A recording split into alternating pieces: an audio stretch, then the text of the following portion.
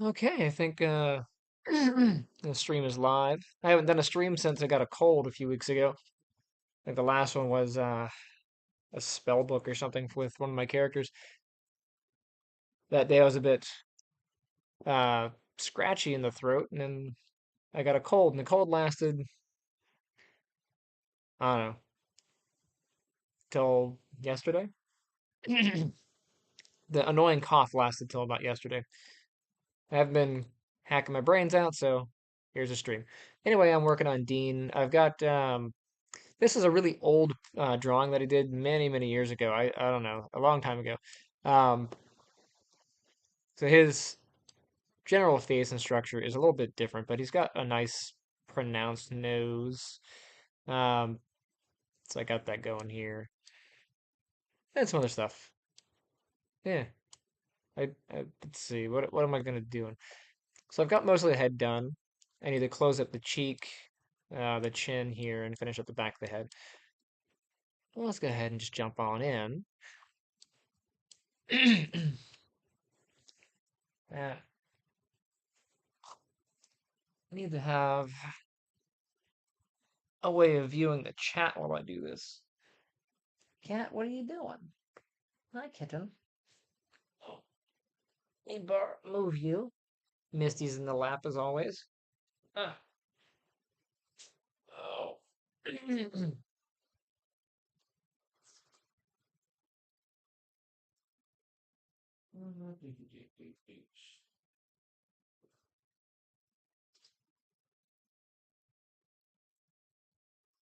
think this will work. Move this stuff over. Put this over here. Let's see how this goes.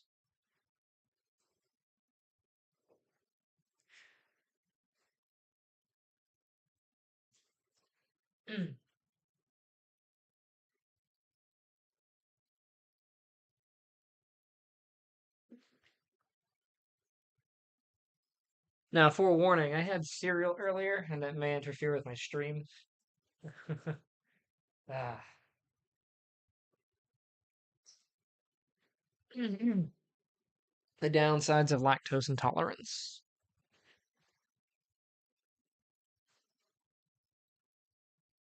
All right, so that's booting up.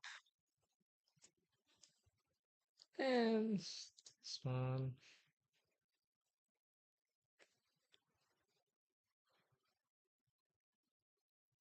This is essentially my second monitor. I'm hooking up the other laptop.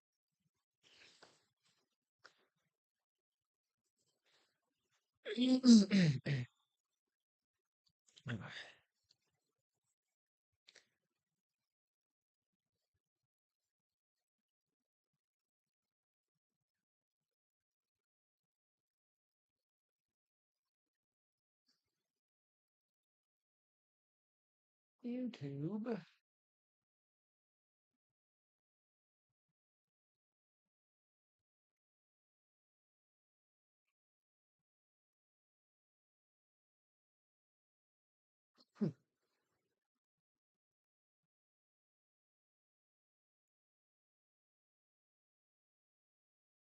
What's really annoying is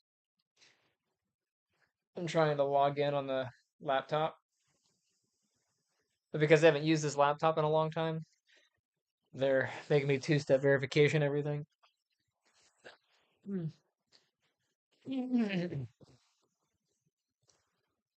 Is this really you? No, no, it's not. I poke fun, but I have been hacked before, so I do have to appreciate the two-factor authentication, but still, it is annoying.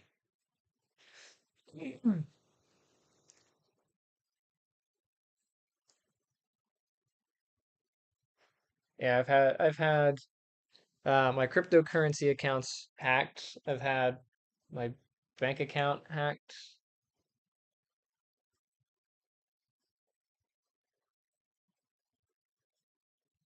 I've had my phone service hacked twice. Yeah. Um,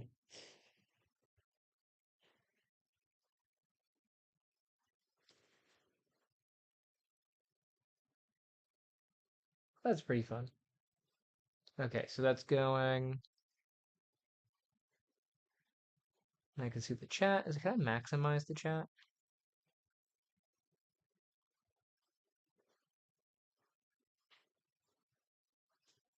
I'm blind. I just want to see everything. Okay. Get out of the way, phone. All right, so we're moving on. Let's see. Let me grab this. Frame up. So I've got the laugh line kind of the way that I want it. I don't like ending on this corner here, just because when you want to do any kind of mouth like expressions, facial expressions, this point going into a quad like this, it doesn't crease very well. It causes some issues. So I'm really better off not going that way. So I need to rethink what I'm going to do there.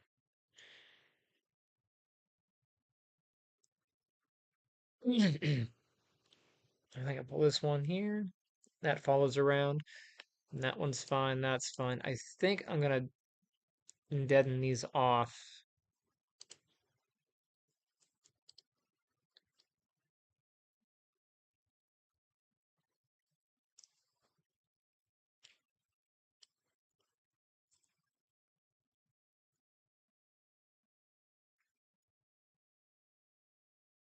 Like that. And I'll come in.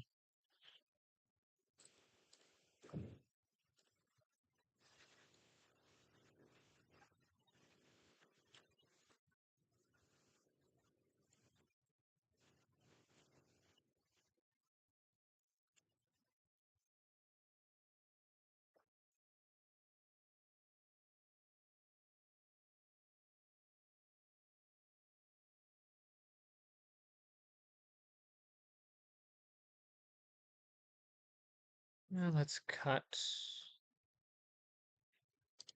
through here.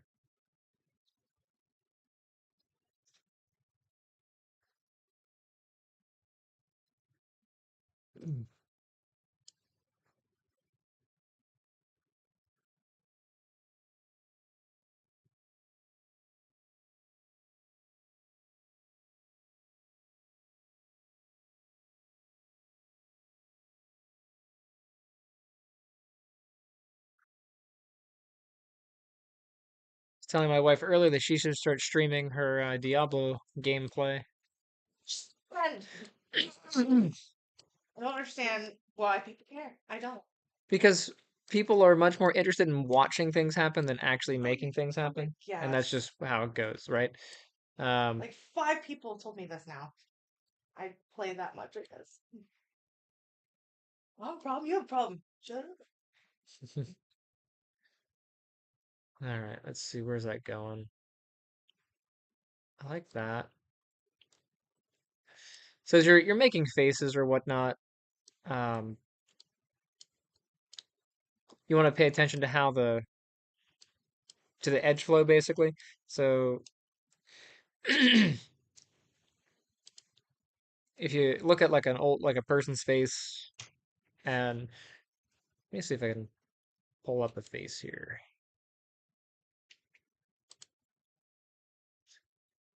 I don't want that face.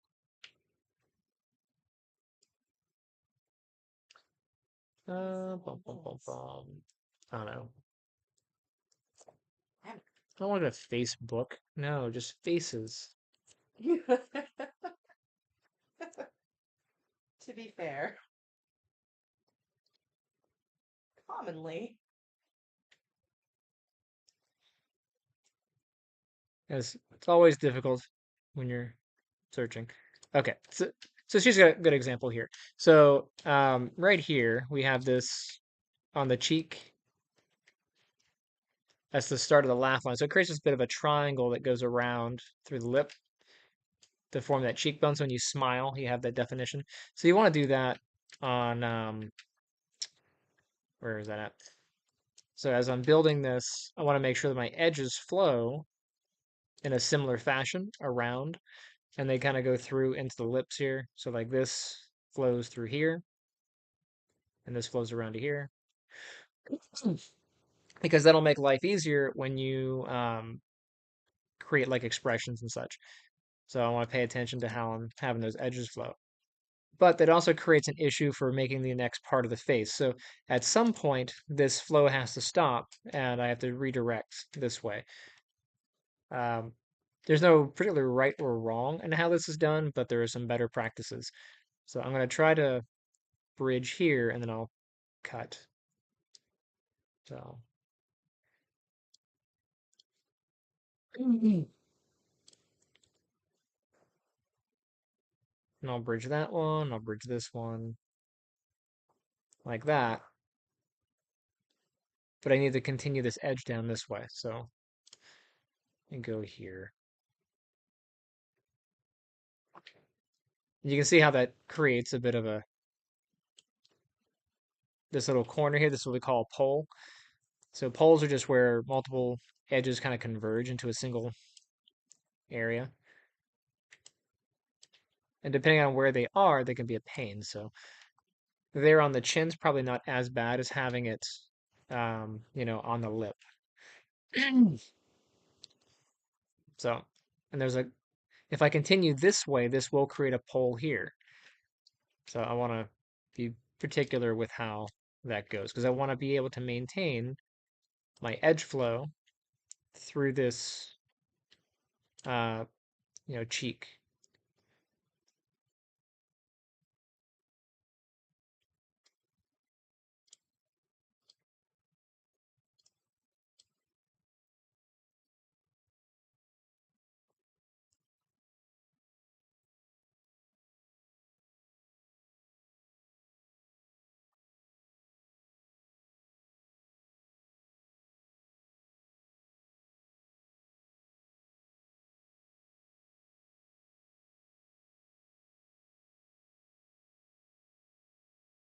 But I don't like this corner.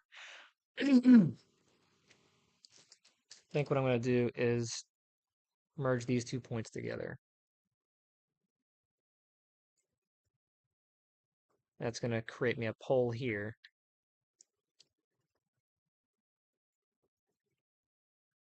And I really don't like that, but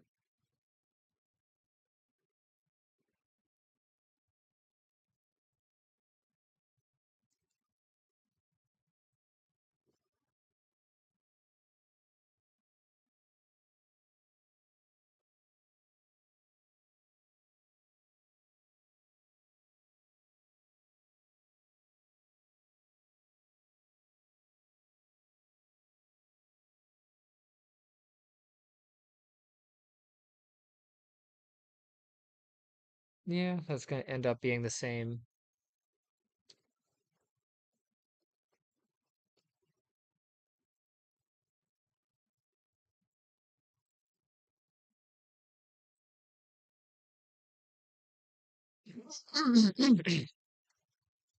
What's up, cat?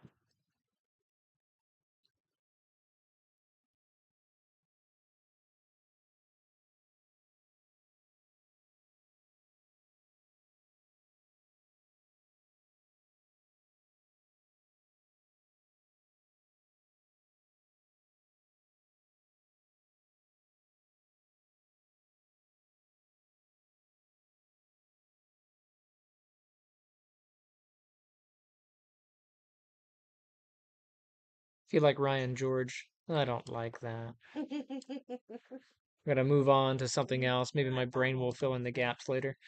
Another bit of a tip though, as you're modeling, if you stare at something too long and you can't solve the problem, go do something else and come back to it because you'll be there twice as long if you just, you know, if you just move on and come back, it'll be quicker to solve than if you try to sit there and solve it because you have to put things on the back burner once in a while. Oops, there you go. Let's fill this one in.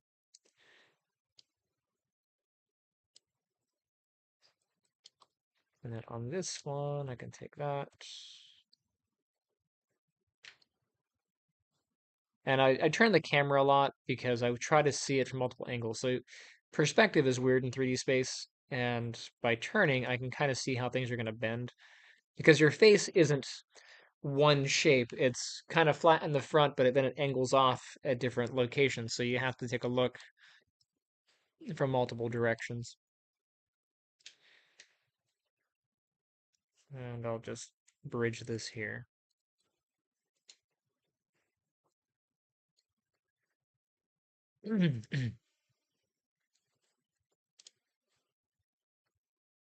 Split there. And I'll grab that. Now I could totally just fill this in and I'd be happy, but I don't like the way this geometry is playing here. I don't know if there's a better solution, but what I might just do is separate this and create a new edge flow here. So for example,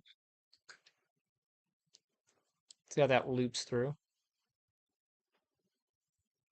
But what I can probably do is from this point,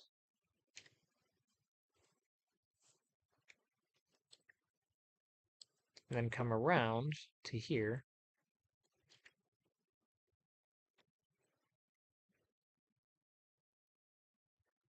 Don't be a jerk face. Follow the edge flow. Oops. I hit the A key.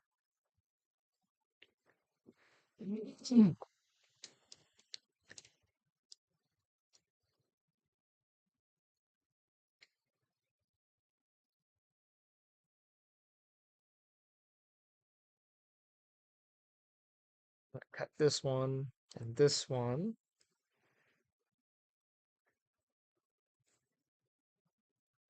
Yeah, split here. Can I split this way? So if I connect this straight down, that straight to here, and then that one down, I'd have a pole. Let's see how that looks. I'll move this out of the way.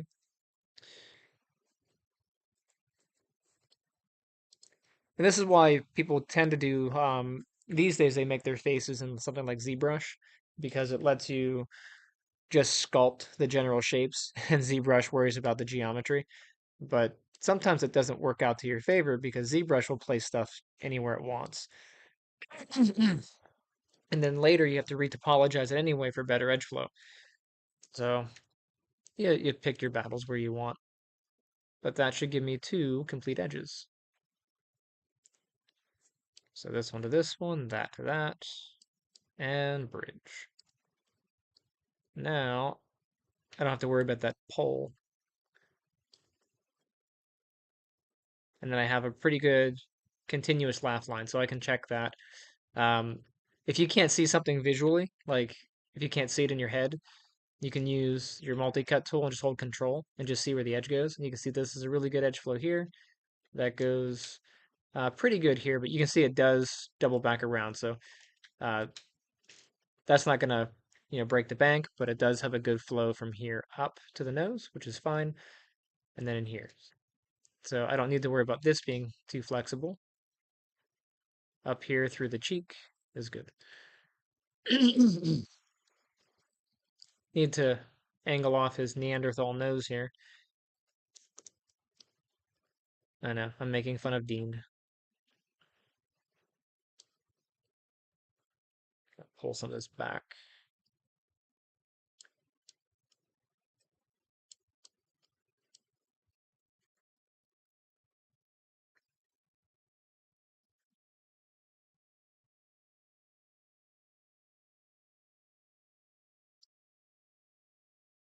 Let's save.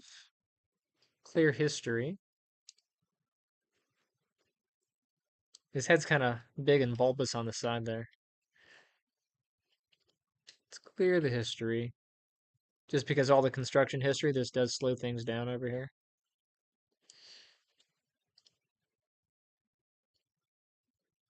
And now I can worry about closing up this side of the head. Man,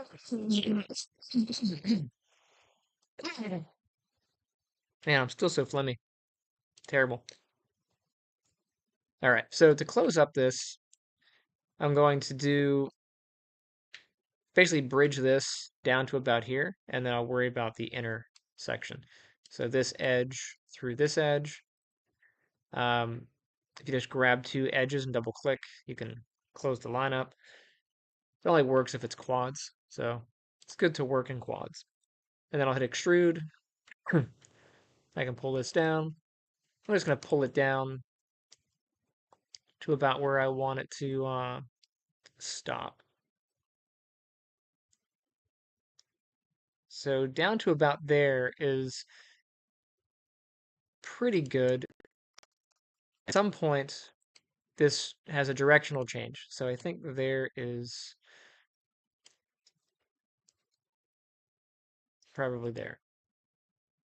And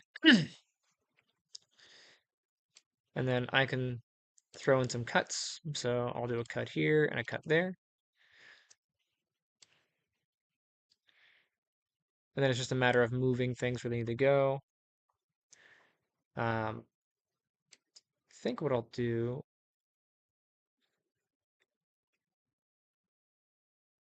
I'll just merge it down.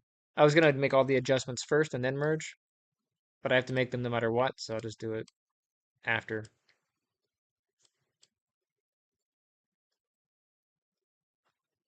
And it's okay because the back of the neck, where the neck starts, is going to be thicker than kind of where the jawline is. So your jaw connects to the neck muscle right around here, and then you have your chin that goes underneath. So that's okay.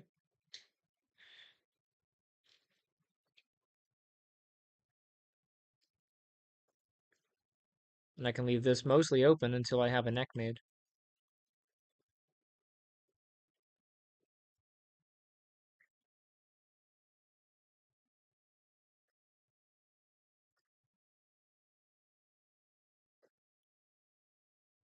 I do not have a mouth box for Dean yet. I guess I can go ahead and just start making one.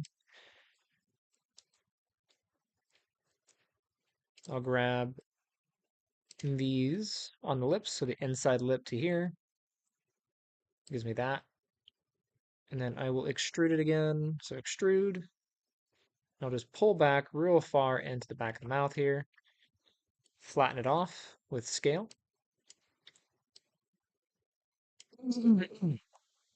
And then I can bridge these. So this to here needs to get bridged. This corner and that one I'll have to take off because bridge does not like working on a triangle. So I'm just going to take that off. And then let's go ahead and hit bridge again. And I've got that. And since I don't want to close off to a triangle, it doesn't really matter. The back of the mouth isn't going to be super visible, but um, I want to have some split here. It's just going to make life easier later. So put a division in. And then here, I can connect that corner directly to here. So there to here.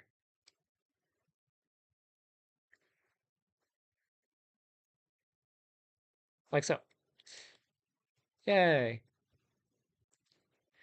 And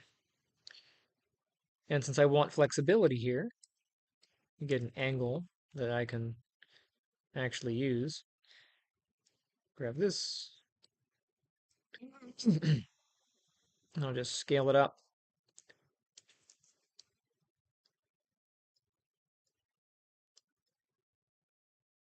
Take this back line from here to here. Move that back. There you go. Now I went really, really far back inside the mouth, um, but you probably don't have to go that far back. It really depends on the shot, the size and shape of the teeth for your character. And yeah, I think that's fine.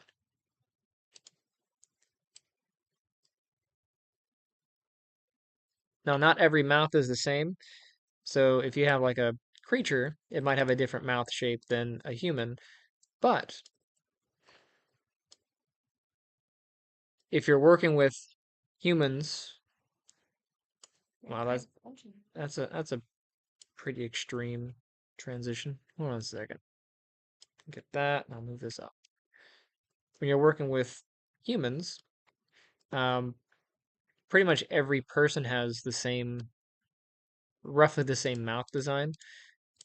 So you can make one mouth interior, teeth and gums and stuff, and you can just reuse that over and over and over again. A lot of times you'll make like one eye and then just change the color, or you'll make one set of teeth. You'll make one set of hands, one set of feet. Um, you'll do a masculine hand and a feminine hand.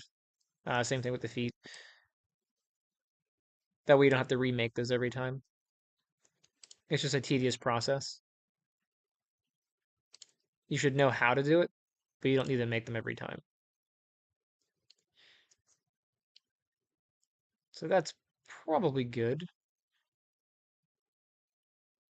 We got the start of the lips here, and I will subdivide right down the middle of the lip because that'll give me some definition.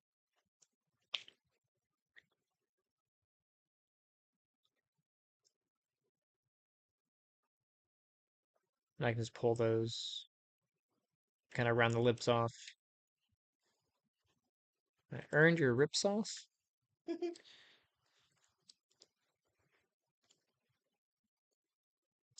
Let's see if I bevel that, if it's going to look all right.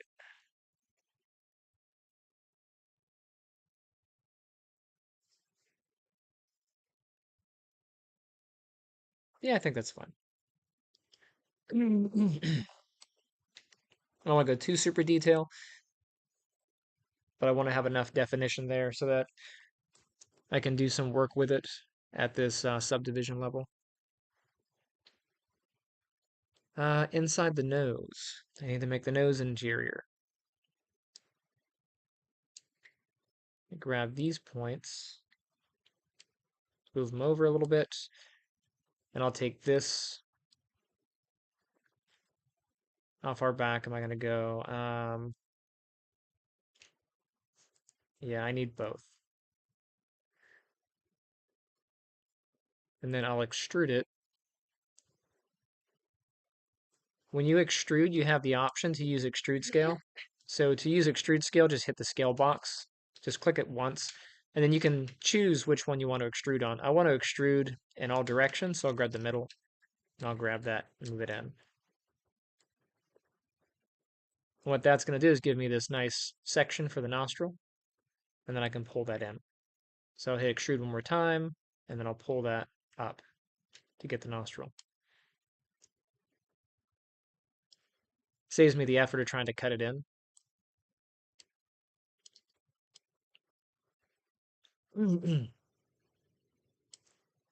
Now, realistically, the nostril is not a complete loop on the nose. If you touch your nostril, you'll feel where it closes. So this reaches to about here and then closes off. So I really could um, make a cut here and merge this down, but unless you're getting really, really inside somebody's face, you're not going to notice. So I'm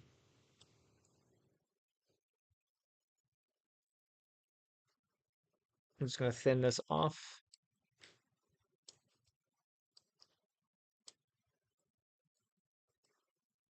But I won't eliminate the edge here. I'll just pull that up.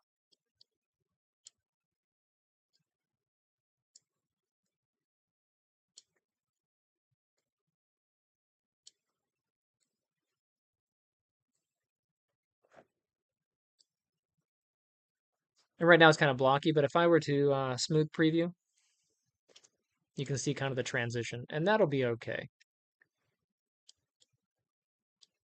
This is a bit thin right here. Look how amazing this is. I'm such a great artist, somebody said when they were in smooth preview.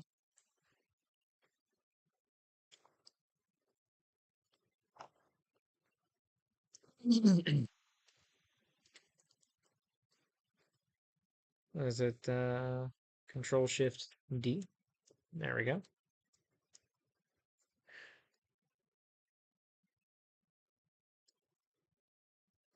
And what I can do at this point is mirror it. So I'll grab the head here, shift right click, and then find the mirror option. Where you at? Mirror. Okay, I'm not cutting anything. We will do on the x-axis, and I do want to merge, and I'll mirror. So here is Dean's head, and you can see where things get weird. The head is weird up here.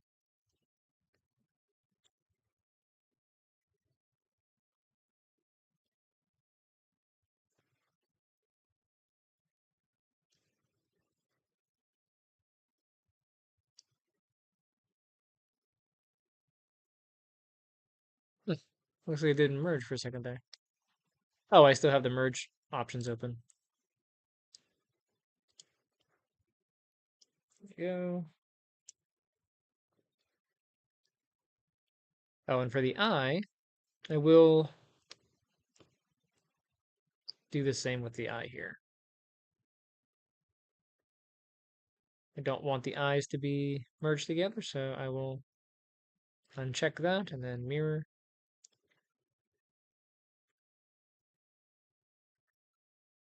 Did it only? I only mirrored the lens. Come here, eyeball. Where you at? Let's try mirroring once more.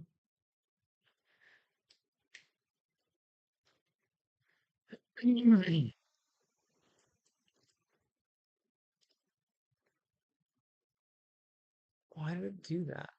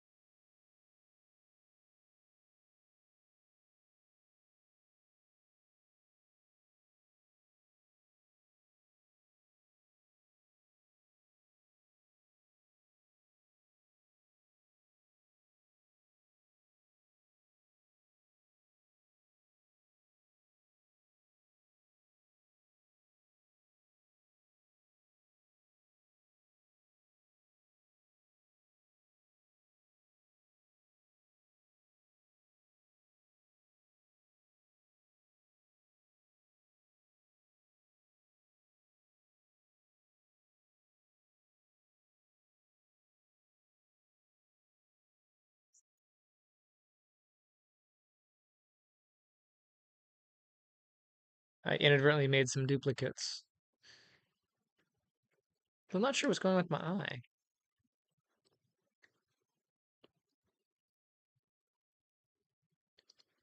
Why is that separate? It should be there.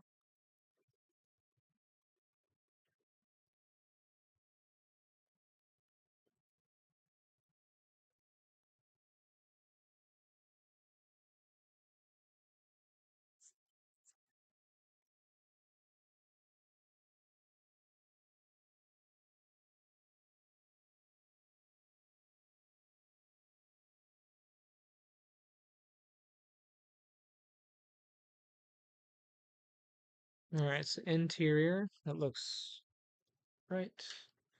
Lens. There are two lenses.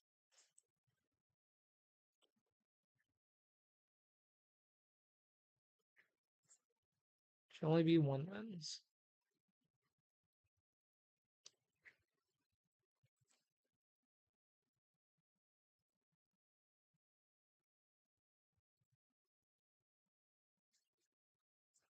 All right, let's see if I can mirror this again.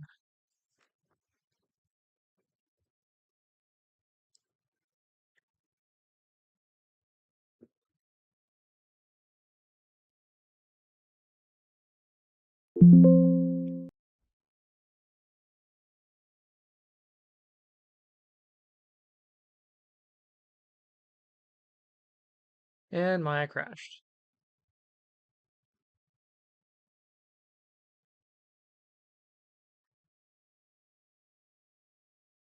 There's a reason I save it as I go. Question is, did I save it before I mirrored? I think so. And if I didn't, I will cry and take a nap.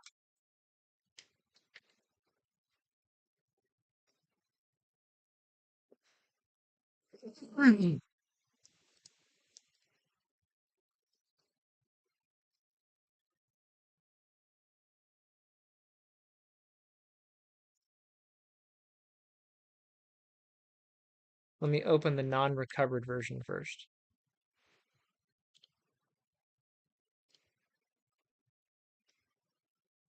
There we go. So, word of the wise, if you have a backup that is not pulled from the auto recovery save, use it because if any data is corrupted when it captures the recovery save, that is going to save corrupted data in your file. So I avoid using it if I don't have to. So that's why I skipped the recovery since I didn't need to. So Maya crashed when I tried to duplicate the eye here, mirror the eye, but I can duplicate the eye and just move it manually. So here he is. It's at 3.9 if I just do a duplicate. And then let's see if I can negative this.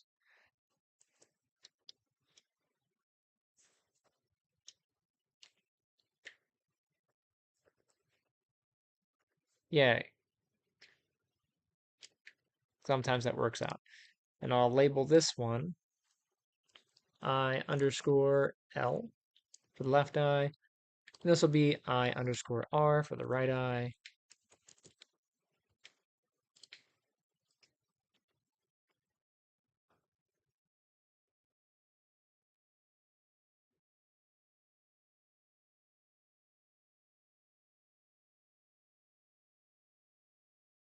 But he has this big egg head, so I have to worry about toning that down. Luckily, we have some tools for that, so I can go in and grab my sculpting tools, grab my smooth brush here, dial that down. Again, save as I'm working because Maya's being buggy right now. Let me see how how strong the smooth is. Smooth is set to 1. Let's see.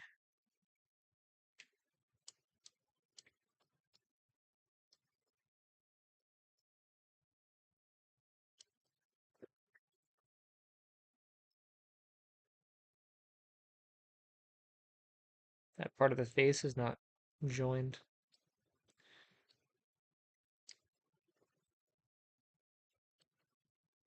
And that's not super round up here. Let's grab, where's my move brush?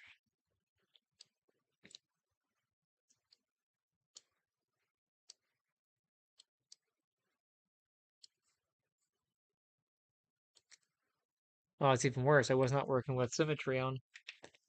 All right, go back a little bit. Let's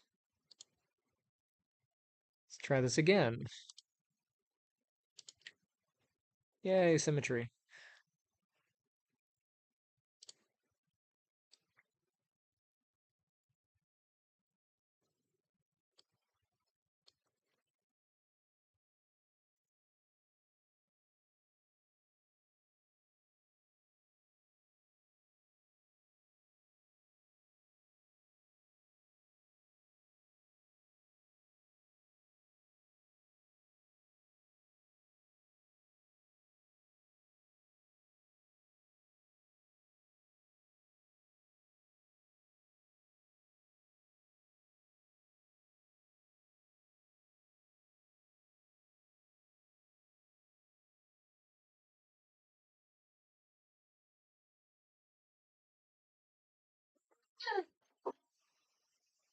Breaking stuff over there. Every day.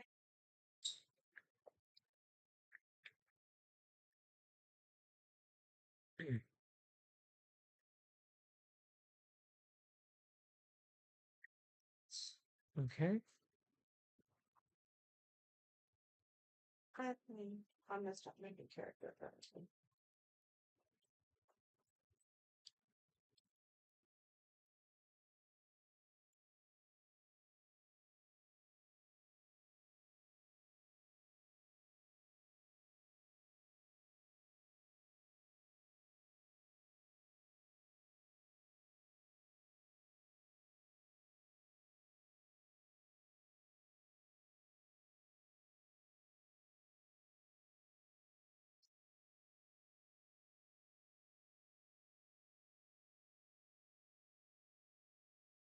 I don't know if I like that any better. But the head is a little bit smoother up here.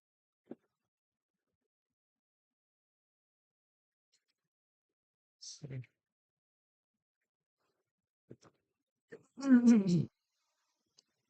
let me go ahead and fix that corner. It looked like it was separated.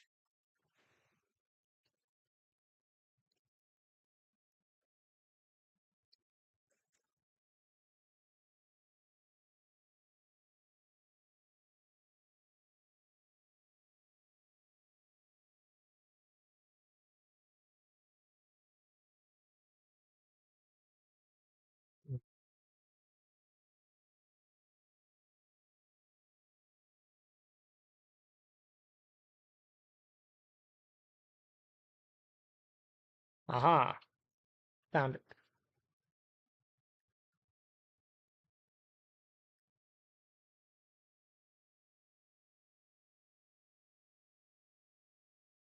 Need to make Dean's ears.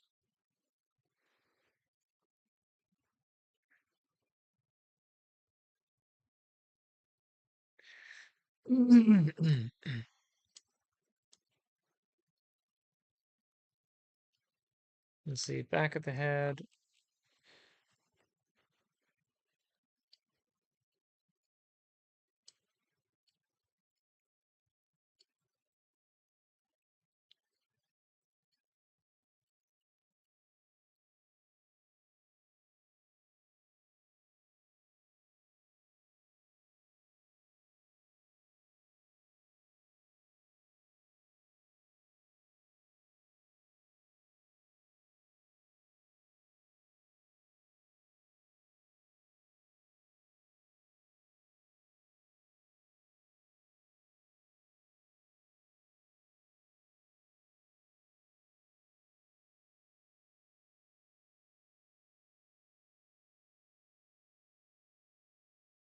And then he has a really strong division with his nose here. I think what I want to do is move this forward some.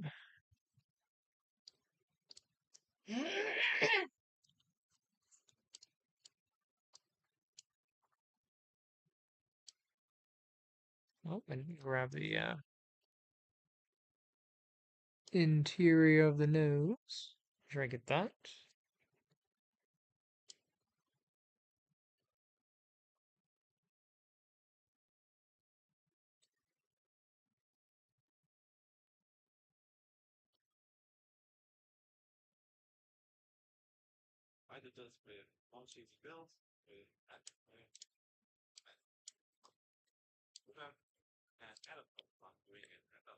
Move these up a little bit.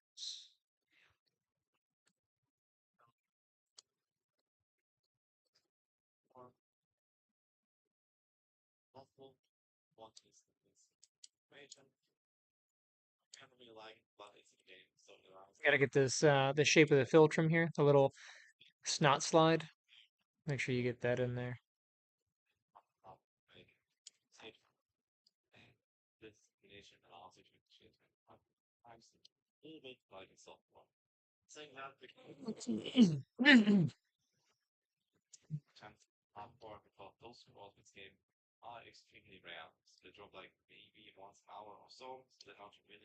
Listen to a Diablo thing? Nah.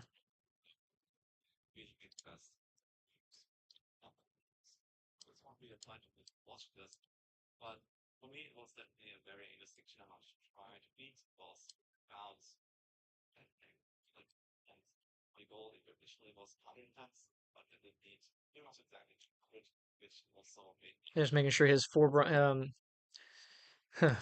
his forehead, his nose, and his brow kind of blend in together.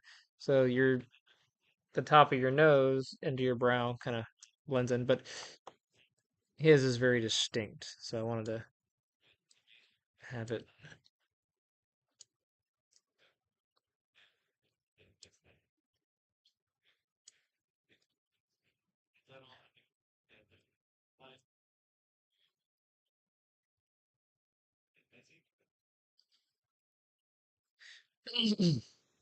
before I switch characters, I'm gonna try and beat the uber little bitch, and I wanted to get tips.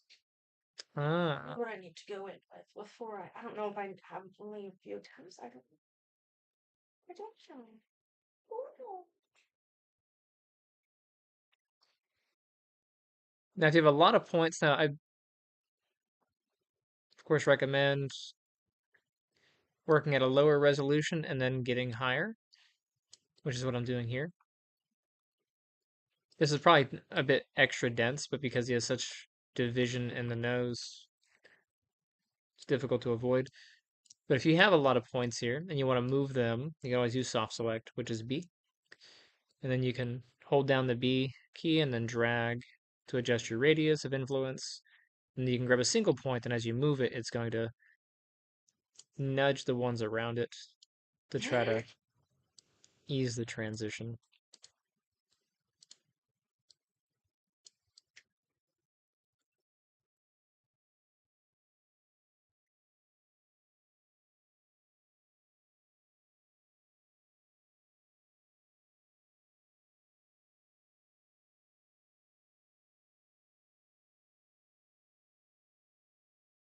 And then here around the head, I can add another division line. So I'm going to grab this and then just cut through.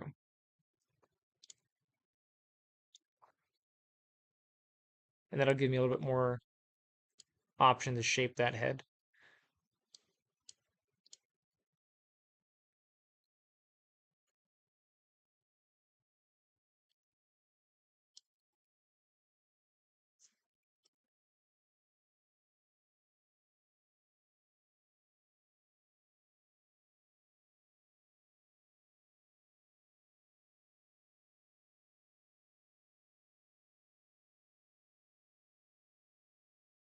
Especially like back here, where I have a lot of pieces or a lot of vertices that kind of flatten off, but I want to curve them. I can grab one or two using soft select, and then I can add the curvature.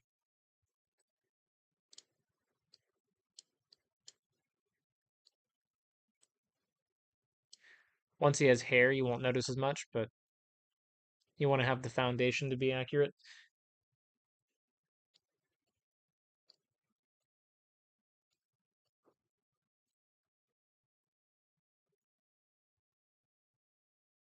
that is unfortunate. Now, my students are always asking me, how do you make something that's sharp? How do you make it round? Or if it's square, how do you make it round? And if I add in a cube here, the easiest way to make a cube round is to add a couple cuts. So, for example, this edge over here, I'll turn symmetry off. And so this is a sharp edge, right? Typically what you do to round something off is you move it a little bit, and suddenly now I have curvature. See that? But that only works if you have enough cuts. So, for example, let's say I wanted this edge to be round, but I wanted to have this edge up here to be straight. Well, the only way to do that is to put a cut there. So I can grab my multi-cut tool here, and I can throw a cut in the middle. And now I can move this edge.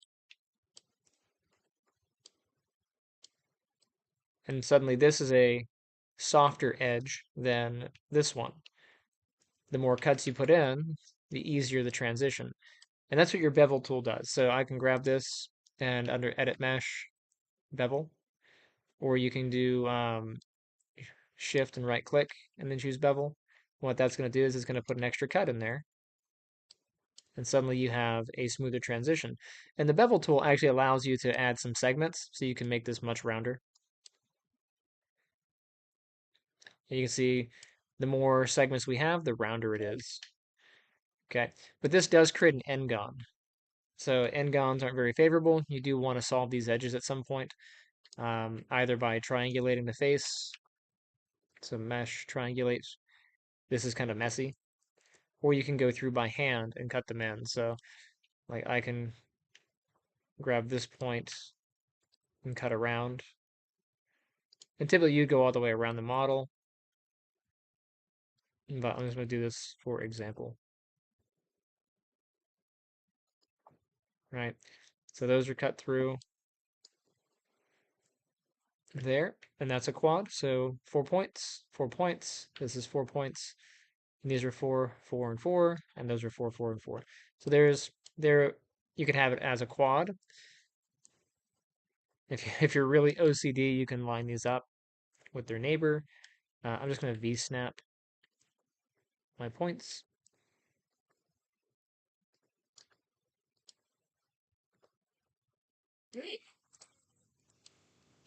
Sorry, buddy.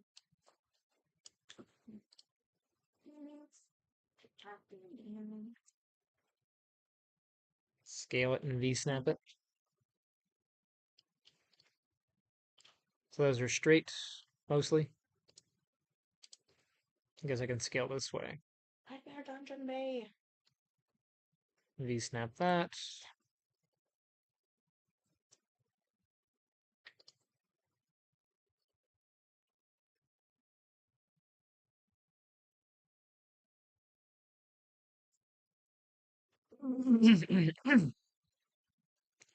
So there, now it's all straightened across. You can see how this is connected. Uh, Triangulating the points isn't a big deal. So if you don't need these extra edges ever, you can always merge this down. So for example, this guy, I can merge these.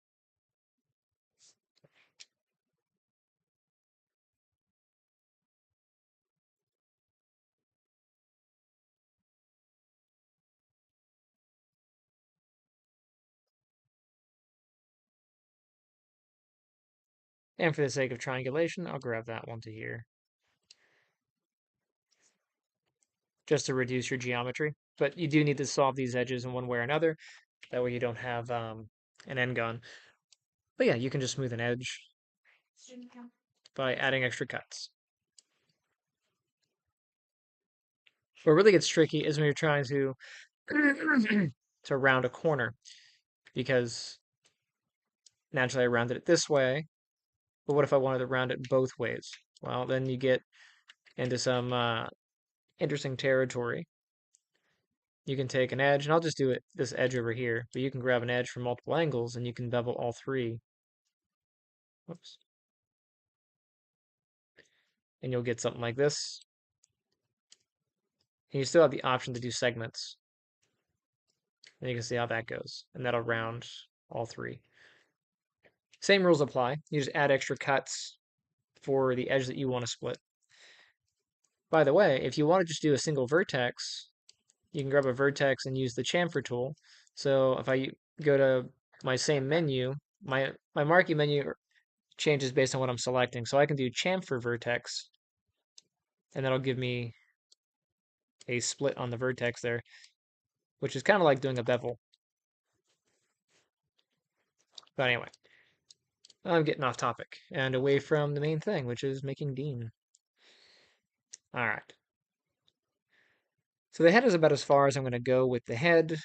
I need to do the ears. So I'm going to make an ear.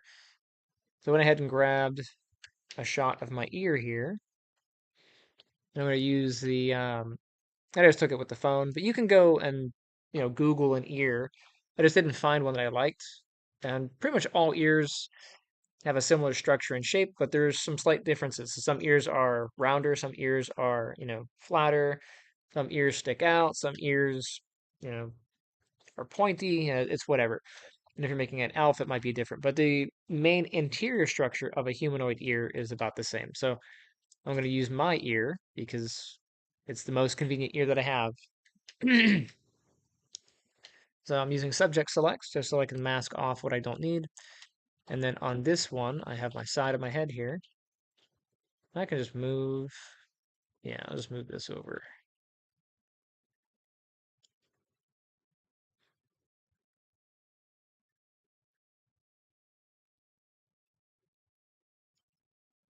Come here, you. Two ears.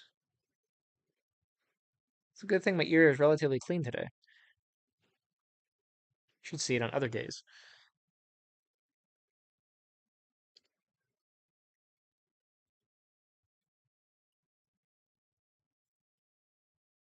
Okay, so let's say that's the ear. I'm going to use this. One thing I want to do before I start modeling is make sure from the picture, because when you take a picture, you have distortion from the camera. The the lens is curved, so you get distortion. Um, and the distance that you take the image from is going to also distort it. So just want to make sure that the top of the ear is the same and that the bottom of the ear is the same. And you can see they're not. I'm going to take the inner section of the ear there. That should line up here. And since they're not the same, I'm going to take one of my pictures, the one that's got the smaller ear on it, will be fine. I'll just Control T that, and I will. Oh, I'm so blind.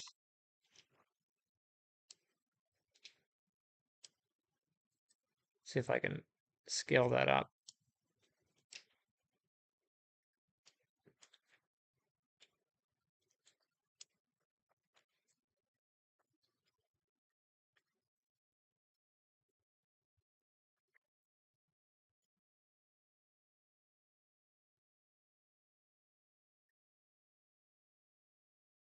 It's close. Need to go up just a little bit more.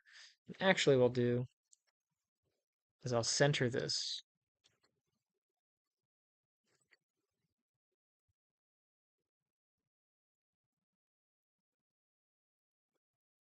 So this is center relative to this here. And if I scale from here, let's say I do 110%. So 110 is too high. Let me do 105.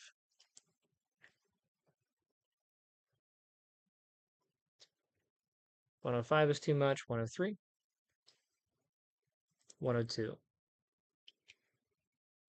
That looks good.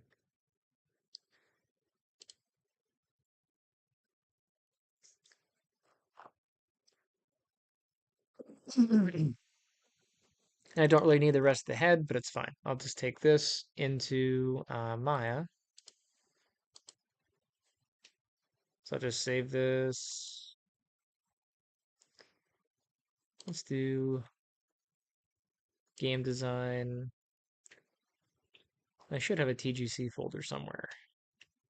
That's fine there, but do I have a TGC under 2D art? I don't.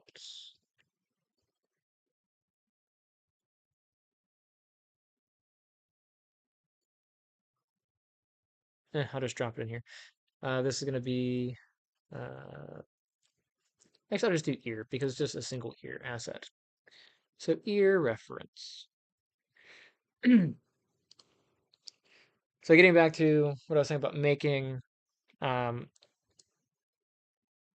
certain things only one of a kind. So like the same eye, the same mouth, same hand. I'm recommend just making one good ear and then just using that. So that's what I do here. So I'll make a new folder or new file, uh, drop in my object. How big is an ear? Centimeter wise?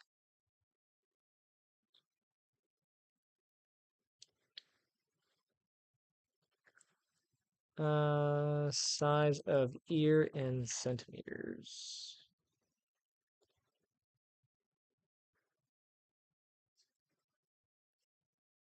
2.5 inches long.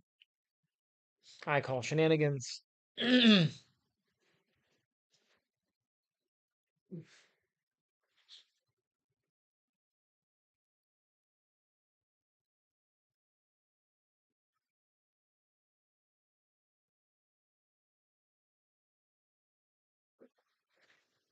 I'm measuring tape. And then my wife got a hold of it. Ah, yes.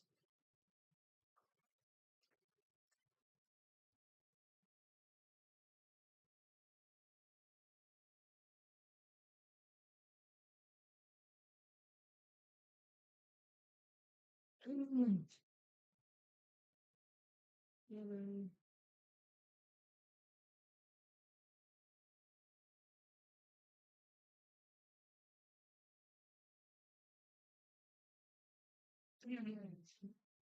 Okay, so my ear is 2 1/4 long by 1 1/4 wide,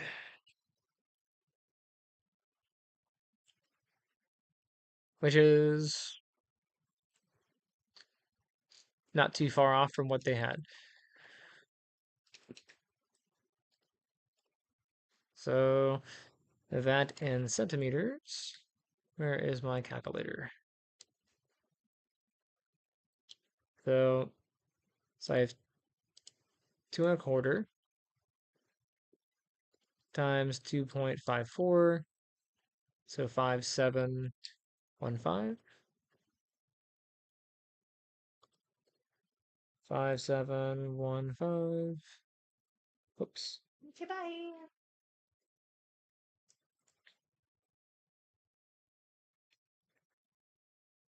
And then was it 1 1/4 by 2.54?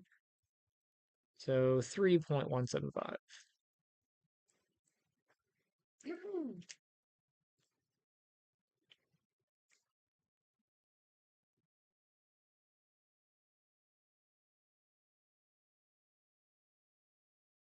Let's go ahead and drop on texture here.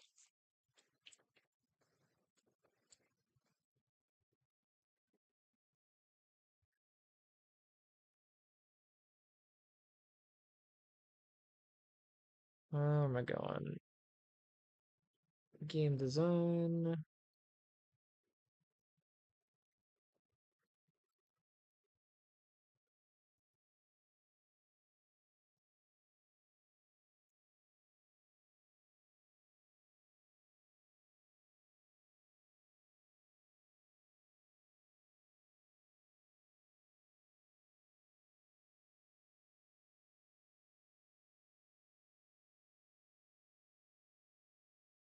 Grab my UVs and we'll line that up over the center of this ear.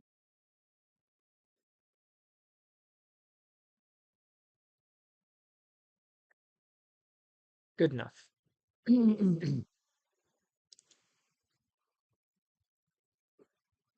Let's put these facing forward. This one sideways.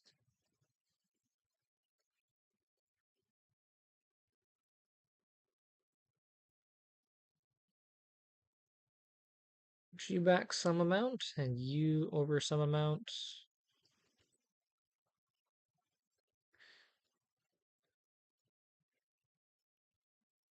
Good enough.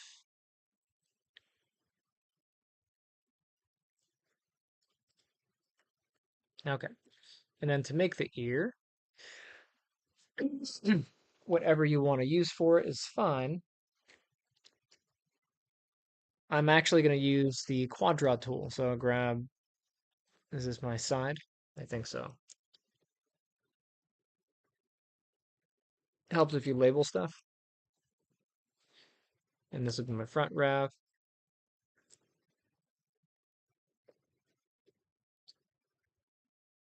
All right, so if I grab my side ref and I make it live by hitting a little horseshoe here, I can use my quad draw tool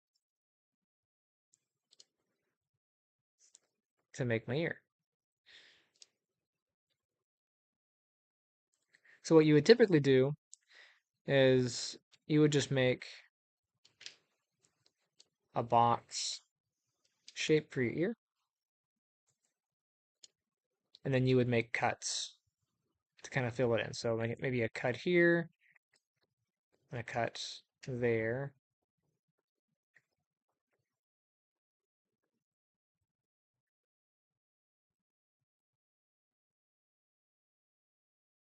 Right, and you have the rough outer shape of the ear.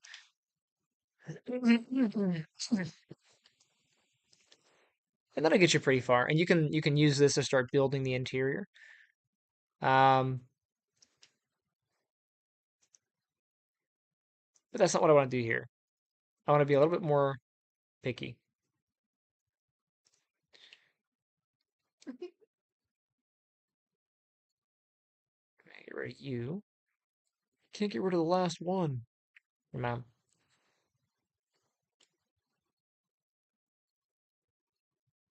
Whoops.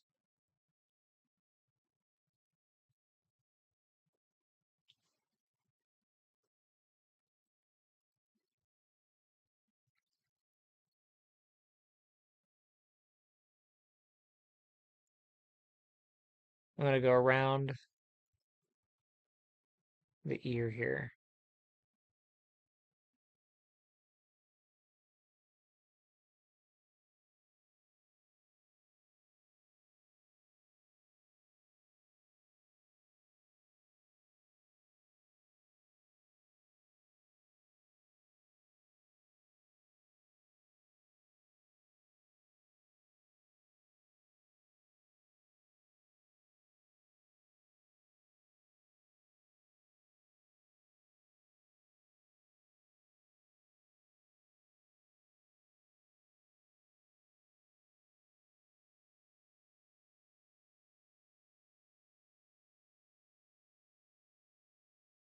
So what I'm doing is I'm just mapping out the structure of the ear because in here we're going to have this shape connect down. And we have this sort of interior part that goes underneath.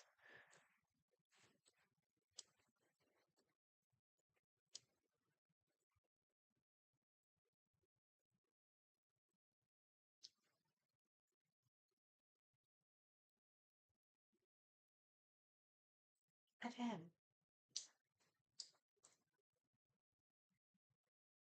No.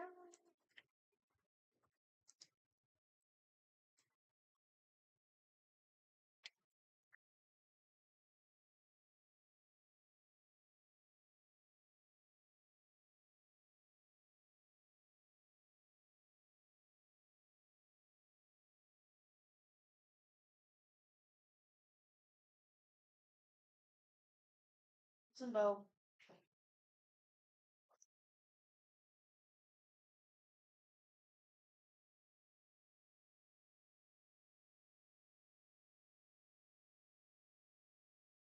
You.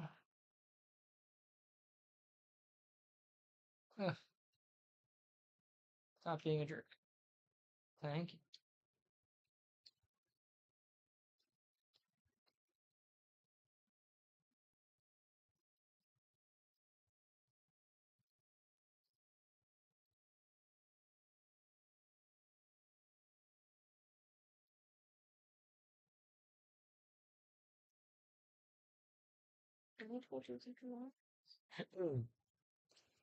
Okay, so by the way, the reason my camera jumps so much whenever I try to zoom in and out is because the image I'm working on is tiny. So if you don't want that to happen, just make the image a lot bigger. I do find it annoying when I try to adjust just a little bit, but it's something I'm aware of. Okay, so this outer part, this is the helix of the ear.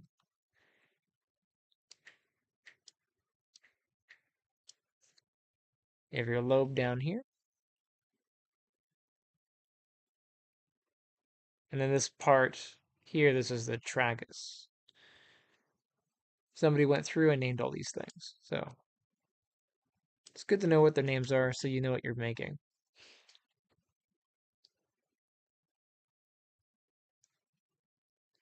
And then here, this little Y-shaped thing, this is the antihelix.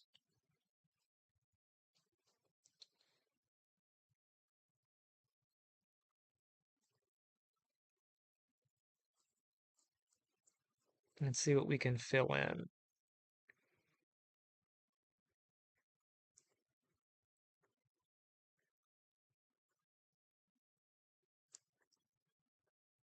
Like that.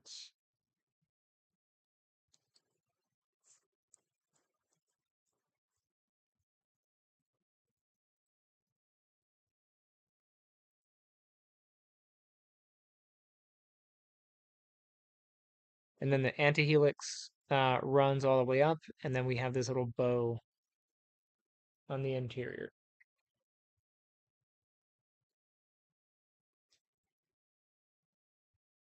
Make this point and this point.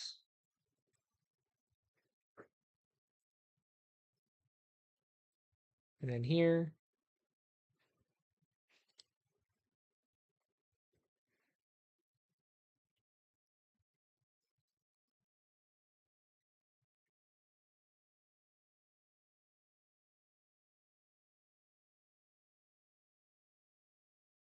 Whoa.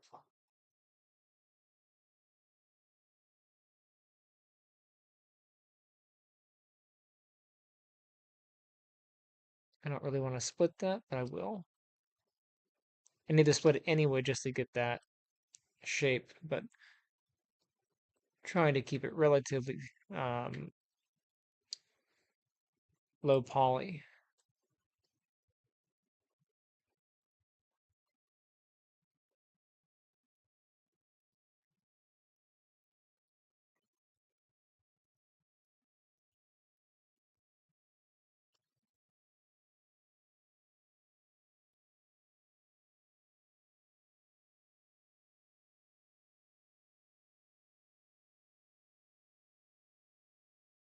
I need the split here.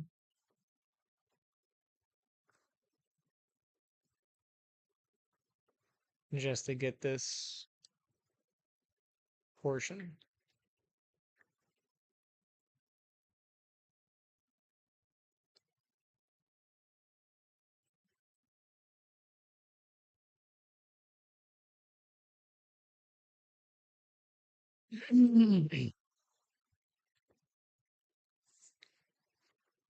Then we have our canal and that part. So what's going to be the easiest way?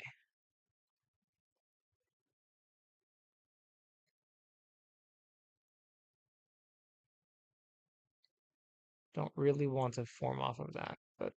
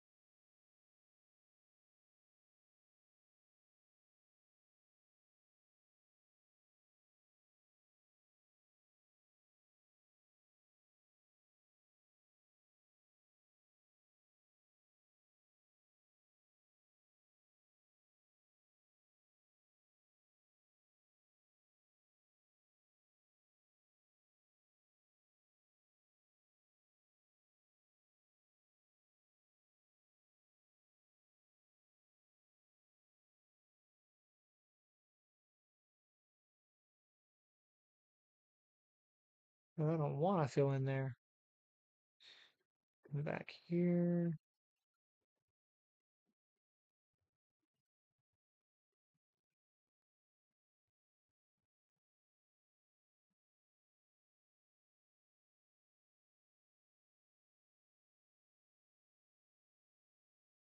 Just reworking the edge flow.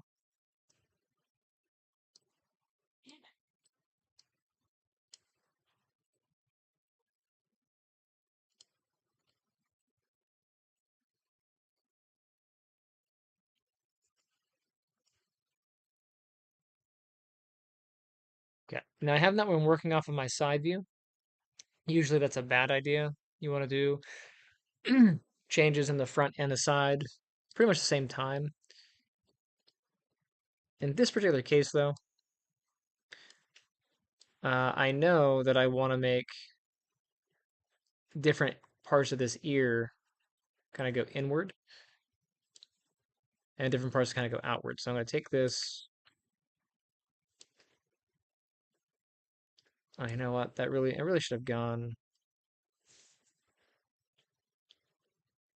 a different way with that. I really should have made it just so this curved like that. See how this does really well. This outer curve doesn't. As that would have made my life easier. There's nothing that says I can't do that now, but Wow, that's weird that it would let me cut a triangle. The whole point of quad draw is to keep things in quads. It's okay.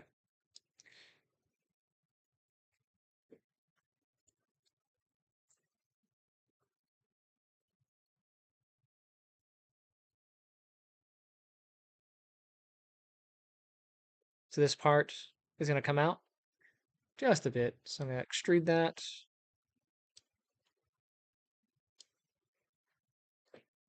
Take it in.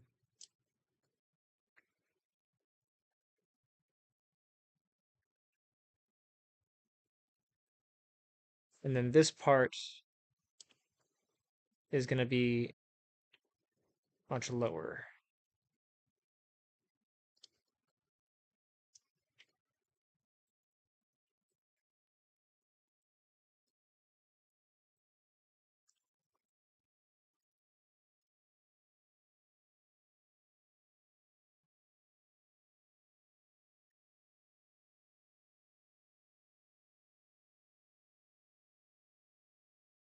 We don't really have to do anything for the canal because that's going to sink in. Like you can take this point and move it back if you like, but we don't need to do anything fancy there. Um, but for the anti-helix, this we can come up and we can cut an edge through here. That way we can pull this out and edge here. Look at my side view.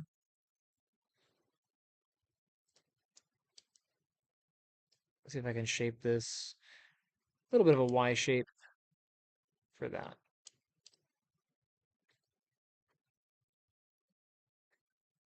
Because this will bubble out.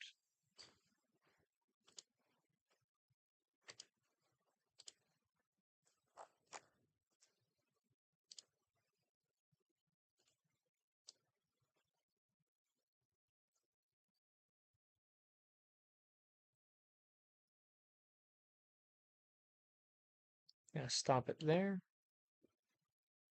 See if I can just pull that.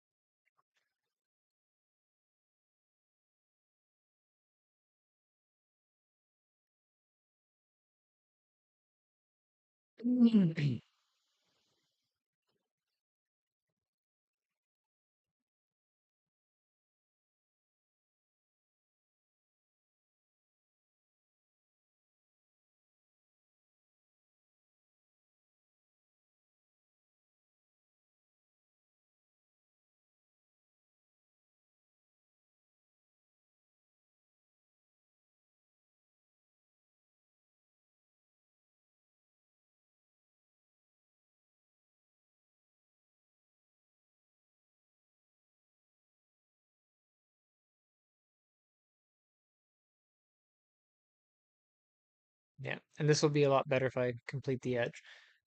So if I go here,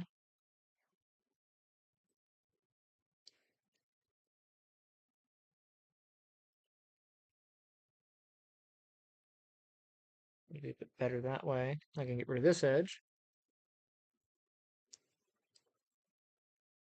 and I can take this end. Man,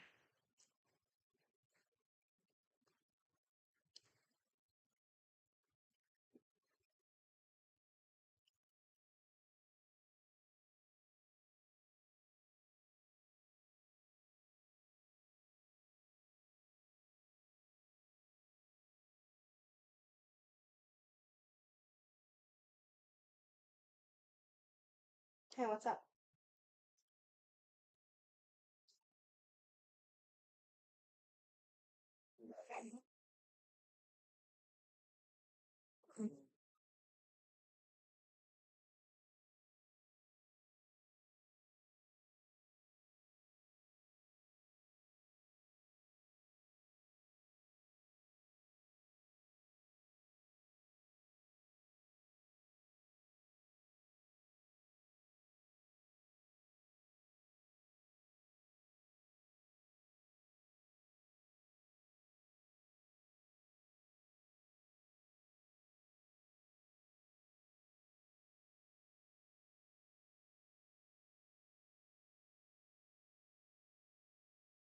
Let's see if I solve the edge here. Hey, can you hear me? Can you hear me?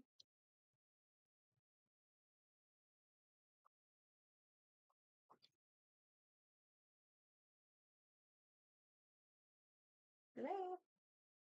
Ah, Bubby. Normally they're not like, they don't talk. And he was like, oh, do you have mic? No, yeah.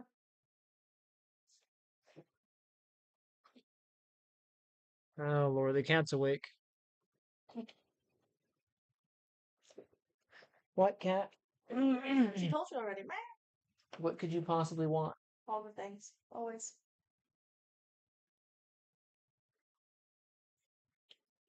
What is it you want? I don't know. Learn English so I can understand you. All right, I will try communicating your language. Yeah. I'm not helping. That I can. What's up? Yeah, I'll cut that edge and see where I can go with that I all the know. way through. I know.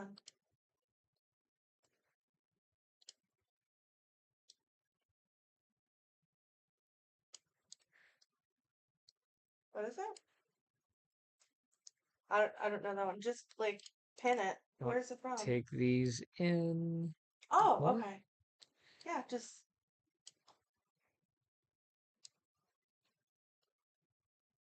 oh, it's the Oh, it's so T-braid much or easier to whatever. go back here. T-braid. Yeah, yeah. All right. Okay.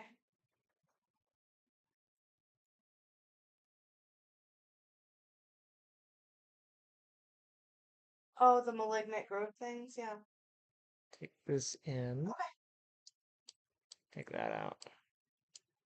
Oh, yeah. Yeah.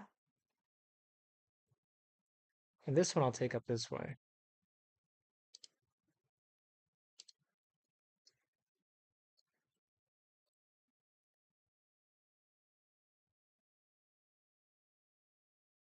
Yeah, it's a pain in the ass. The ones like I guess the little dungeons that have like the little leaf on them are the ones that you can do the malignant invokers on. So like if you look at the map and you like it's a work something. Let's see. So are you on tier 3 still? Are you on tier 3 still? Why do we have to go to 3? Oh, okay, that's why. Alright, let me pop over to 3. Oh, will it let me? I don't know if it'll let me. Let's see. No? Yeah, I've It's got weird that it's 4 not active, so refreshing I chat. don't 3 won't let me do it. Yeah, I'm in 4. I'm in world tier 4.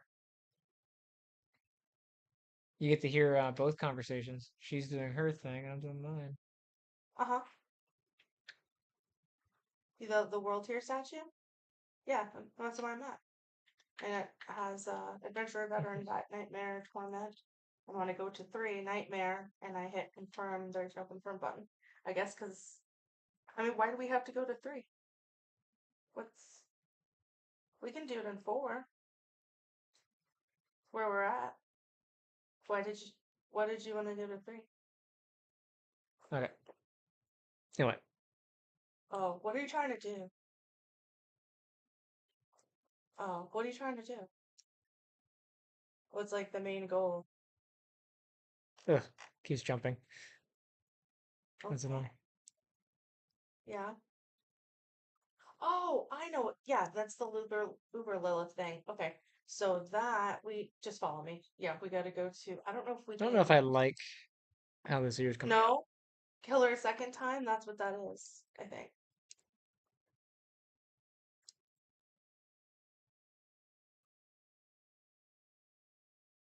Oh, Yeah, I'm not too thrilled just what we about need that. to just pin where we need to go, and we'll figure it out. I guess I'll do that. Yeah. And that'll let me Let's try that. go and move the interior of this ear back some. Let's see. Oh yeah,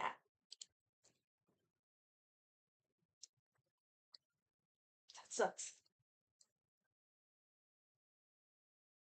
All right, good. Just go where you need to go, and then I'll follow you. Cool. Pulls that back into there.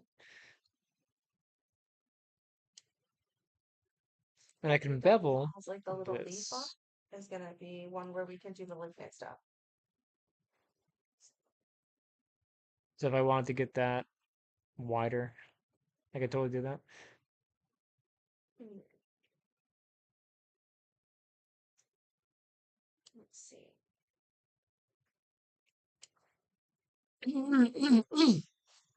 I don't know if I like that ear shape.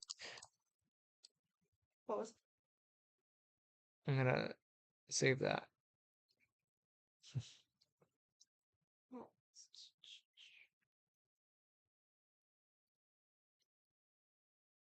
All right, I'm gonna go ahead and continue working on Dean's, uh, the rest of Dean here.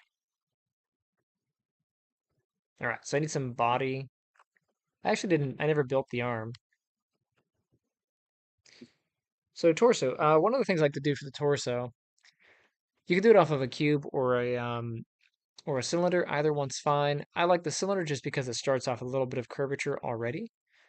But I'll grab the cylinder. Let's go ahead and just shape this up here.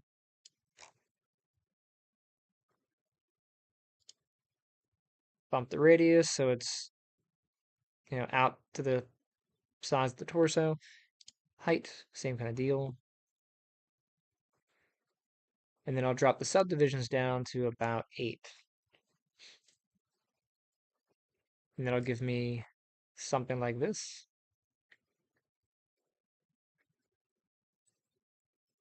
I'm only going to work on half of it, so let's cut the other half off.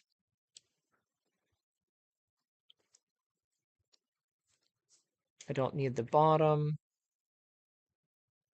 Well,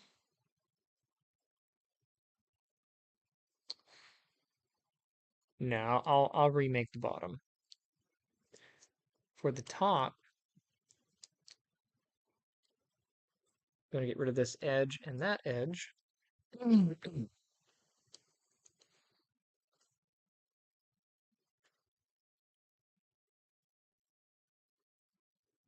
Yeah, I think that'll work.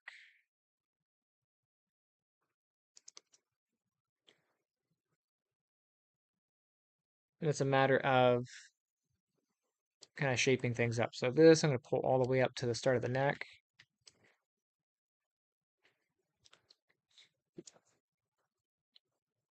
Right about there. And then here, the hip is good, but I'm actually going to go down to about center of this cod piece. Right about there. And then I'm going to cut here so I can make the bikini line. So here, we'll do a cut. And then I'll grab here and pull these in. I'm gonna go vape real quick. I'll be right back. Cool.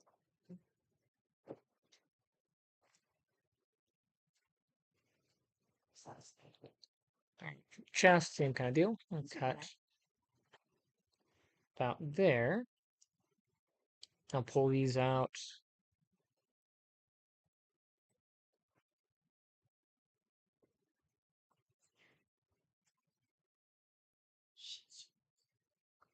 Hi, kitten. He's real cute.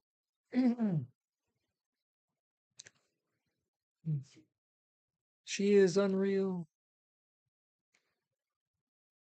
All right, got that. I'm gonna cut here to pull in.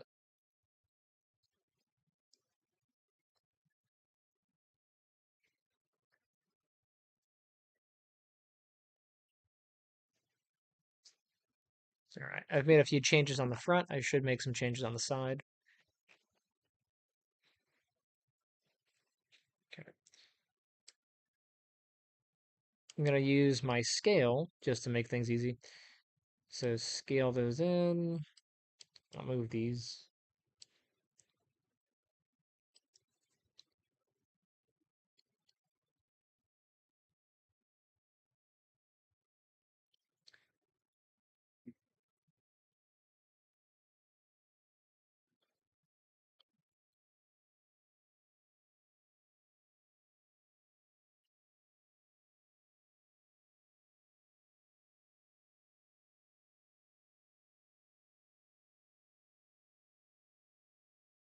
Yeah, and this is not super center. So what I'm going to do is move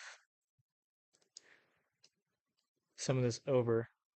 What I really should have done when I did this image was paid attention to that center line, but I didn't because I drew this many, many years ago. And you see the top of the shoulder, that's right. But then we have this curvature here. So I'm going to pull this back. This is my center. I'm going to move that center line back.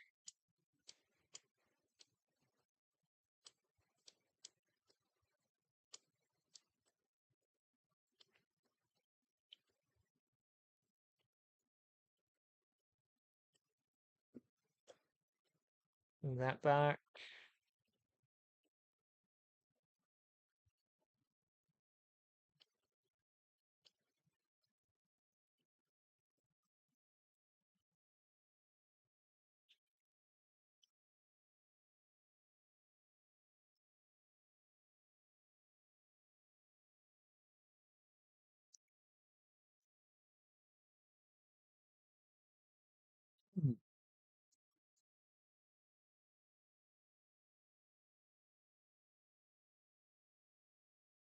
Mhm.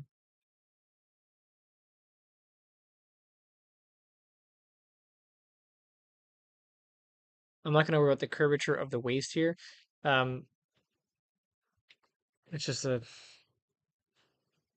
when you try to draw a curve on a flat surface, you end up doing this kind of stuff. This really should, from this perspective, be mostly flat, so I'm going to ignore this.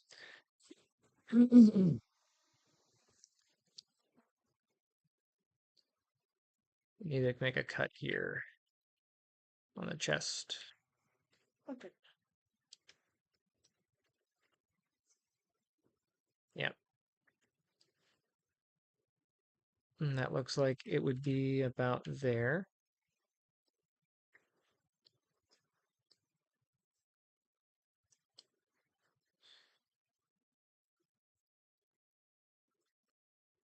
I need to start planning where this arm is going to go.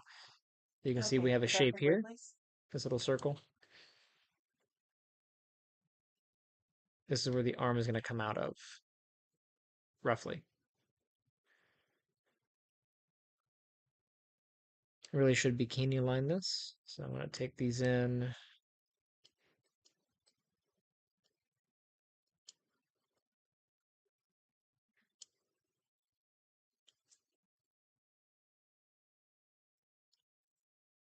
He does have a bit of a butt, so I'll make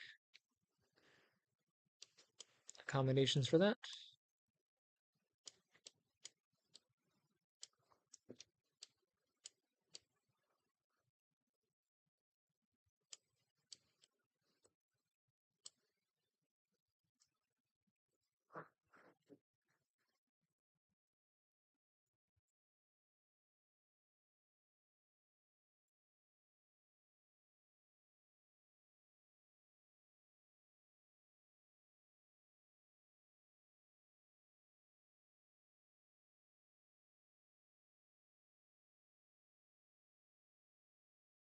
Let's see, how do I want this neck to form?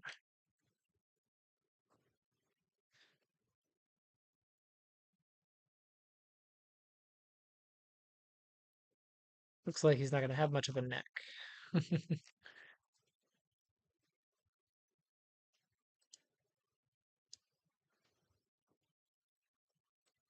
Yeah.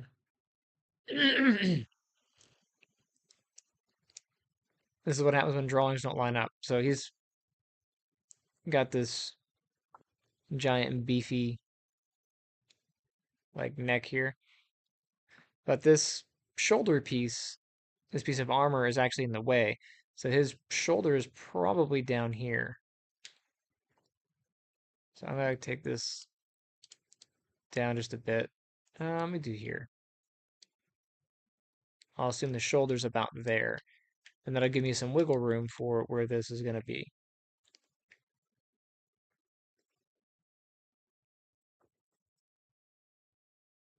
And then from here, just round this off.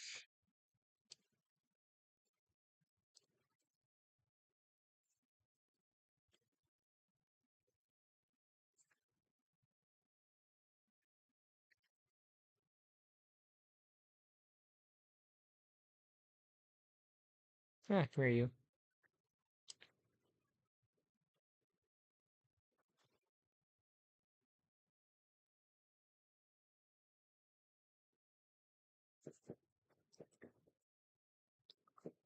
Maybe I should do like Bailey and be like murder mystery and a 3D model. That'd be like the next thing, right? Oops, I just sat on the cat. Once upon a time, there was a cat on a seat, and she got sat on. The end. No, it doesn't work. Okay, I'm gonna do a cut down the front of the body here, and I'll pull the neck out of this region.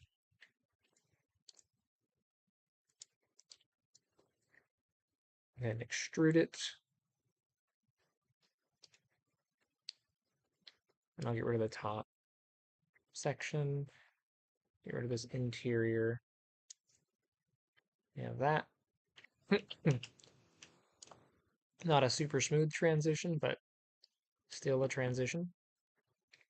This is pointy. Pull this back.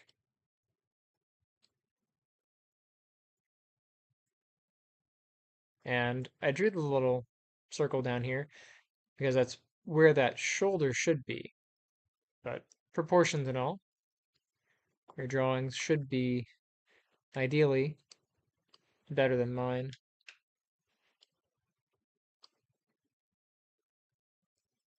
Yeah. I'm going to put a cut right about here. It does help to study a little bit of anatomy. That way, if your drawings are off, you know what you're missing.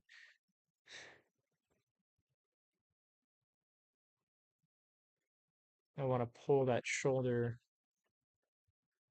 out from here. You just I want like a malignant, right? Because I grab can. these four. There's lots. I could just pull this like really far out. Okay, so if you want the good stuff, the general rule is the nightmare dungeons are the ones that anything that's like,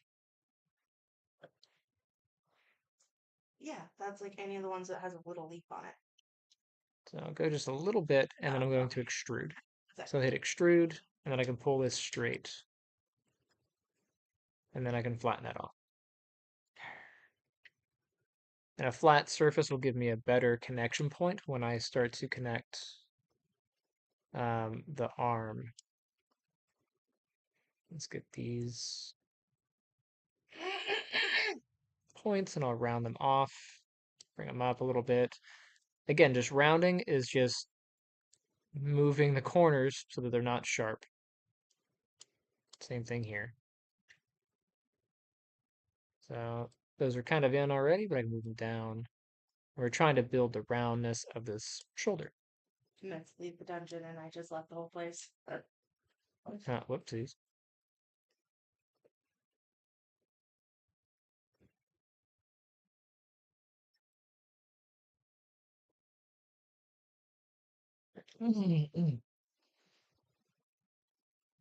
Now I didn't do anything for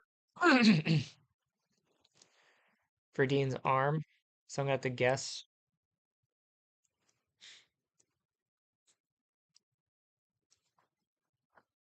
So I don't know if you know Hmm. this, So let's see how far of a guess I can the get. end of the season's coming on like Monday, which means all the malignant stuff we're gonna lose it anyway. So, I'm very upset. I'm mad. I didn't like think of that when I made my character. Now I'm like, fuck. Yeah. I'll move. I didn't know really what it was at the time. I think that's Yeah, I mean, probably our good. character goes to like this eternal mode or Your arm whatever, but should it's be there's able certain to, stuff like you if it were can't to do. fold, I don't it even completely should, understand with your it. hand, reach about mid-thigh, about here. So let me go back to my selection.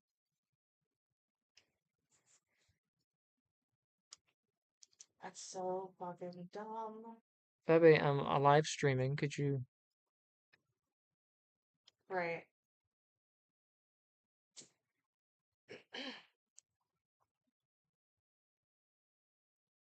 Ugh, man. I I was hoping that wasn't it, and that's what I was like thinking it was too. And I'm like, ah, fuck me. All right. Abby, So sorry. Sorry. Oh, my husband's streaming, and I said a bad word, and I forgot he was streaming. Love you. Sorry. He's looking at me with devil eyes. Okay. Sorry, look, if I get fired, you're paying the bills.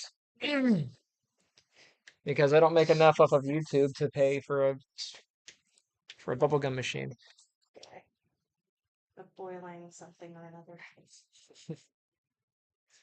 All right, so assuming we have that, I'm going to be very terrible and make a fake hand extension. I'll assume the hand goes out about this far.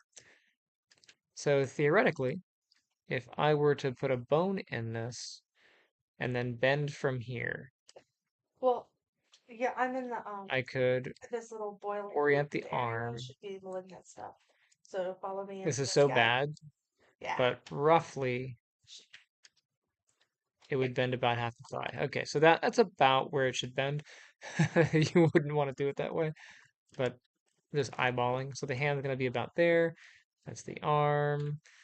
I'm going to put a split in for the elbow, right about there.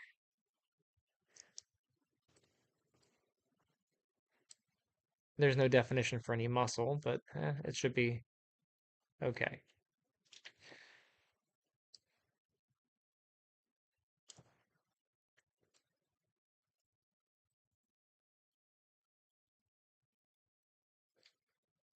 Make that less pointy.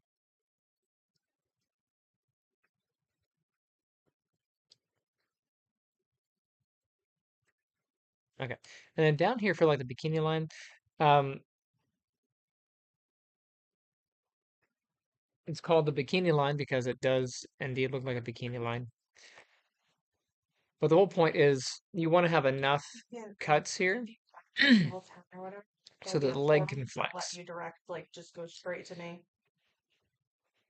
That's one of the portals to choose.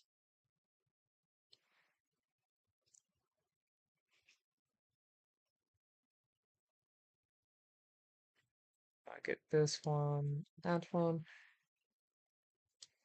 I'm going to connect right here for the groin. Probably just straight back. Oops, that didn't connect correctly.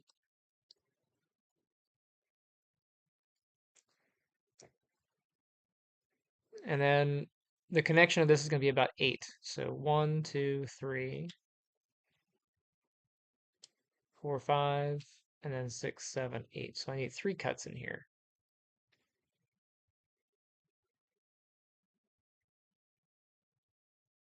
And if my My math is off, then phone- I can stupid.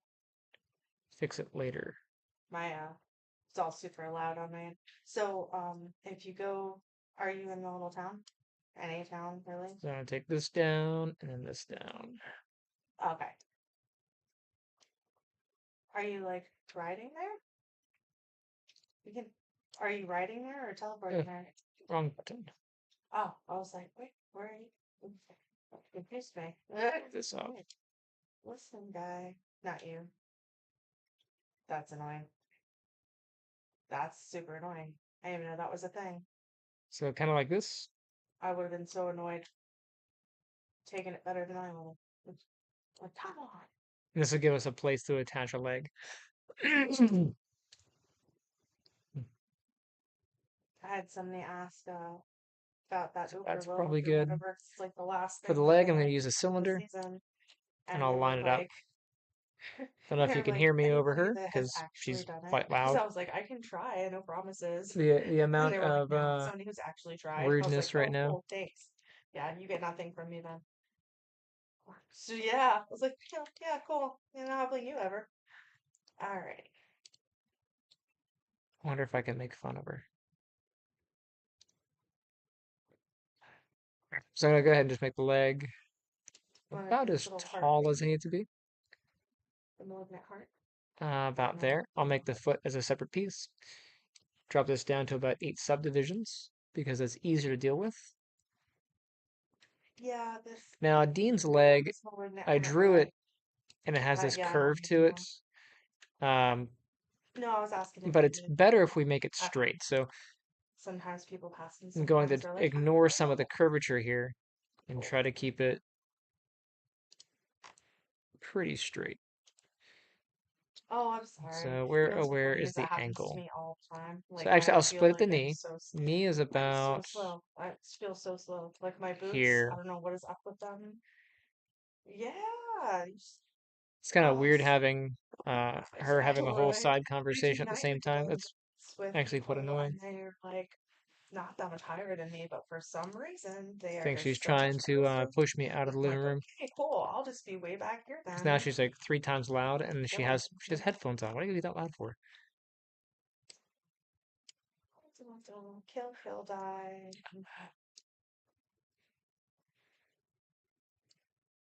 Move this over just a bit. Okay, and then from the side, I can still use the leg shape from the side because it should be pretty good. Ankle looks like it's the right size. Knee needs to come up some.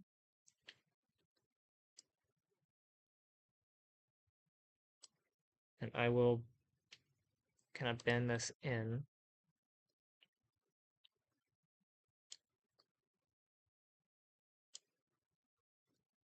I am going to need to bring that calf out, so let's throw in a slice.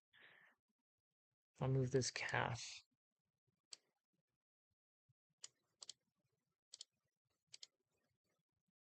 like that.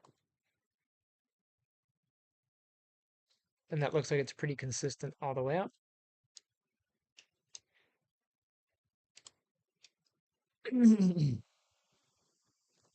Because I did not have the drawing perfectly set to the center, it'll be a little off. But I think what I'll do is just move the body forward some.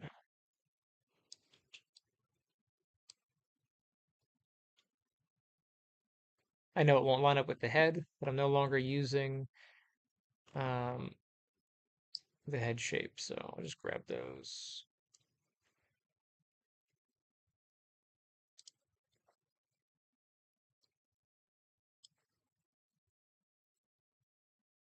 Come on now. Thank you.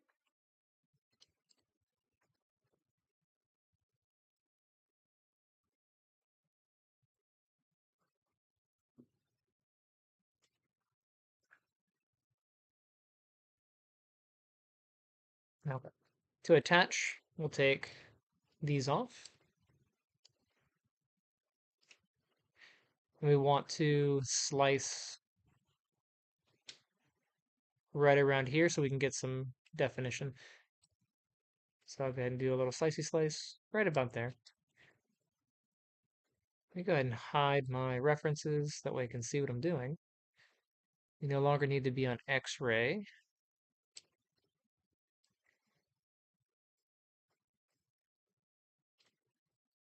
And I'll move this over just a tad.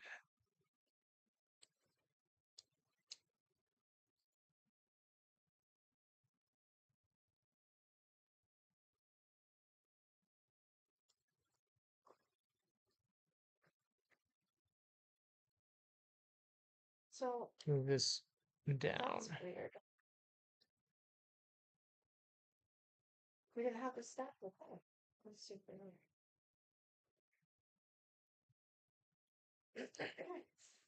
Take this net, we'll combine it, we'll start sewing.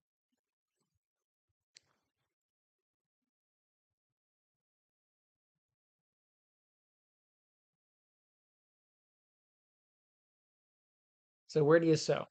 That's up to you.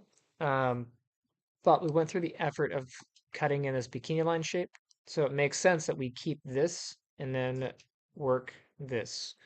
So I'm going to do it that way. So here to there.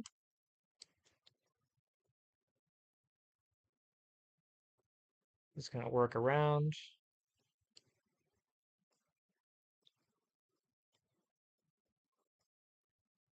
And this is why we put the cut here so we don't distort the leg.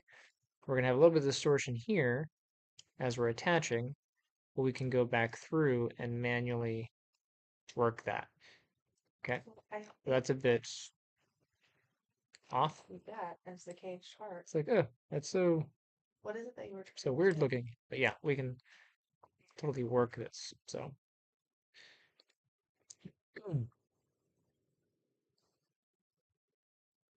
wireframe.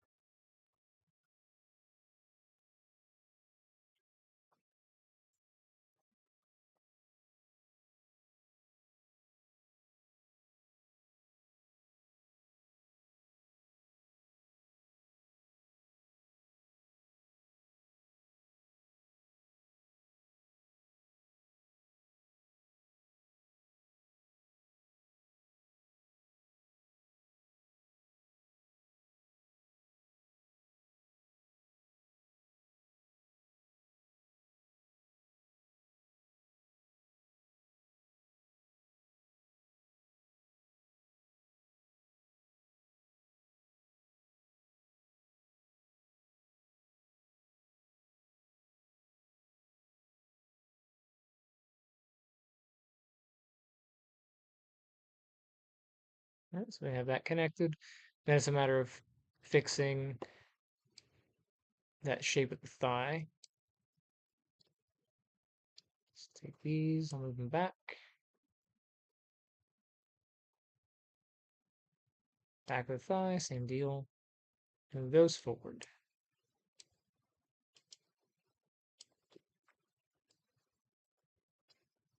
Now a little bit of a collapse in the front.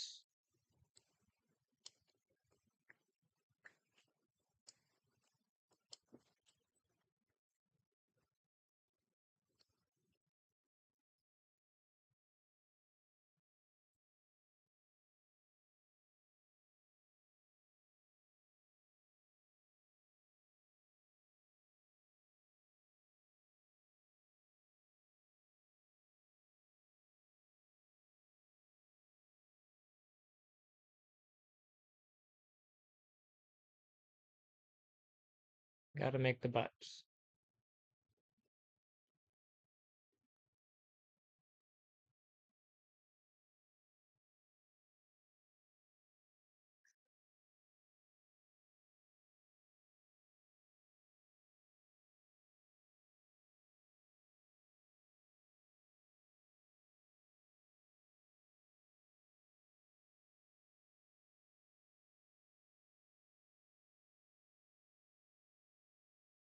It's like, woo.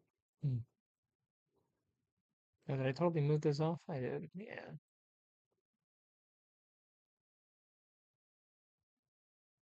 Pull that guy in.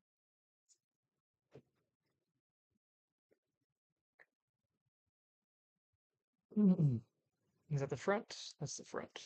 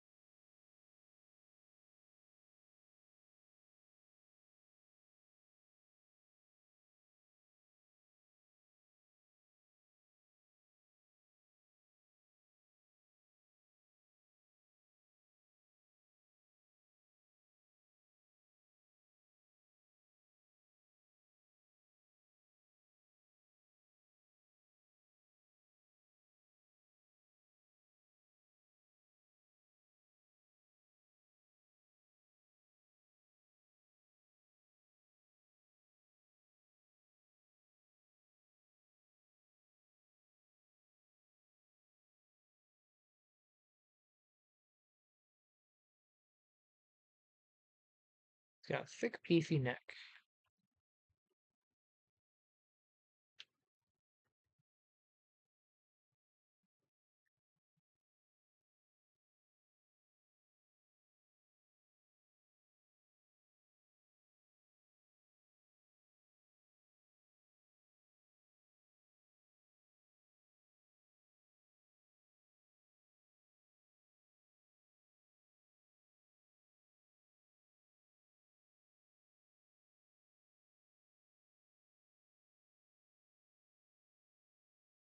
Thought I had a number here, but I do not.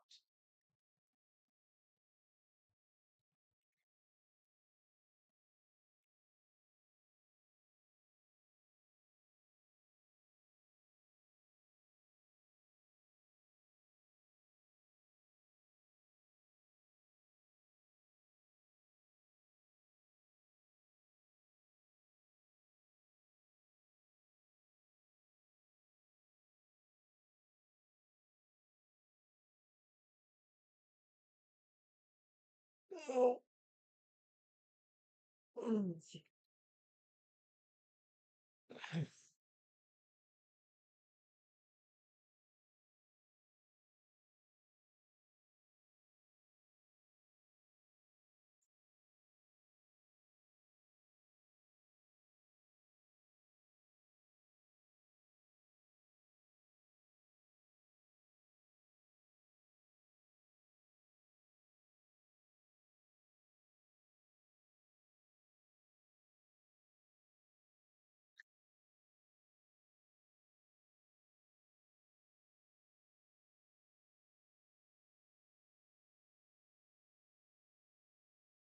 What do I want to do? Like, looks like it does its job. Should put a couple cuts in here just to make this a lot easier.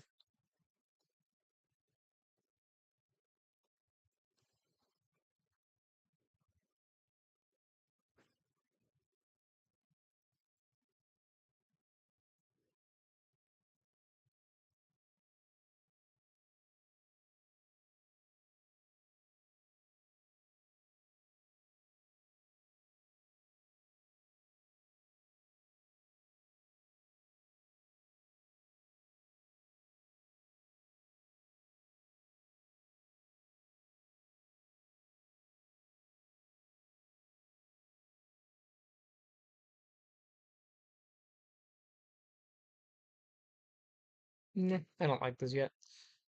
Do those later.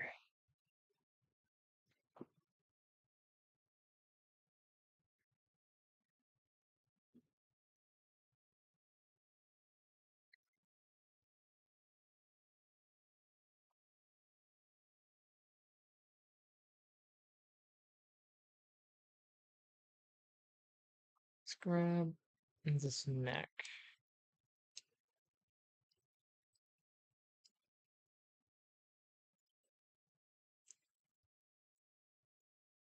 Oh, interesting. So when I didn't notice this earlier, but when I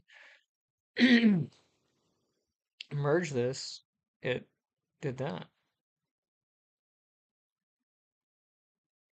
I mean, that's not going to break anything, but it does make this selection process more annoying.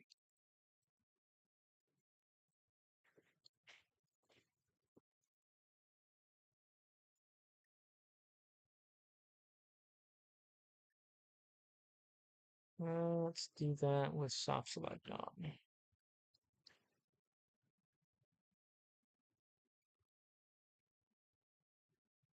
Okay.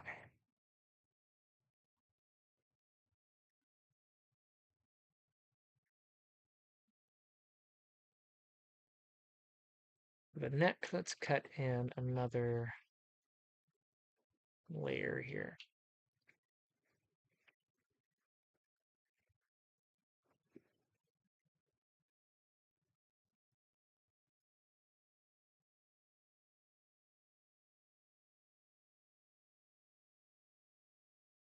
Now, sculpting your model is a lot faster, but I prefer having the control over polygon placement. There are pros and cons to each. Sculpting it is faster, for sure.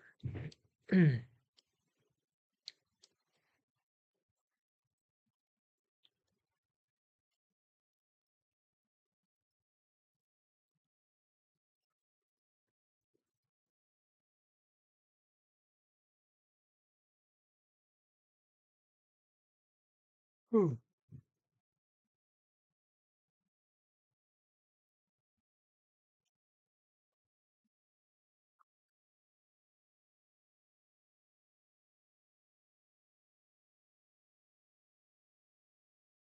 trying to think if I have a hand that I can steal. Hmm.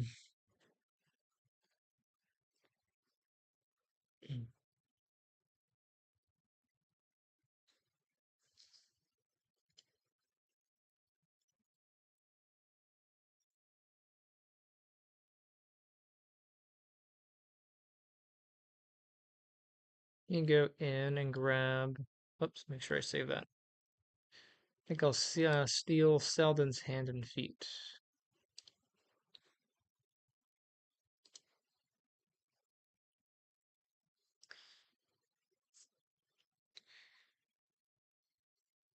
Mm,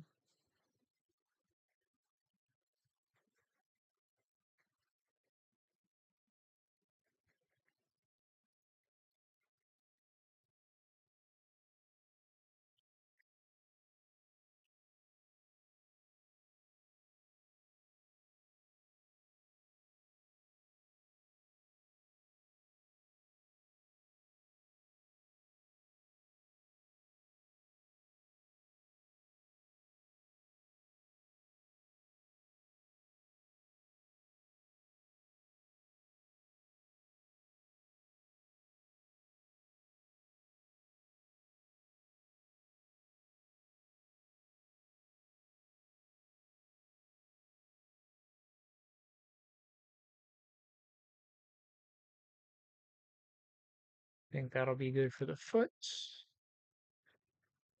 Let's take.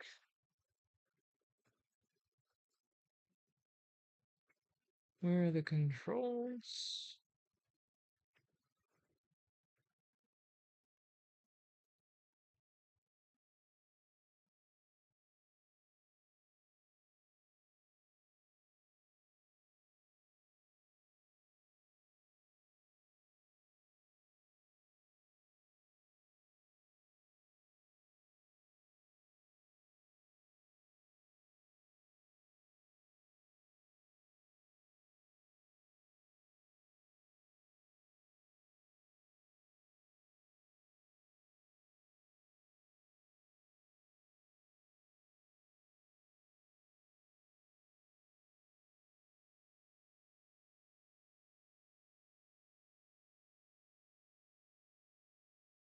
Might be able to steal his mouth box as well.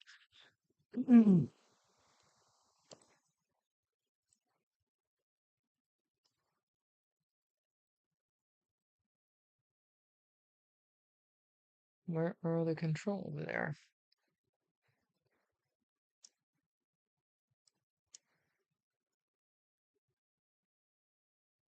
Actually, I want to nuke the controls here.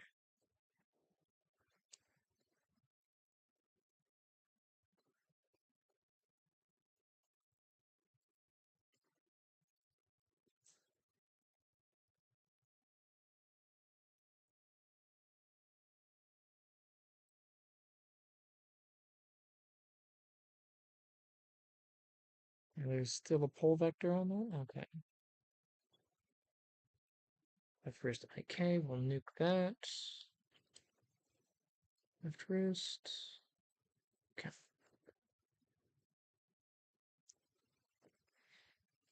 Now I did Selden in an A pose,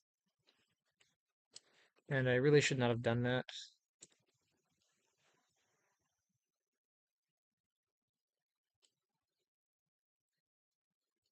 Because A pose is such a pain in the butt to rig from. But when I made him years ago,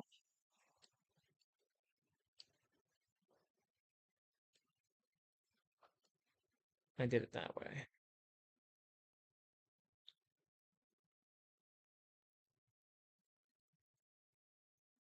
I think that'll have to do.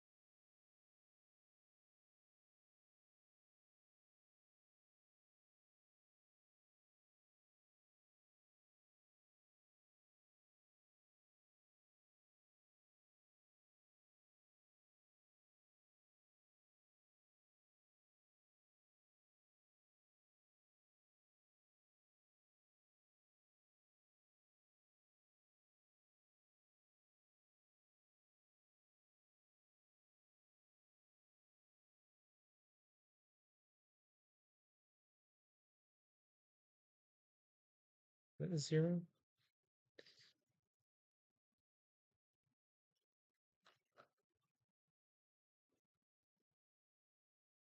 Let's just export those.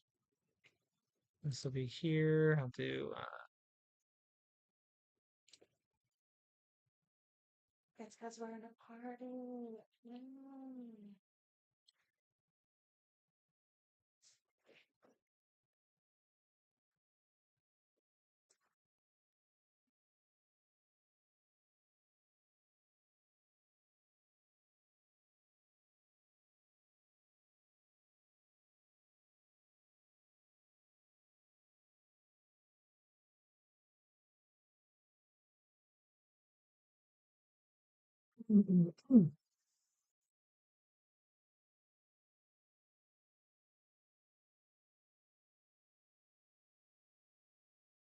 that needs to be reworked.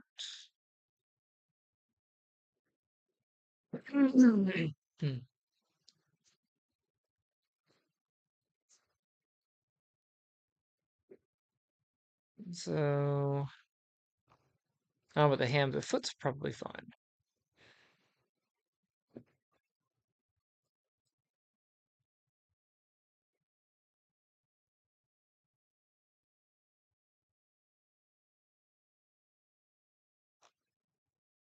All right, so the foot I'll keep. I really don't know if I like this hand enough.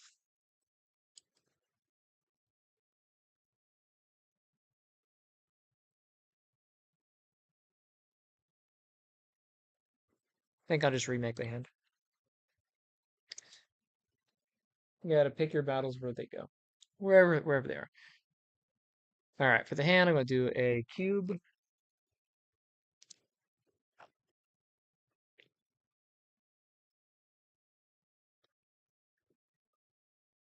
And this is going to go to the end of that. So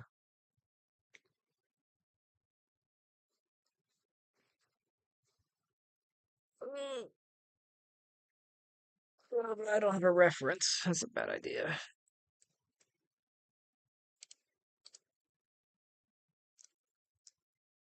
It's just it's stuck at an angle, which I don't like.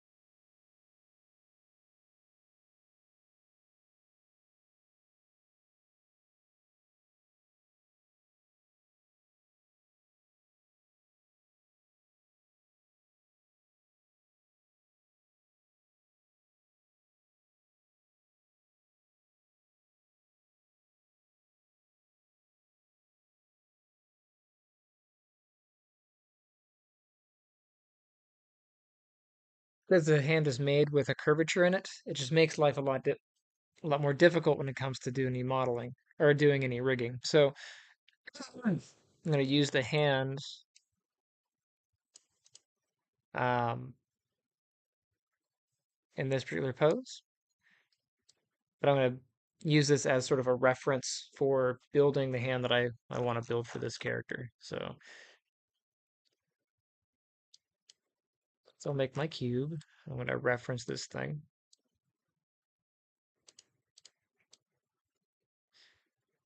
just for size and position. So here's my cube. Let's go ahead and scale it roughly.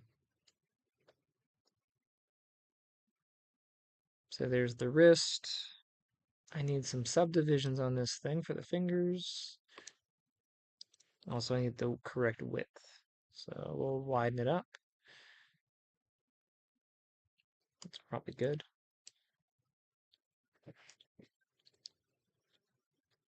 And then fingers across the depth.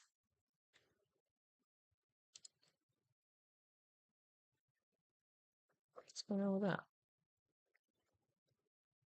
Oh, because I did some scaling to it, so that's why I can't do that. It's fine. I'll do um, mesh tools, insert edge loop, and I'll drop in 3 edge loops. Cool, now I have fingers. I need 1 for the thumb.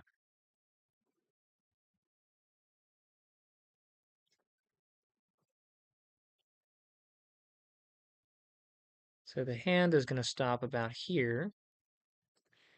I can bring that in. And then I'll go out 1 more.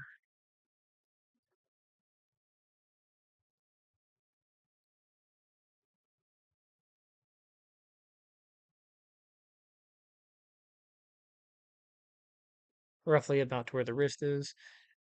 And then here are the positions for each finger. And it's actually a lot nicer if you subdivide in between the fingers to give where the webbing is. So I'm going to go over to the hand here. And actually, before I do any of that, I want to scale these to the correct finger. Nope, that's actually fine there. Let's move these in.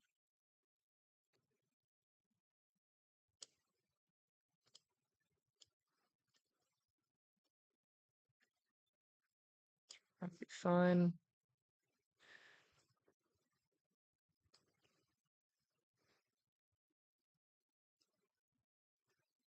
And I take this to here.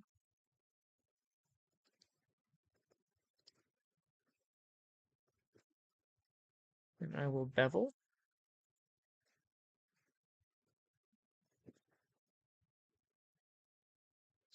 Dial the fraction down a bit.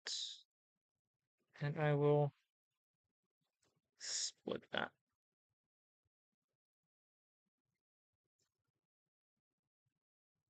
That'll work.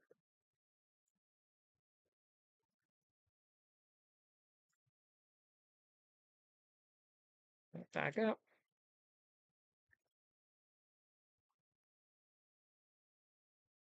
And I will just pull the fingers out. Let's go to the middle finger. Okay. And then each finger needs to be adjusted based on the correct length. Here's that one.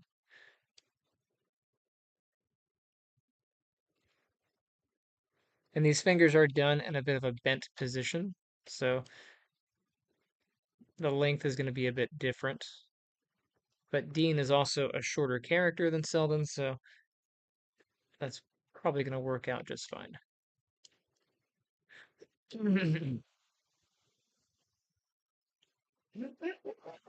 Can I scale based on component? Yes.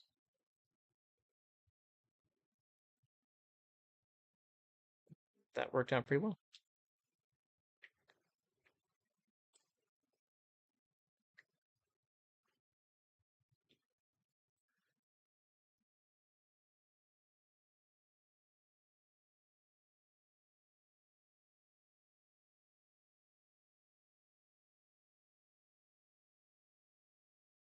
All right. And then each finger is going to be cut.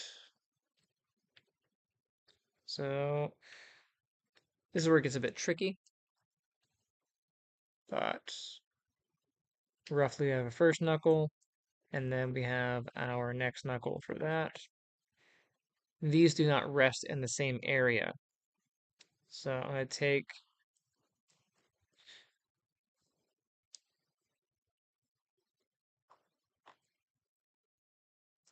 we'll leave index finger where it's at. Middle finger, these need to come up. And you can look at your own fingers to see that. The starting knuckle on the middle finger is going to be higher. So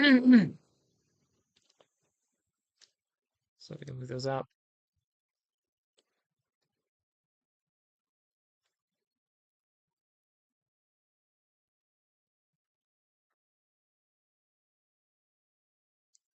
The ring finger is just below the middle finger.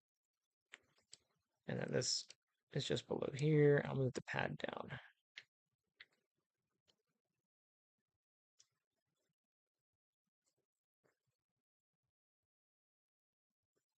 Pinky is just below the ring.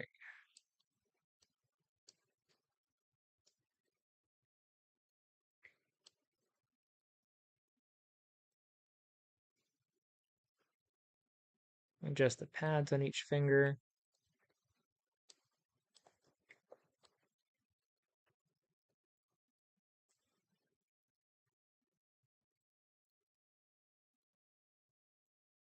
And the placement of the knuckle on each finger is different. So on the hand, if you look at your own hand, your index finger, the very first knuckle here is different than this one, and so on. So I'm going to take my edge tool. I'll just grab these middle edges here, and I can also grab these.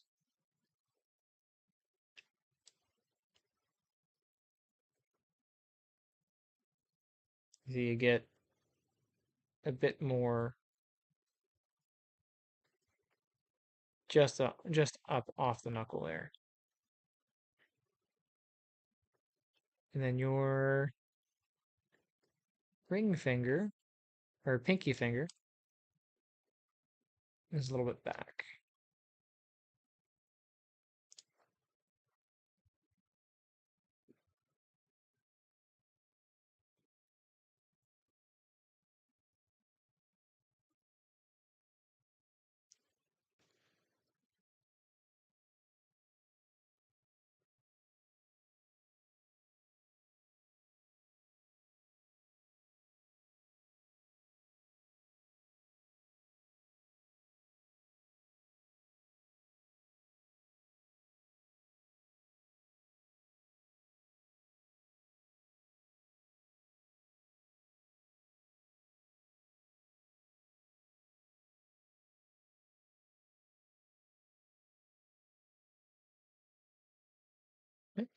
Mm.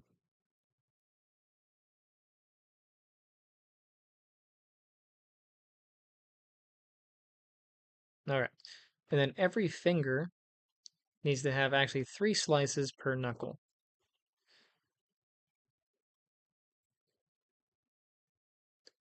So I'm going to put this slice about here.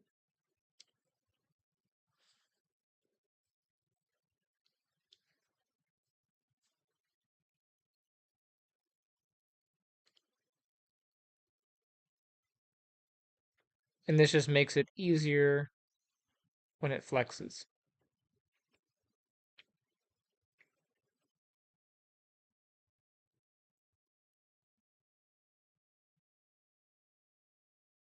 Realistically, what I could do to make life so much easier in that regard, if I grab these and just bevel,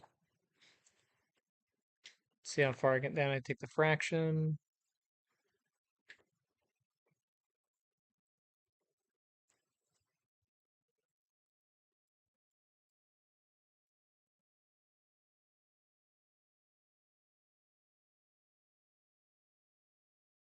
so 0.05 and then 2 segments. See if that works here. 0.02, 0.05, and then 1.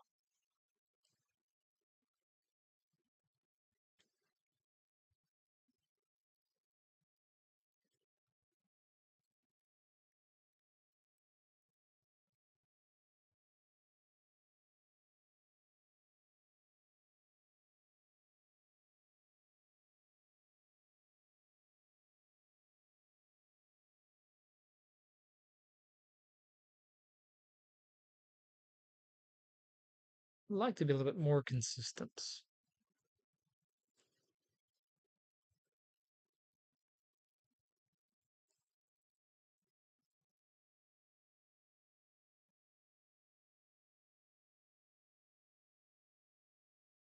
Yeah, that was 0.05.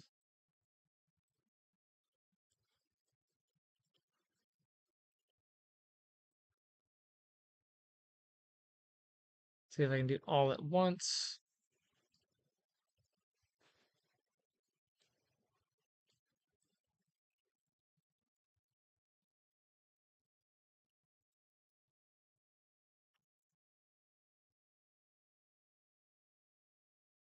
Pretty good. What if I did 0.04?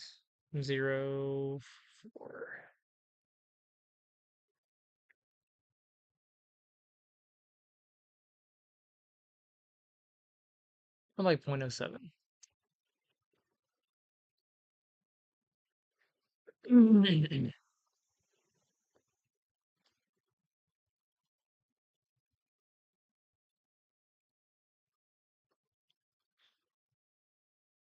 Okay, and then we need to do this for the thumb.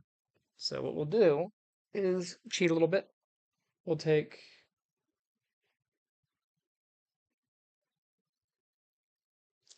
howdy howdy. For some reason the chat just isn't showing up.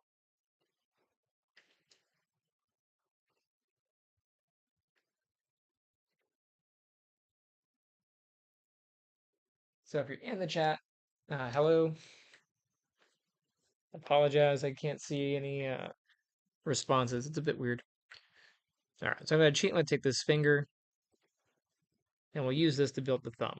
So I'll save, 'cause I haven't done that in a while.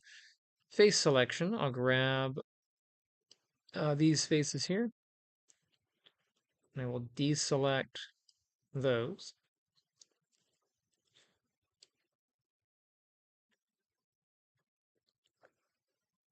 And I want to duplicate the faces, so duplicate faces.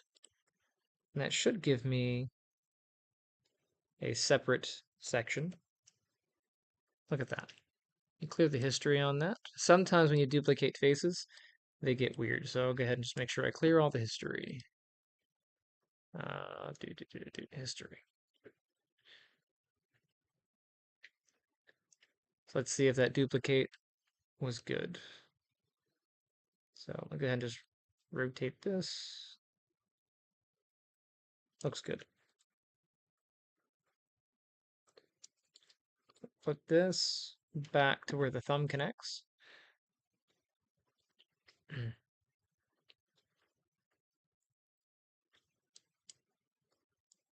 Whoops.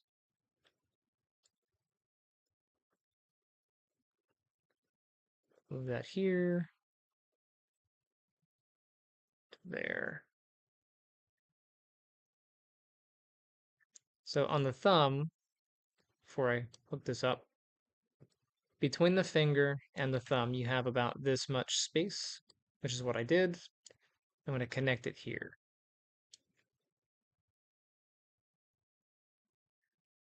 So open that spot.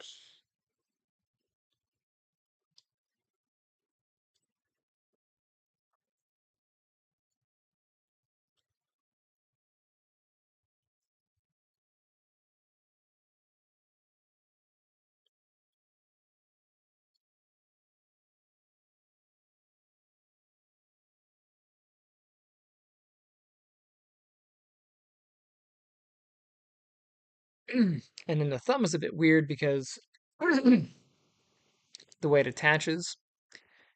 So if you look at your thumb, you technically only have two segments. You have the pad and then you have the middle of the finger basically. And then the third one connects almost directly to the metacarpal. So you're missing a digit. So I can remove this and attach using these. So I don't need this part. Don't need these.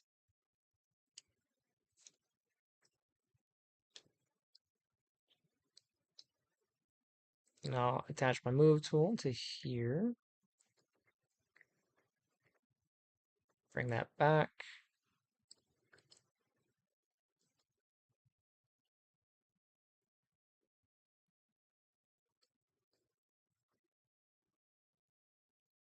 And I'll move these up.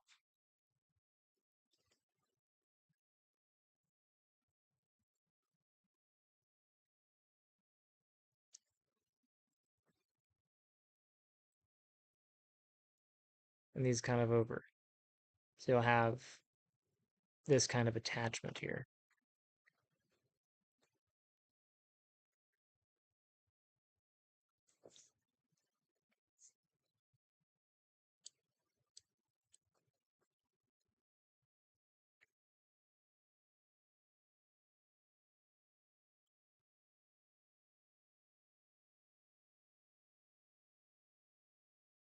So combine it.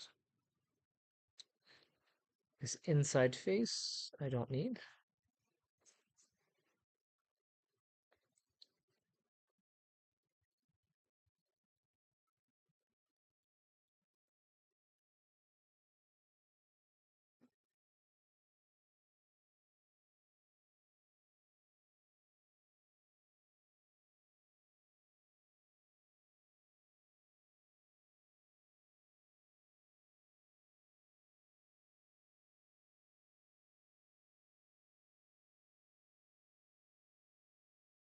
And the back of the thumb here. So like when your thumb opens up, you have that big webbing chunk. We need to be able to have that. So I'm going to bridge here and attach there.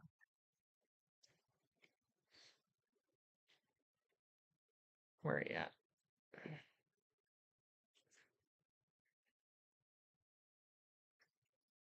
So I'll bridge those like that.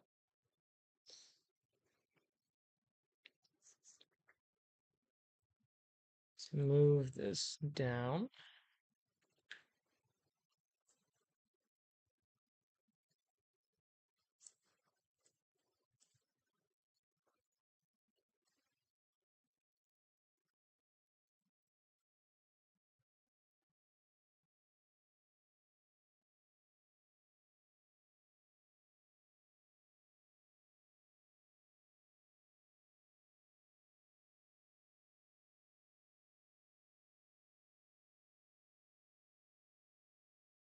And to fill this in, I'm going to use append to polygon.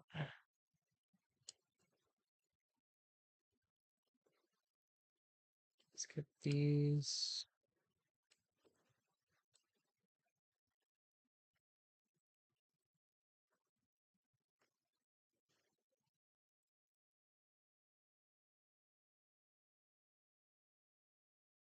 Where are you? Append to polygon. I'll just click and then join. And then I'll click and join.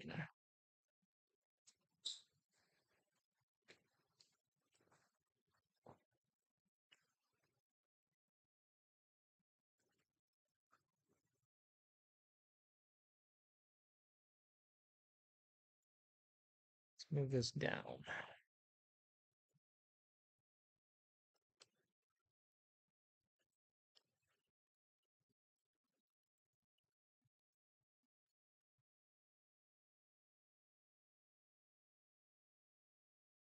Oops. Helps if I'm in the correct mode there.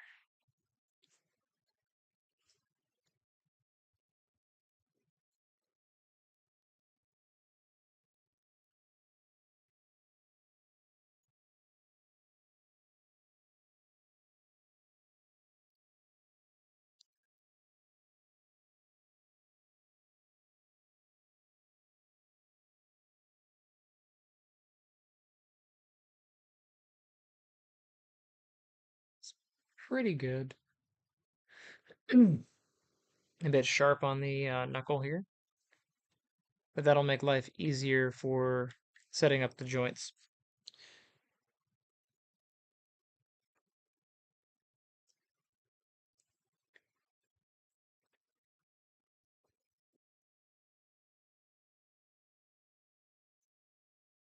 I'm going to put a slice across the hand just so I can get some control back here.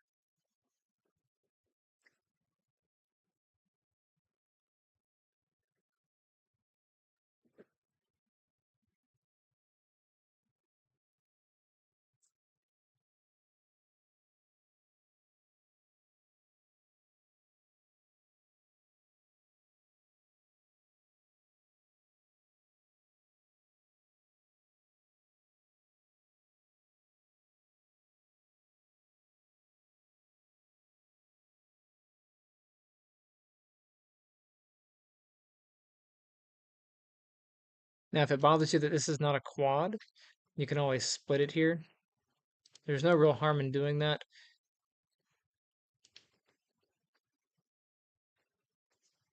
But there's no real definition here. So, like, having it doesn't hurt anything. But it does make, like, if I wanted to throw in like an edge loop, it makes that easier.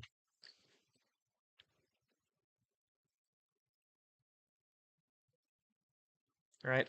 And then same thing kind of back here on the back of the hand. Since this is cut in as a triangle, see how that kind of comes in? If we were to carry that all the way back, reroute this loop from here to here,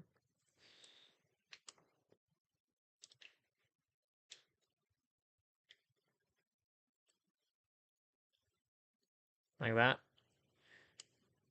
Now it's all quads, and I can continuously add loops here if I need them, or there. But that should work.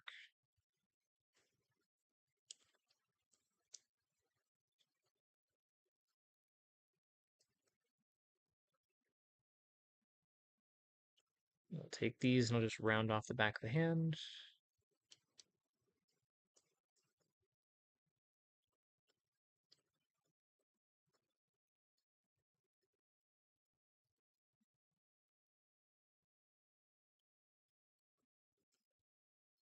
We don't need the back of the wrist anymore. This can all open up.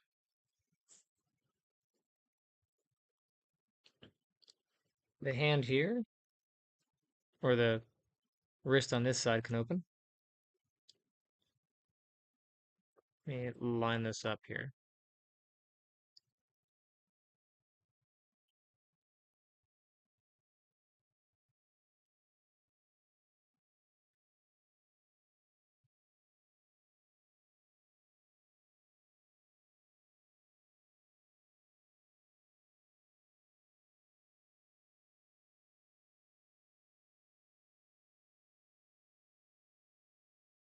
Hmm.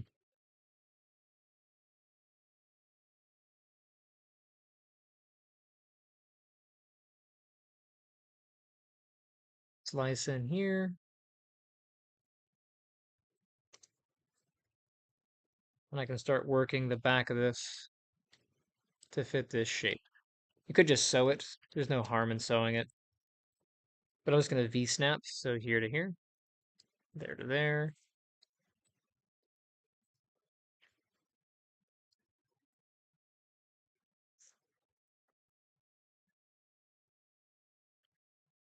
The advantage of V-snapping is I don't have to weld it just yet.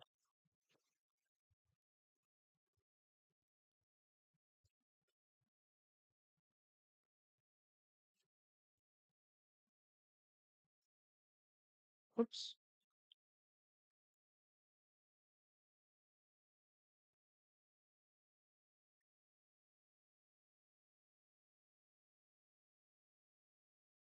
Which thing? This should be 8. 1, 2, 3, 4, 5, 6, 7, 8.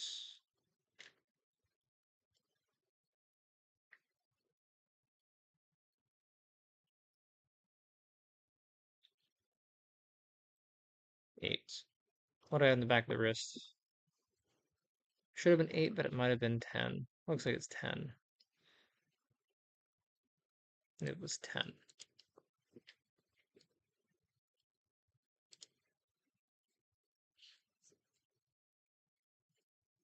Not that big of a deal. But I have to make an accommodation for it.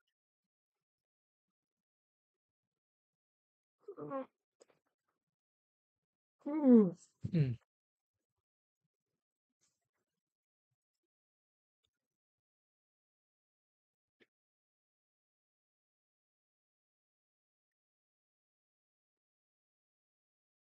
So what I'm going to do is I'm going to weld to the top of the hand here. I hate to do that.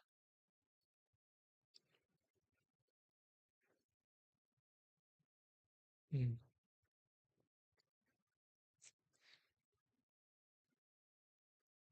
If I were to add 2 more points, where could I add them?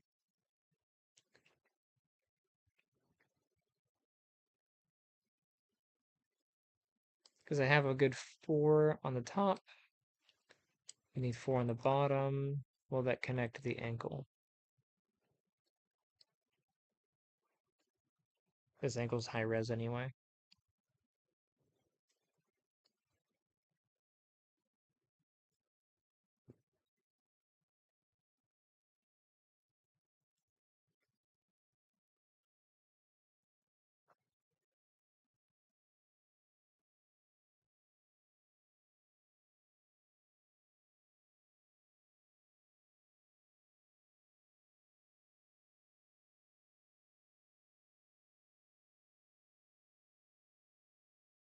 It's okay. I'll just weld to the top of the hand.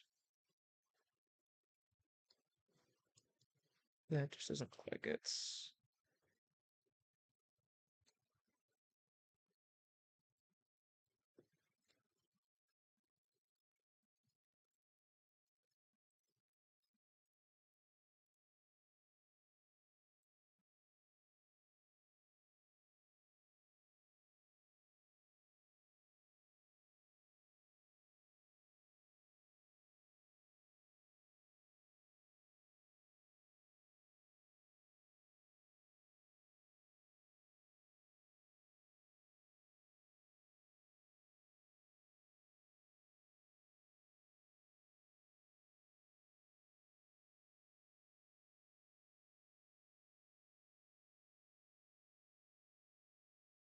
Oh, it's too far of a reduction.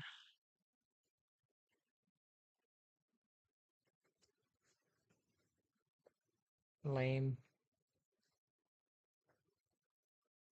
I'd rather not put 2 more cuts in here, but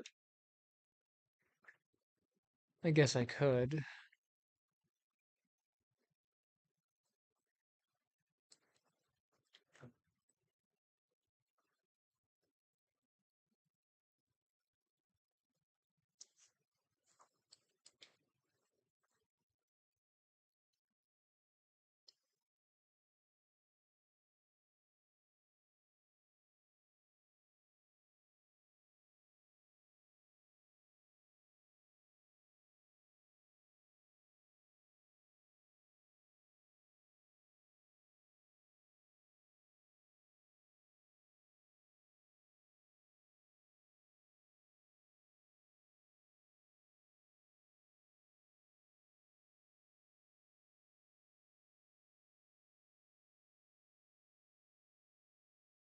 It just changes the density on here, which I don't like. So I have to rework these around.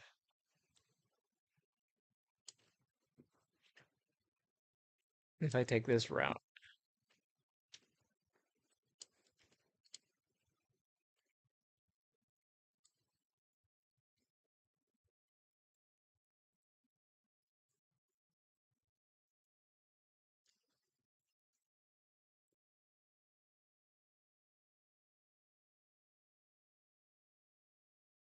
Another option would be to do a center cut on the hand, which would give me.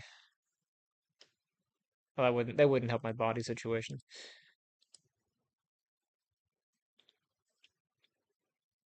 Whoops.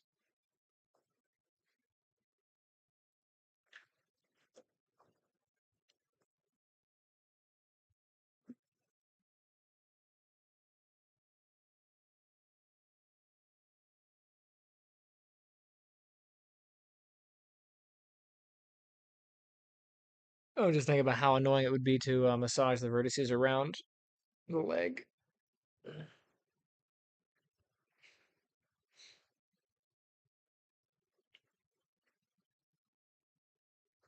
Not bad, just annoying.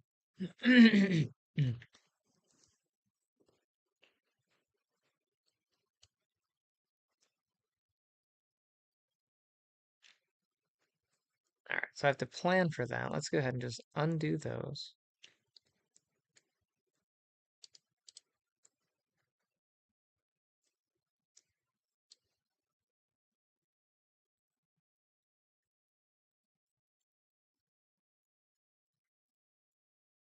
inside the hand.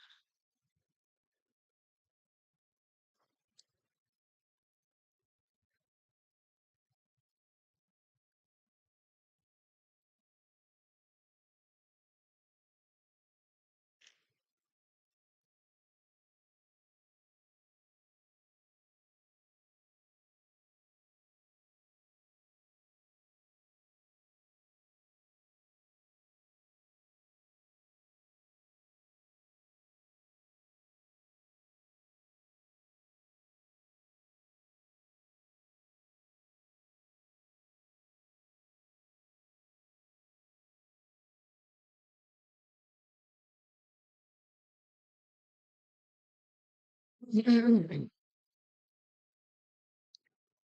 the wrist typically tapers down and is a bit flatter. So I take the wrist to make it a little flat here. Elbow wise, your elbow is kind of a triangle shape. But if your arm is out to your side, this part is the flat part, and then your elbow is the pointy part. So this is where it starts to flatten in.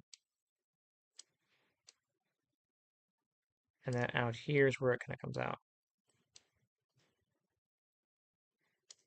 So just like we did with the fingers, I'm going to put a couple cuts here. I'll put an extra cut on the wrist as well. But this will let us get that elbow shape. And, I'll do it with using bevel, just to be more consistent. Bevel, let's do a 0.05, and we'll do let's do 2. Yeah. And there's our elbow taking shape.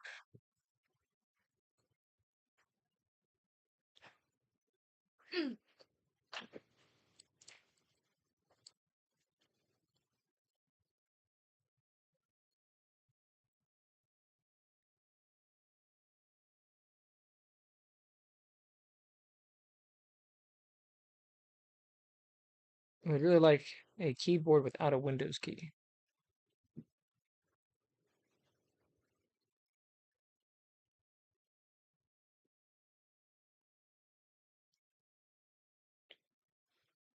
I really shouldn't be cutting in muscle definition at this point, but I'm going to make a cut for the tricep and bicep, where those are going to be. That way, as I'm modeling the arm, I can kind of see where those are at. So pull the bicep out a little bit. Not the best bicep shape.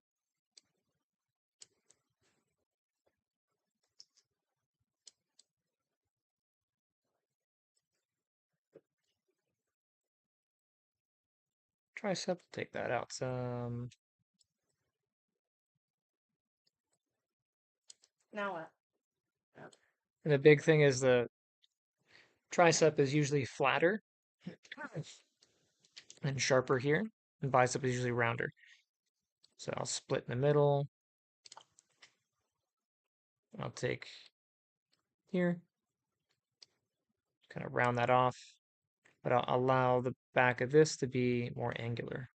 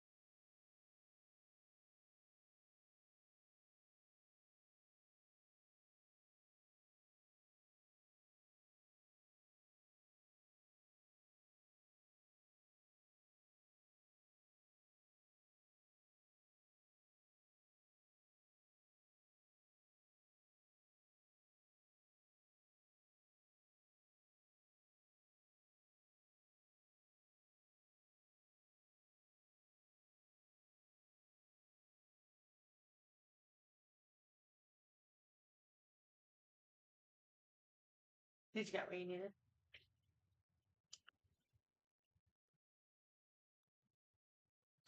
Did you get what you needed?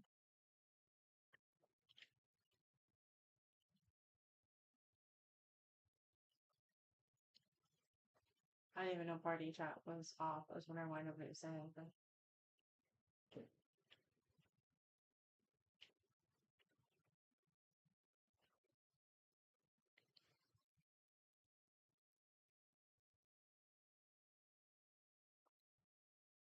All right, so what do I do with the hand here?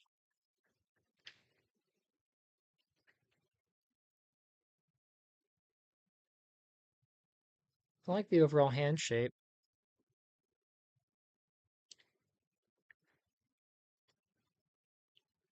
That looks fine.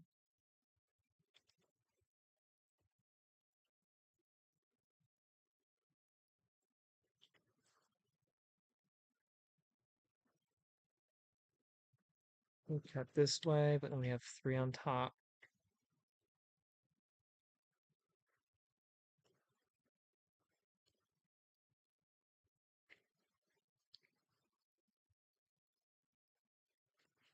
Mhm.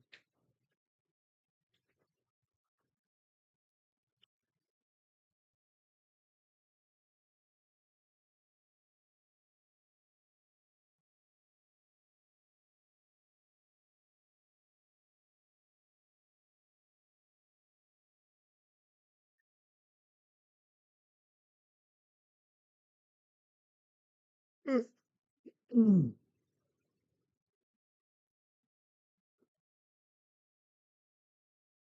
Think I'll allow there to be these four up top, and then I'll consolidate at the bottom. Kind of hate to do that, but if I had planned it out better, I wouldn't have to.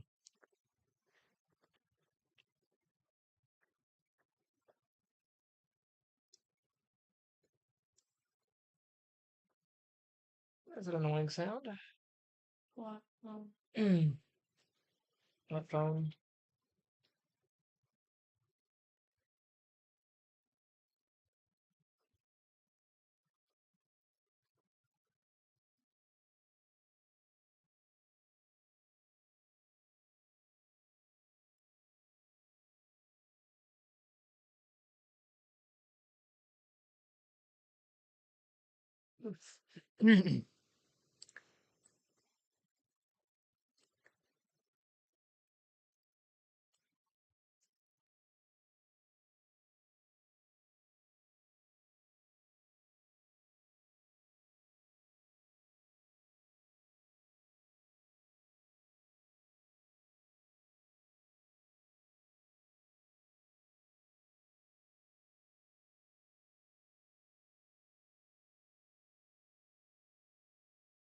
It's interesting the way the shape turned out.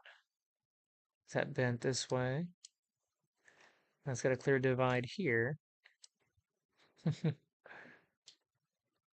Two up top, two on the bottom, right? So what I'm missing is my side cut on the hand.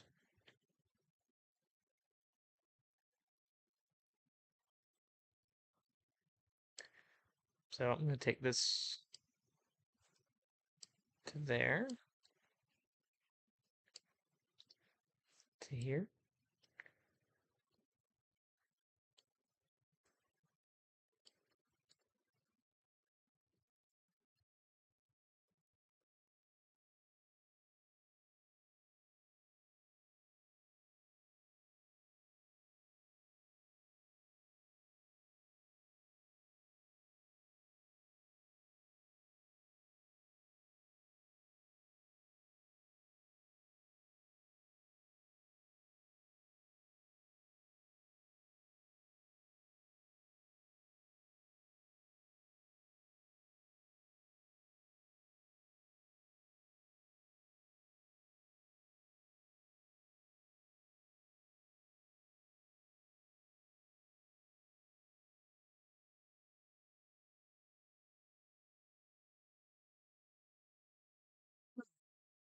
I'm not sure what's going to be the most annoying or the least annoying path because doing this is fine.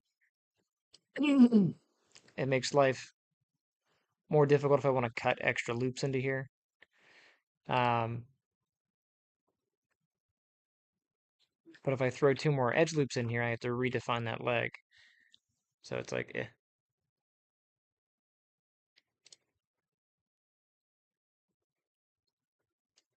To get this side cut, I do have to do a side cut, which I would rather not do.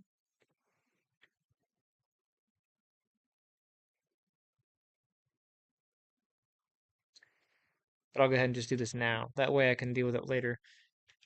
So I'll do a side cut here. And I know I'm going to want to cut on the fingers this way.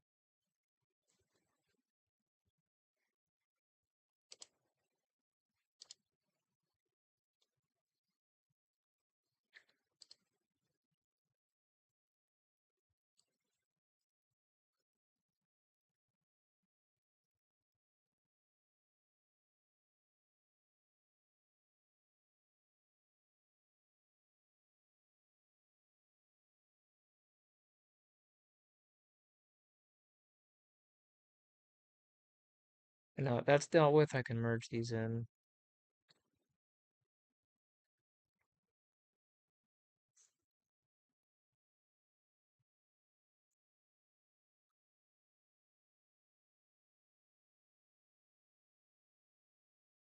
And what I'll do up top, I need to solve these edges. So let's pull this back. Oh, it's just so bright.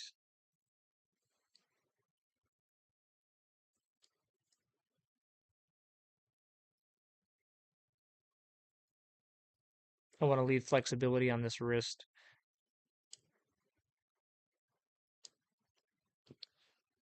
So I'll do a merge real quick. That way those are solid.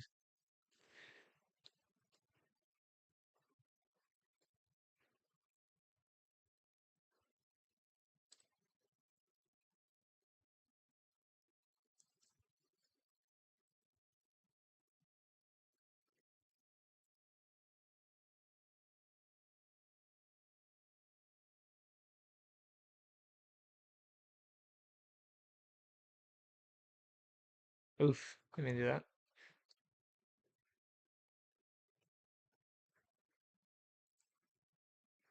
And I'll let these kind of come in like this.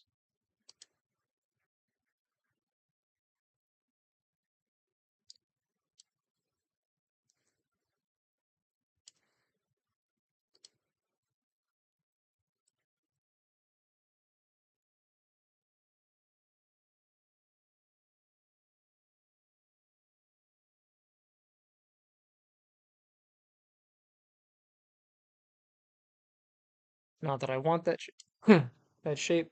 I guess it could consolidate to there, but I'd have a triangle this way. So it's not the happiest form, but the top of the hand doesn't flex. So doing this here is fine.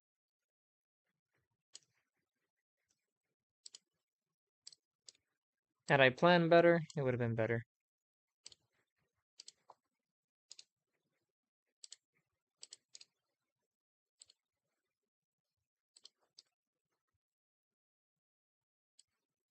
I do there, and then I did try. I did it all go all the way through. So I guess I don't have to solve to here, but I will anyway. And then these guys.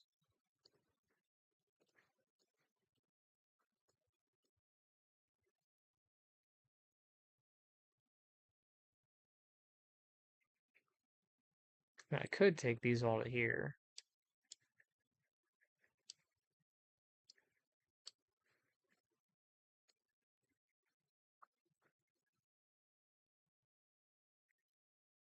Again, this section of the hand doesn't flex. This part does, so I'm going to keep this open. This part does not. Really, I could take all this down to a single point here. We don't need to maintain these.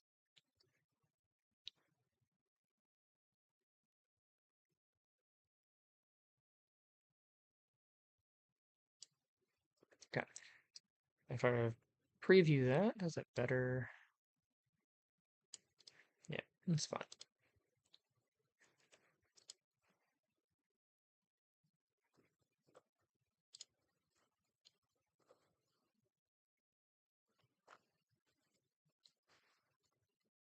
For the foot.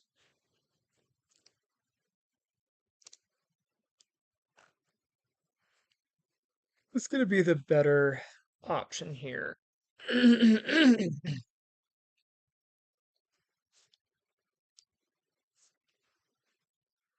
Welcome, welcome.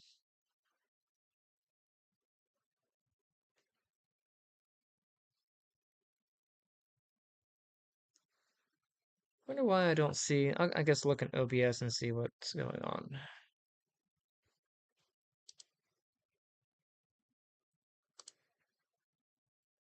Oh, okay.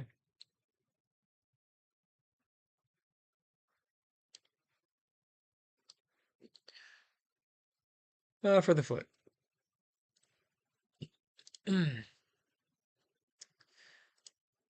That's 8 connections. I could extrude down, create the heel, and then extrude out to create the foot. I think that might be what I'll do. Where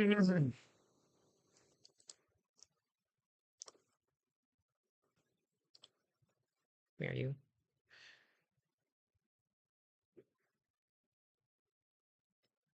Making a foot is just like making a hand in many different, well, in the same respects, it's identical. You're just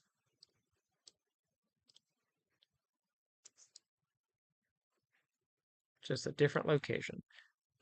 Anyway, so I'm gonna do this one off of an extrude. So I'll do extrude. I'll pull this straight to the ground. Okay. And then we want this to pull forward.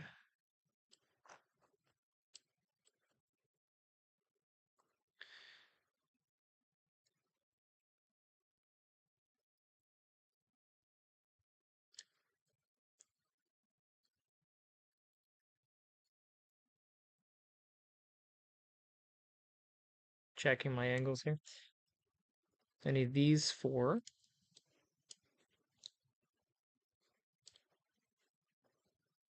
Pull those forward. Flatten them off. Gotta have your toes, you know? Alright, so this one and that one, I'll just move those out some.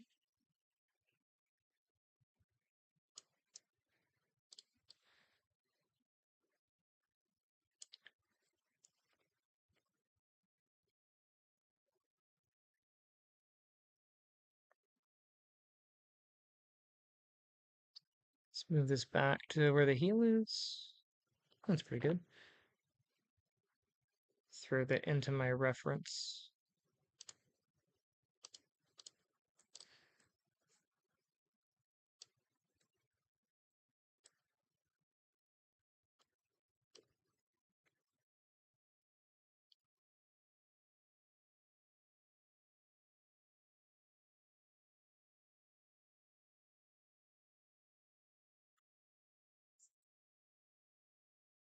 Pull those up and pull this up to get that round shape. And I do need the extra digit on here, so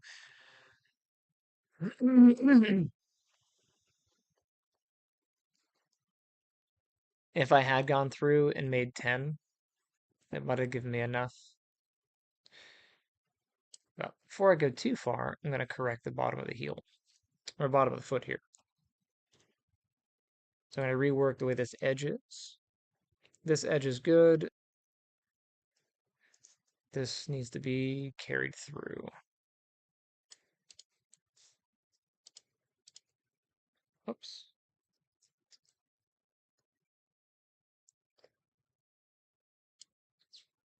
This one.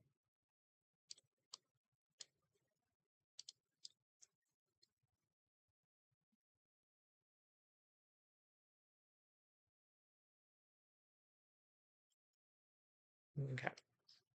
We also need to do a cut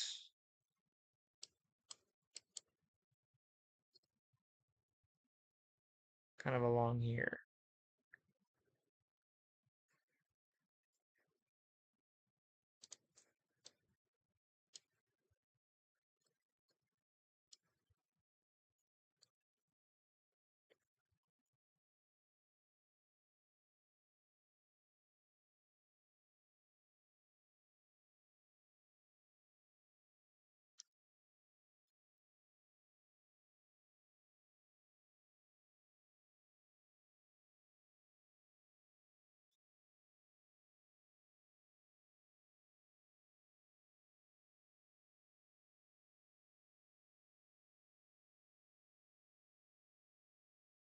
What are you listening to?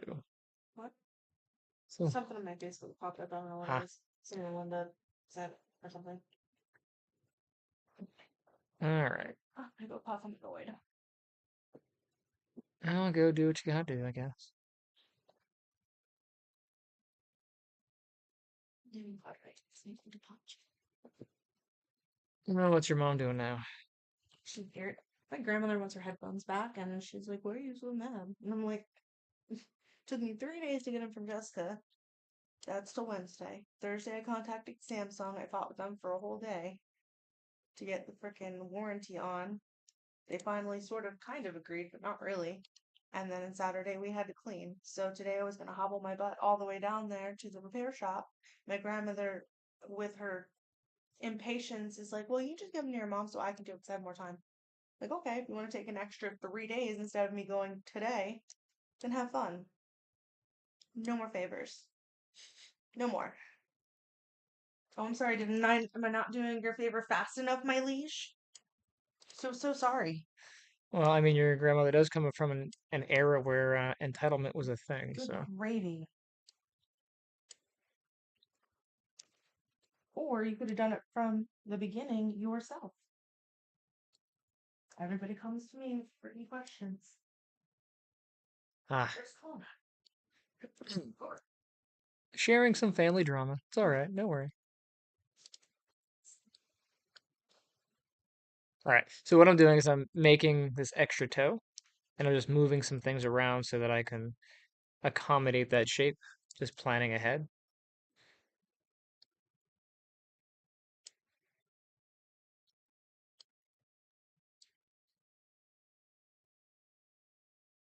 Oh, that didn't work out. That's a bad cut. Nuke that.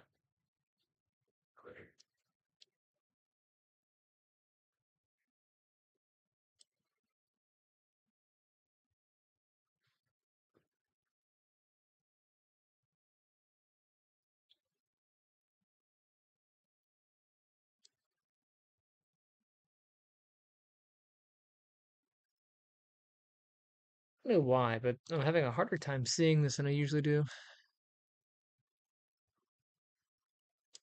Ah,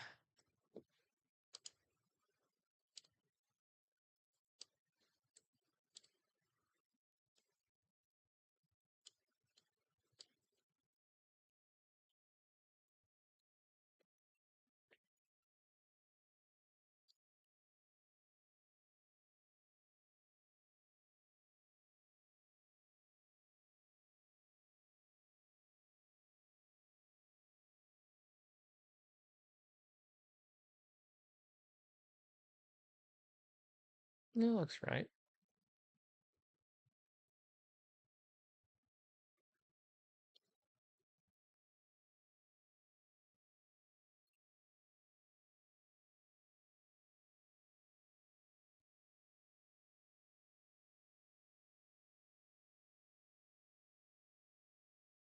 Am I forward enough? Yeah, I can pull these off and make the toes.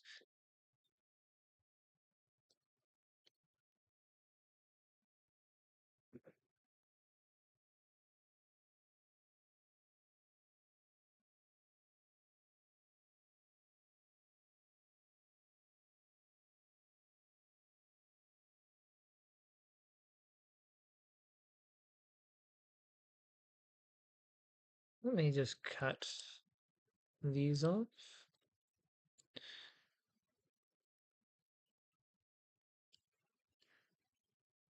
Kind of like we do with the fingers.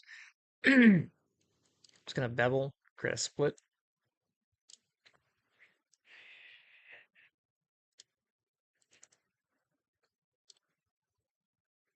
I think this makes it a little bit easier when pulling these back. I'll extrude those. I go to the big toe. This looks a little bit backwards. Uh, this one's bigger than this one. That's okay. We're early enough on that we can adjust this.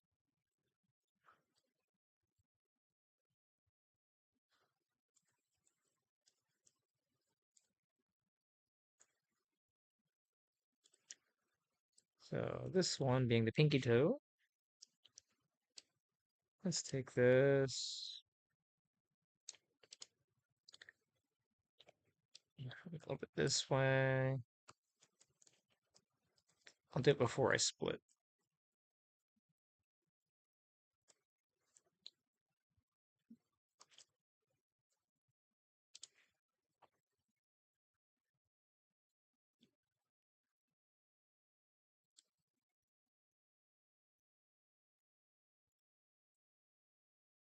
Pinky toe.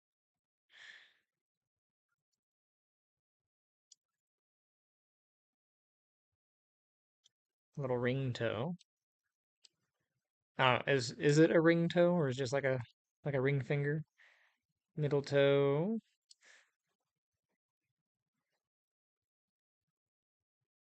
Toe's just a little bit thicker.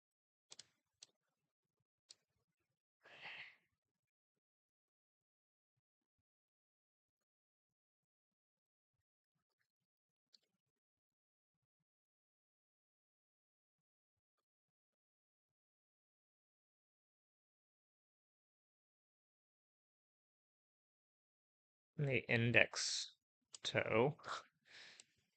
Pointer toe, I guess. And the big toe.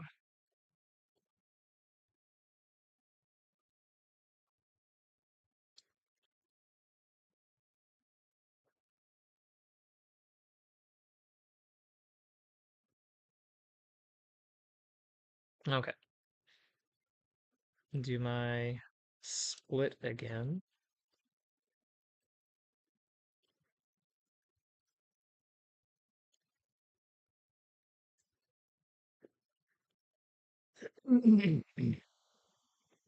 Now we should be able to extrude.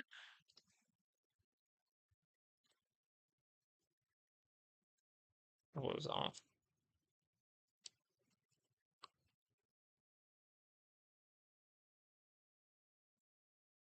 And then we'll use that for sizing up.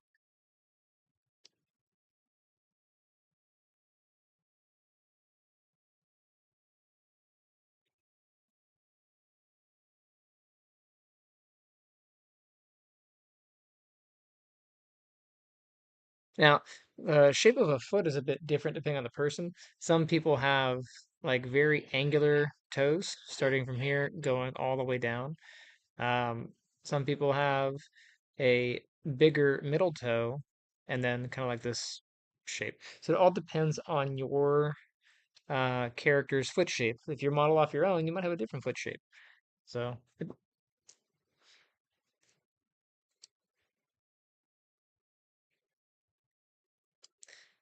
fingers are kind of the same way.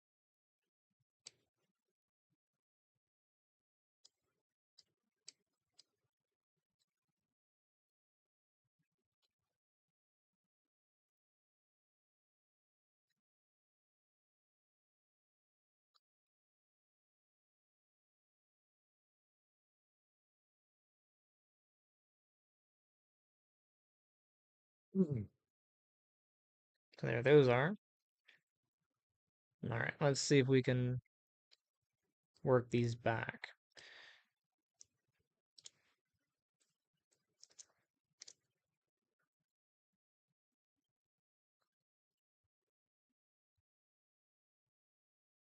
Okay, got that. And I need to do a center cut between the toes from here. Uh, sure.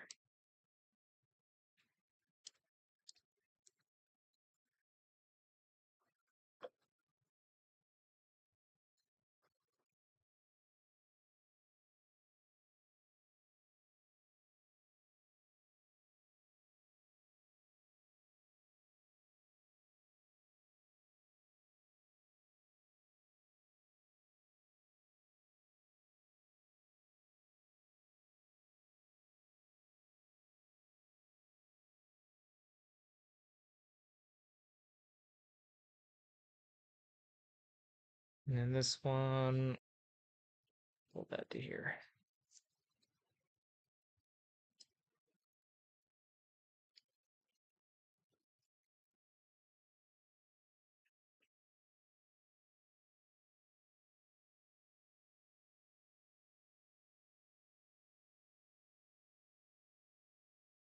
Being a little bit lazy here, but it's all right.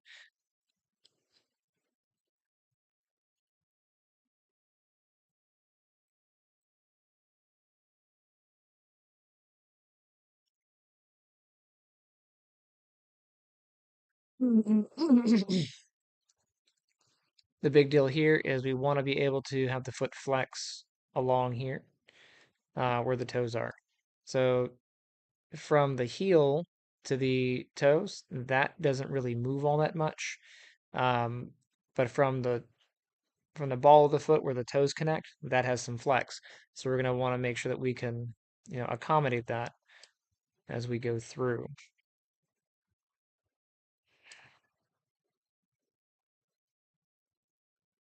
All right, so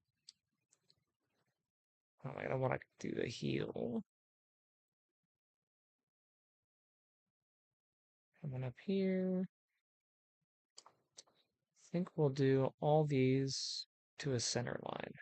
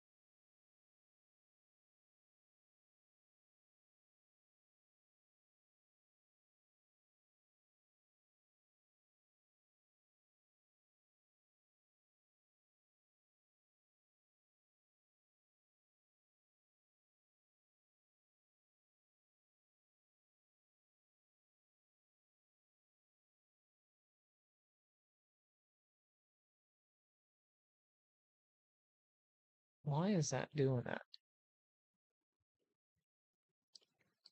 Make sure that these are connected down.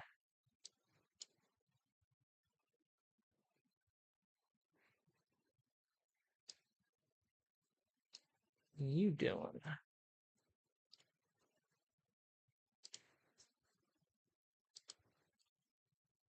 That's interesting.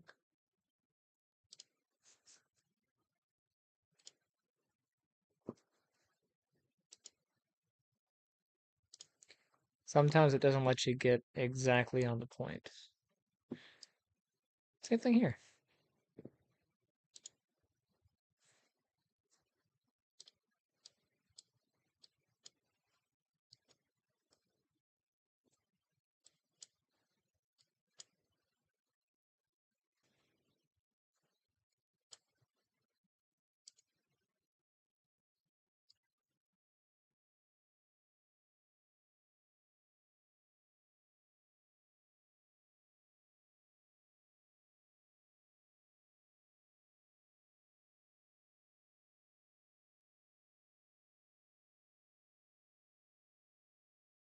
These all go this way, with that one being center to there.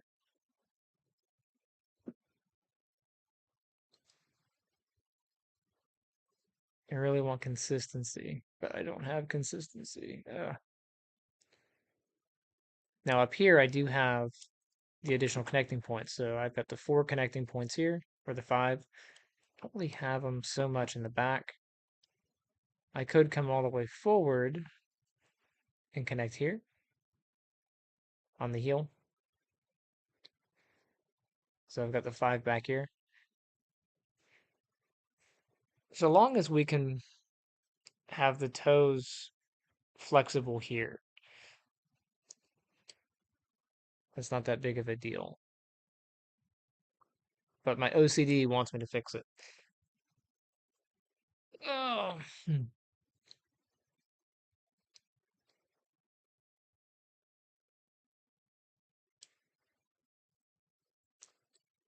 I don't think I can cut straight through here.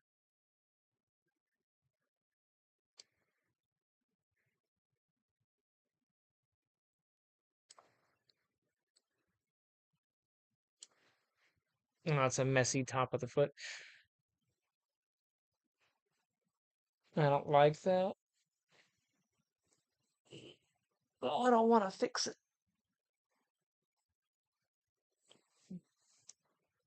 All right. I'll come back to it. I'll let my brain make some internal brain decisions.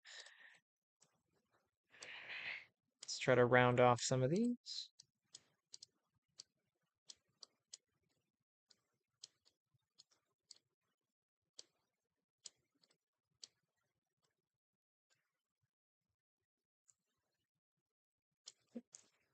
Same kind of deal with the hand. We'll do a center cut across the toes here. And I want to do a center cut on the toe, but right now, if I do that, it's going to go up the body, which I don't want it to do. So I'm going to manually cut in these.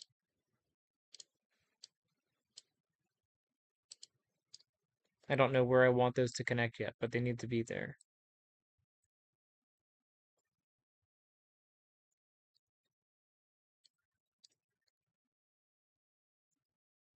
When I finalize the decision on how I want this to be, I'll clean it up.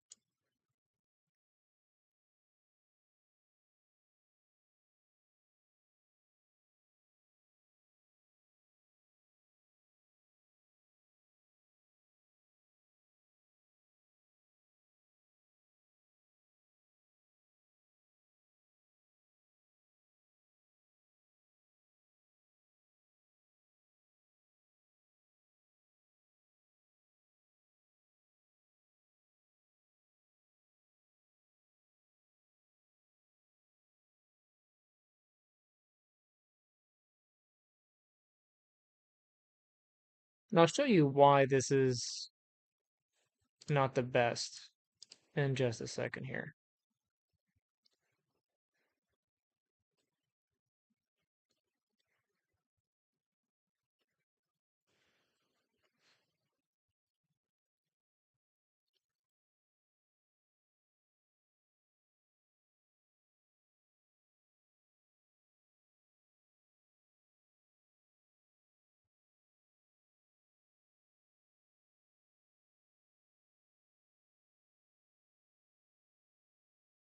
And that has to do with the flex of the foot. So if I save it real quick and I put a bone in here,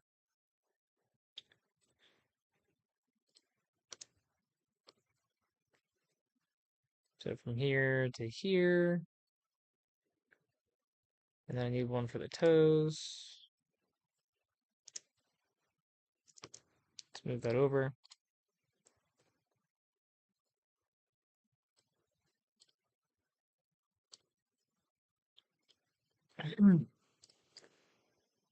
Clear the history. All right, this to there. I'll save, and then let's bind that. Oh, what do I got? Joint hierarchy, select the distance, close distance. That should be good enough. So when we flex our toes, you can kind of see that triangular shape coming out because the geometry is trying to bend around that. So like this would be better if I moved it higher up, just so it doesn't bend here. You know what I mean? But you have to pick your battle with your geometry, wherever you want it to go. But knowing how it's going to bend will play a big part in how you lay it out. So like on this foot here, the route that I took, yeah, I'll go ahead and unreference. Kind of similar, but the center of the toe went up and then here. And this is kind of bent here. But knowing that it's going to flex here, I move these up. And then back here, this is pretty much square. But right under the toe, I have that. And it's not the best, but it did flex pretty well. And you're not going to be up under somebody's foot, checking to see if it's going to be bending. But visually, it should be fine. And this is probably going to be okay. It just bugs me that the inconsistency with how this is bugs me. Because this is this way, and this is this way. I guess I could change it.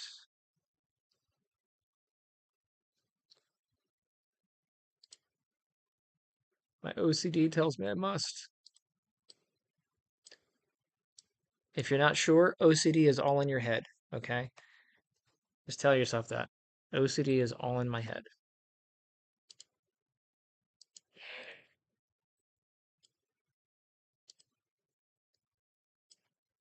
I'll connect that down to this guy.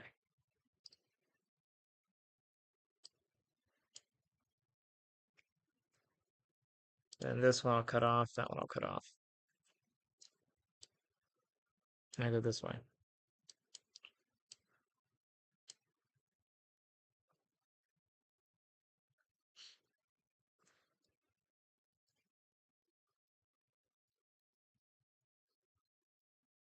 Is that a single point? Yes.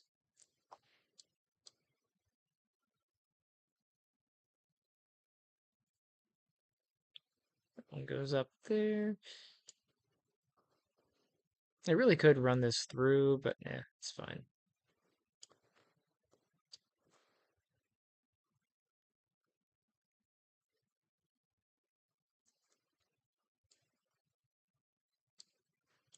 Now, if I cut across, will that be a triangulated cut?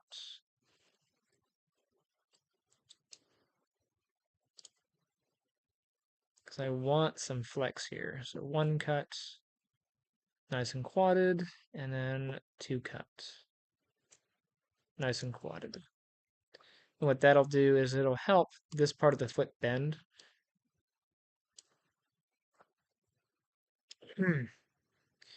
And what I'll do with these is I'll turn off under move snap, if I get my move tool,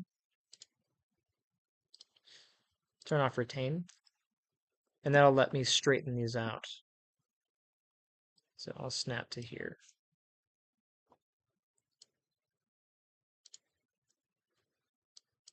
And again, this all has to do with how this is going to bend. If these are straighter, they'll bend straighter. Stop fighting me.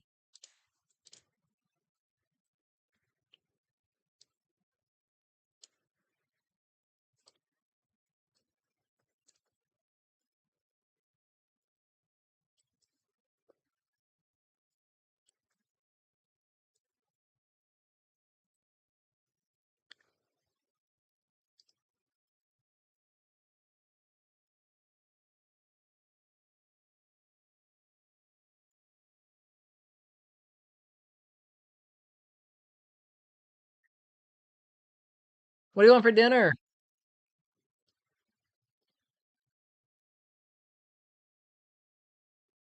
Oh, that sounds like a terrible thing.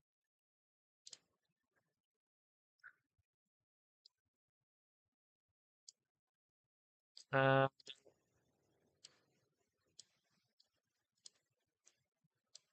it depends. Is she eating with us?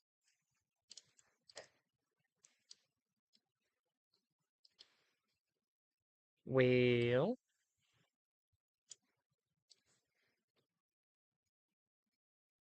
what are you feeling?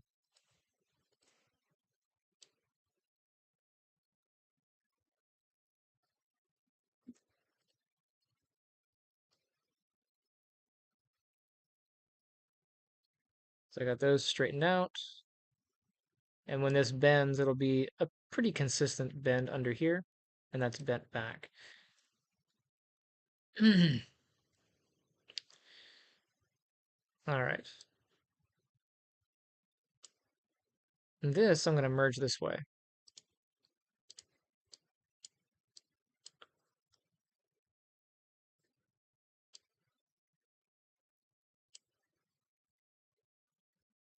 I don't think this edge is even needed.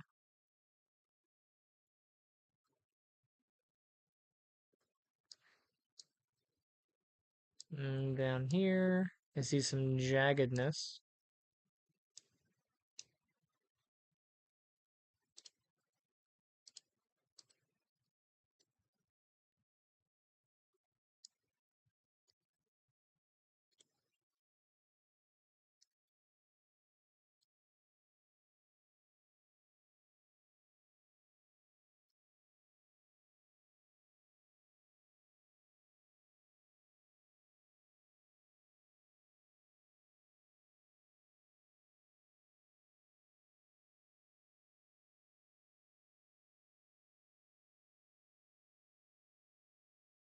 These are pretty consistent. I probably don't have to move these ones, but I'm going to anyway.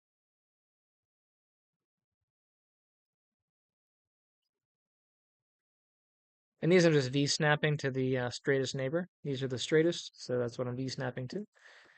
Ooh, I missed a cut. Here's a cut that is not finished.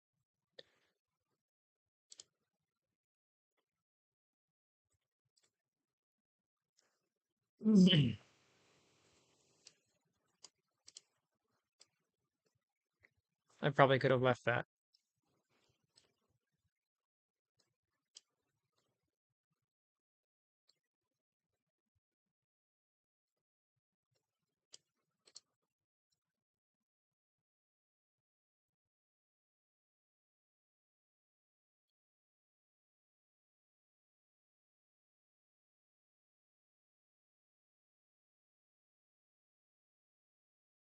And these I could probably just merge center up here.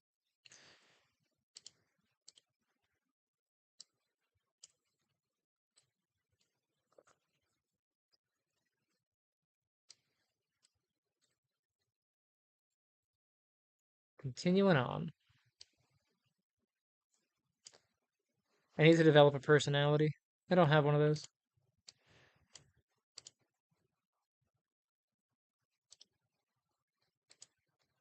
You can go here and you can go here. That edge doesn't need to be there.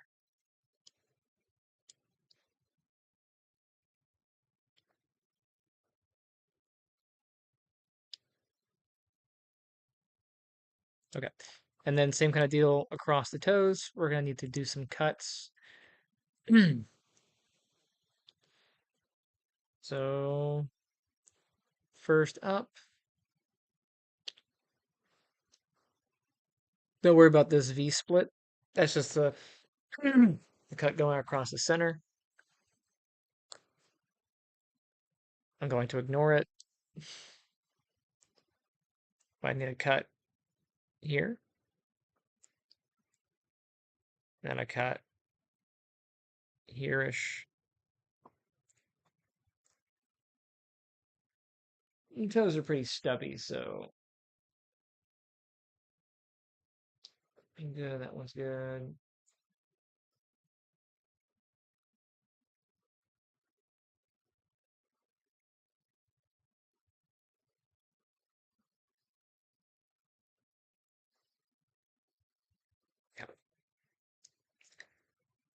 So on the big toe, we really only need one cut, which would be higher up. So on here,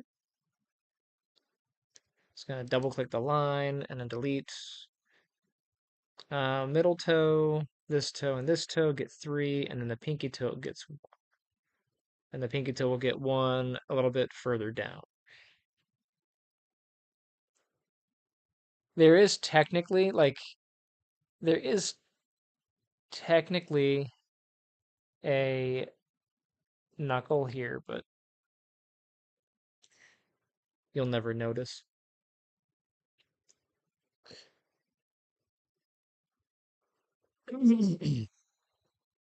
Okay, just gonna kind of clear those. Actually, I'll just grab from here. There we go.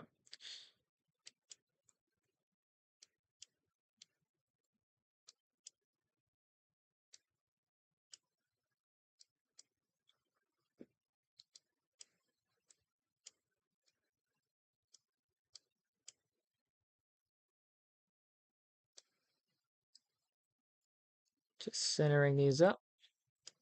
This is not that important. It's just something I'm doing. All right, big toe flex is about there. That makes sense. And that's fine.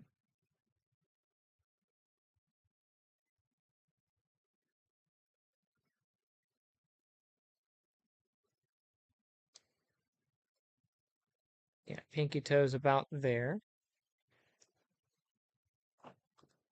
Where does this one bend?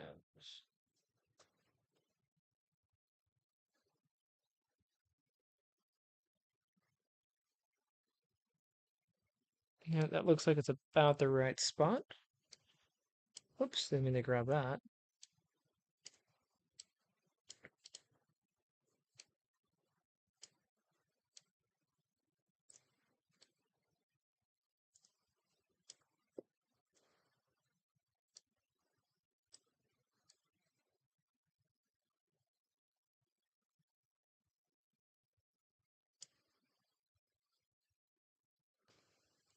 And these two.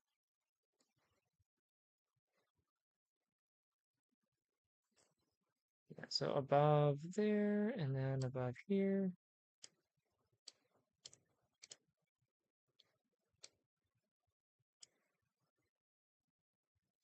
And then the big toe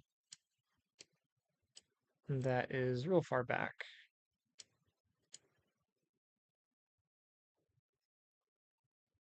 Yeah, almost in line with the first knuckle of your toe there. Toe there.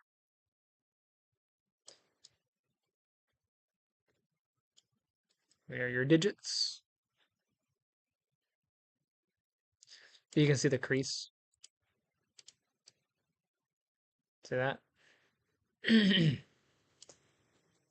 And this is one of the downsides of having these in here is they provide creases for that. So just be aware of it.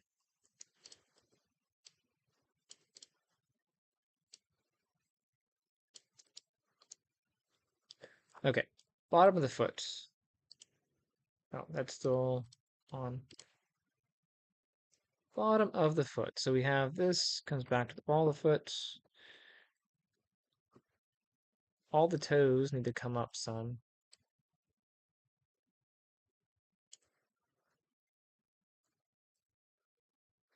Actually, I don't really have enough definition to do it because I need to add another cut to define that area.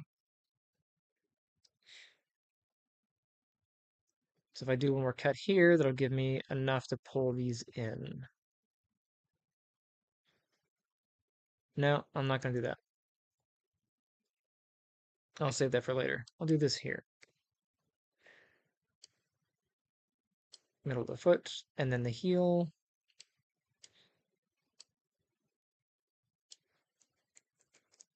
Let me go ahead and check my heel here.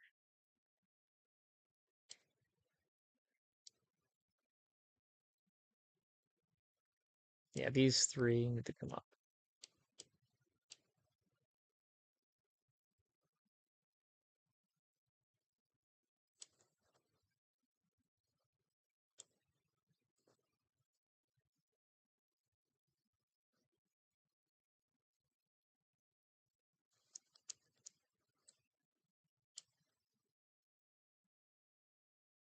Now, interestingly enough, Dean as a character is kind of flat-foot, but that's fine. Turn that reference off, turn this reference on. Pretty close to the size of Dean's foot. We'll take these down.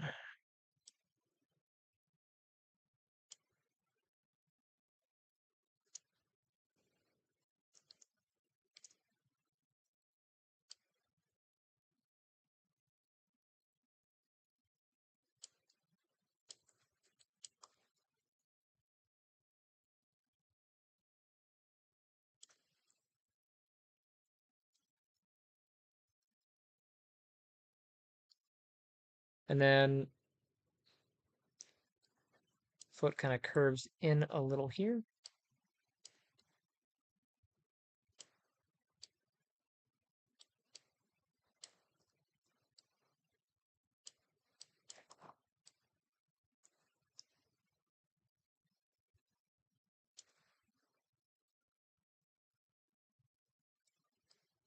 I think that's good enough.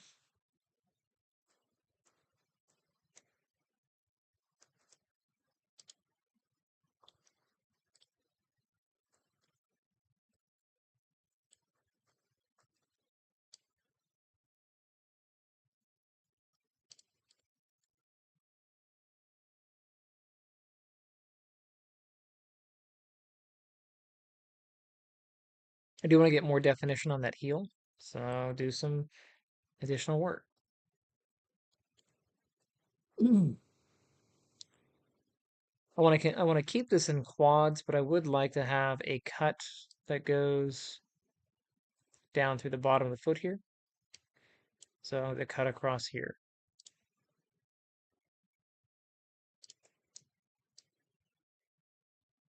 But that'll give me enough on the bottom to kind of flatten the heel out.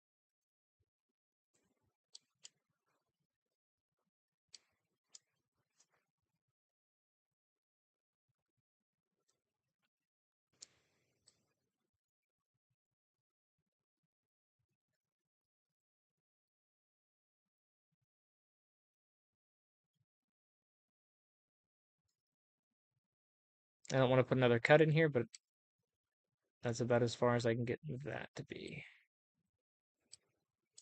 I could cut across and triangulate the heel, but I'd rather keep it in quads, so I'll just leave it as it is.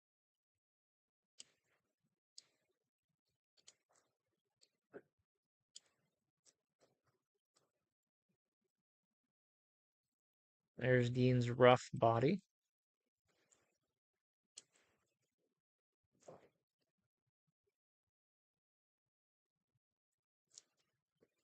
That's all clear, and that's all clear. So body.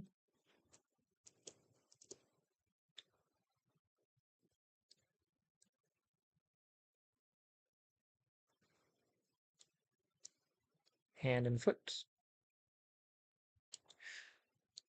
Okay.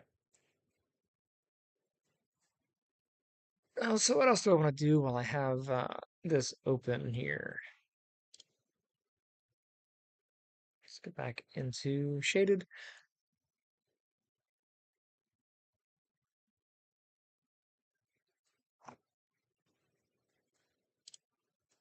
And I guess I could do Dean's leg straps.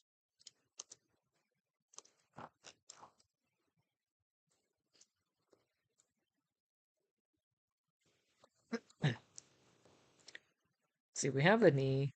Let's throw an extra cut here on the ankle so we can get some more flex in there. Same thing with the knee. Looks like Dean's knee is about here.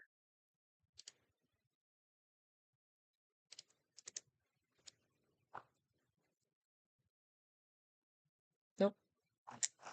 That's the calf.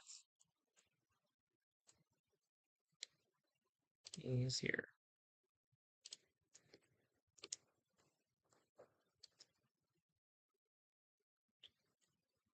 Don't really have a kneecap shape, but I can go ahead and pull these out to get that.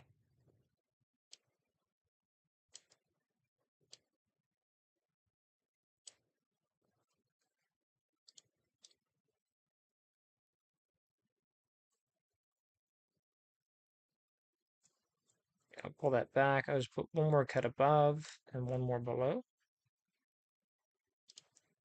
And now I should be able to pull out that kneecap shape.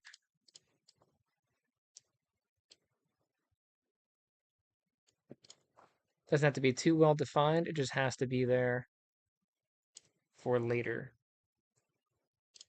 Oh, I gotta get these. Actually, I'll do it on this side here. Scale these guys out.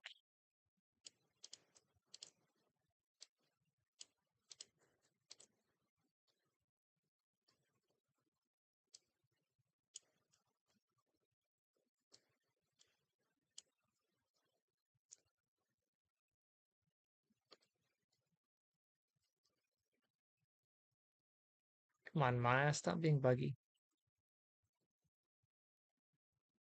And then these.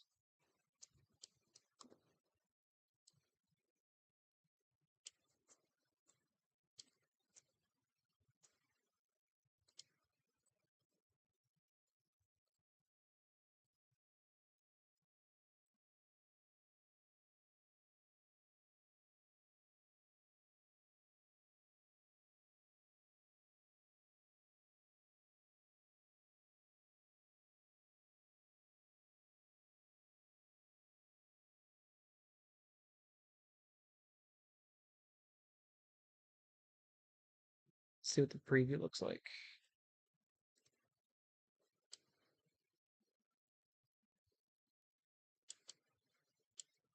Close enough.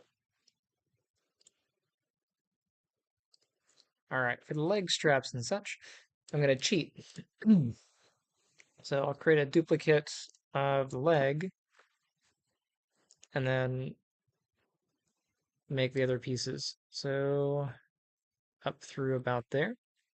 And then I'll duplicate that. So get that.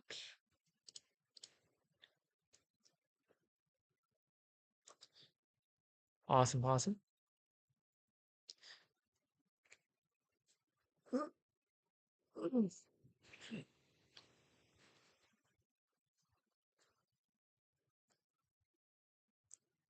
Let's go into X-ray.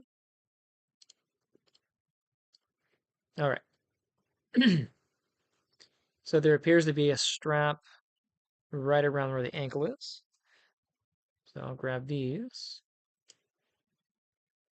And I'll use this pretty much to define that. So the bottom is there.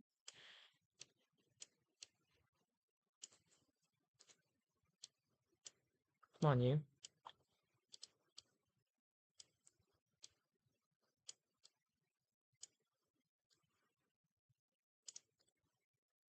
And then we have this one. So I'll get this, 1 and 2 and 3. I'm not going to worry about how thin it is, just because I can't draw.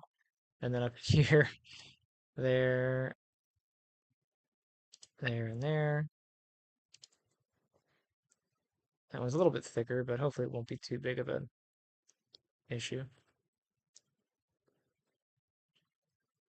Let me hide the original body. I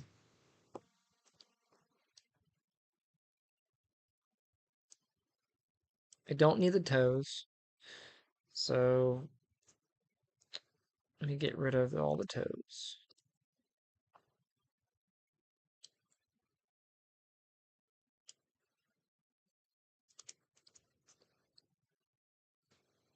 Yep, I don't need the middle of the toes either.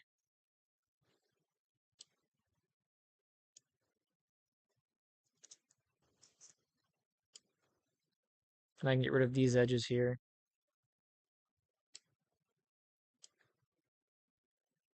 Where's my lasso tool?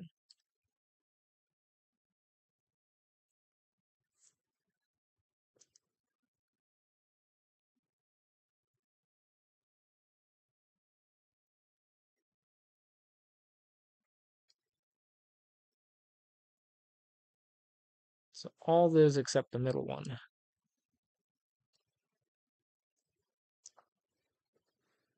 And that I can finish. Is that split? Yes.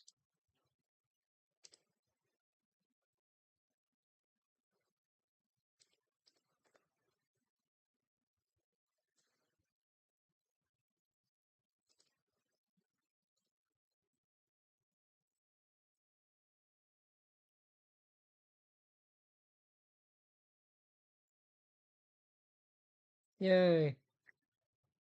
Gonna fill this in.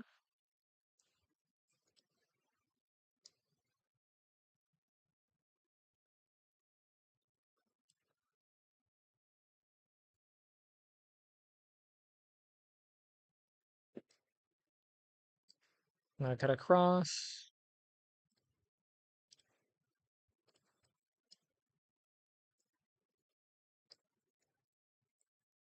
And then a big difference here.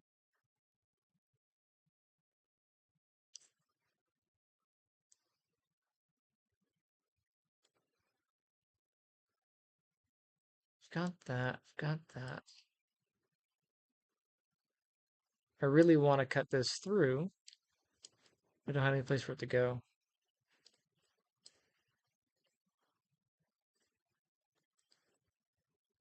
This one is a center.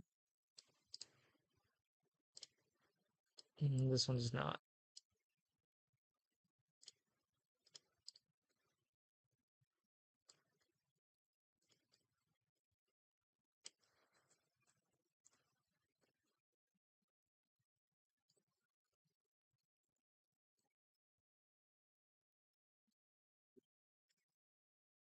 I will extrude and I'll pull that forward.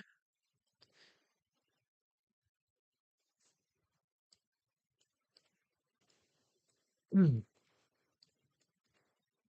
then I'll turn the body back on, wherever that is.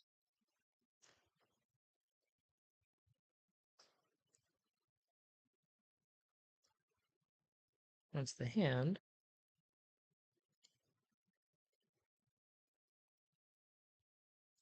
There's the body.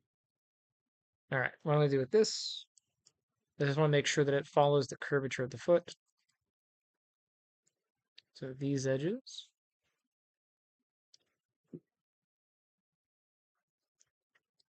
Pull that back.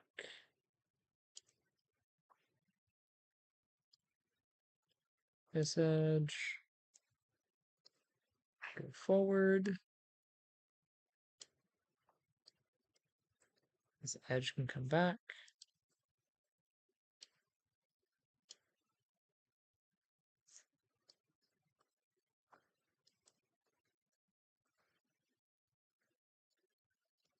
Helps if I grab the correct edge.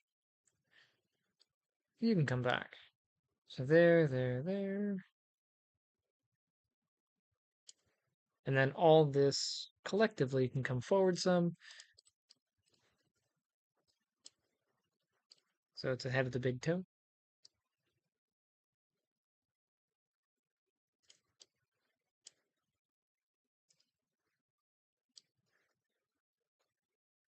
Oh, that is really far forward. All right, so I'll put it here.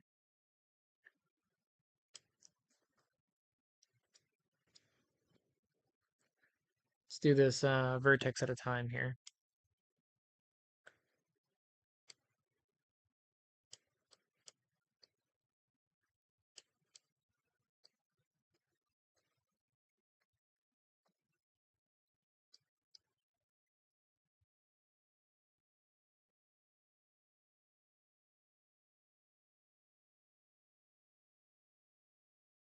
And so this is a sandal. It's not as important as it follows the other geometry.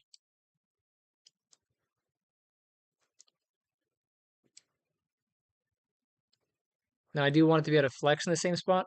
So along the toes, that's fine. Um, but it doesn't need to have quite the same flexibility as the toes do. It just needs to have a cut along here. So I'll put that in, like so. Let's turn off the body again.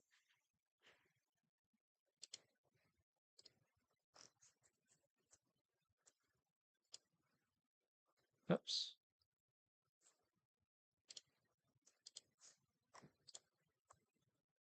All right, and then on the example, we have a strap that goes along the foot here.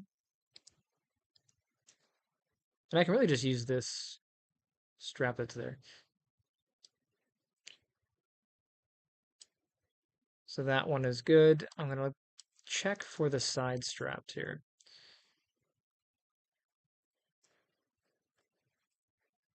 So I need a cut for the side strap.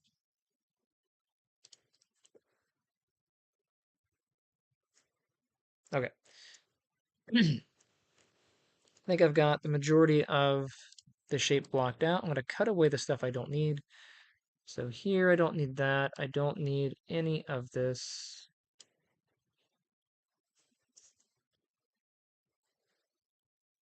I don't need the back of the heel. I know I have these two straps here. I'll deal with those in just a minute. Don't need this side piece. Don't need that. Don't need that. Don't need that. I don't need these.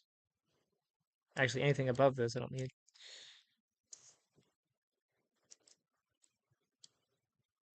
So here's the sandal.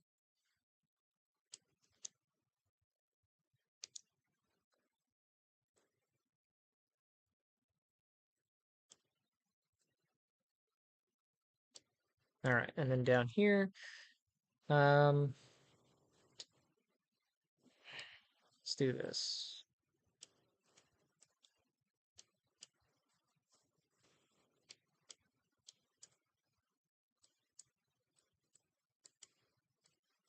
I'm just tightening up some of the geometry here. And in the description, or in the drawing, the heel of the sandal, or the sole of the sandal, is pretty low.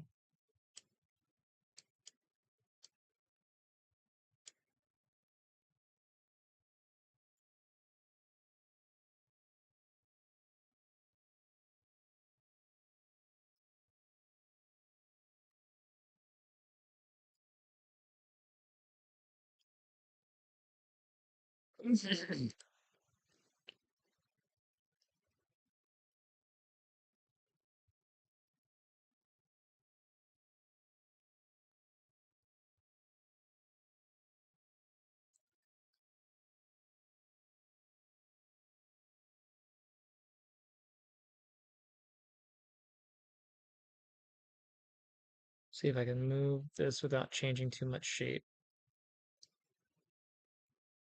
Yeah. So I'm moving this up just so I can get some of these straps. So I've got one strap that goes this way.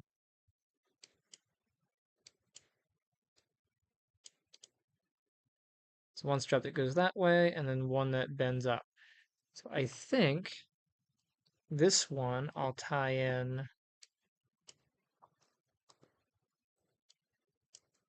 along here.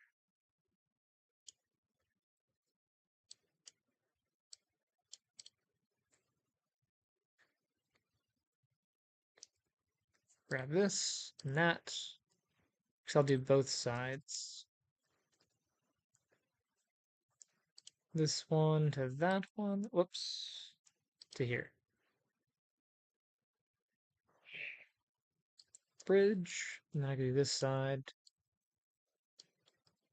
to that one and bridge. And this to the back. I don't really have a place for that to go, so I just grab both edges, extrude it, bring them up, and then move them. So this vertex will be up here, this one will be there, and I'll have to make a way around the back of the heel. And I should have taken it off the back of the character, because that would just make life a little bit easier.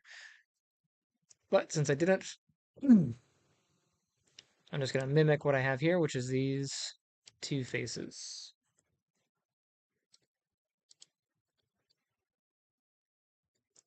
And then I'll split it. Oops.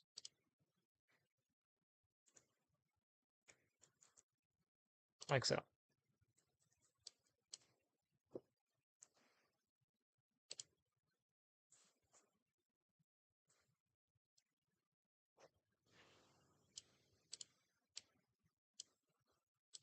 and this all match to the foot once I get the foot back in place.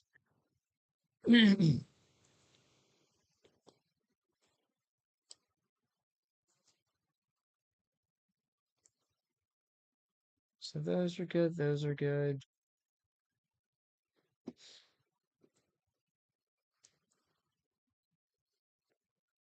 So just like when I was doing the boot for Jazra, if the boots or the sandals or whatever are ever going to be taken off the character and you can see inside them, then you'd want to design the interior. If it's never going to be taken off and you could never see the inside of it, then you don't have to model the interior. In Dean's case, um, I think I will model the inside.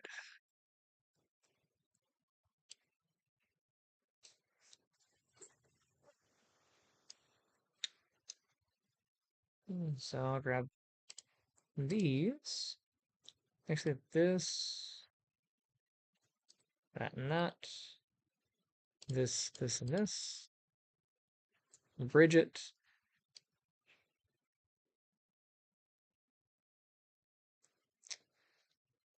Guess I'll divide it by 3. And I can sew those together.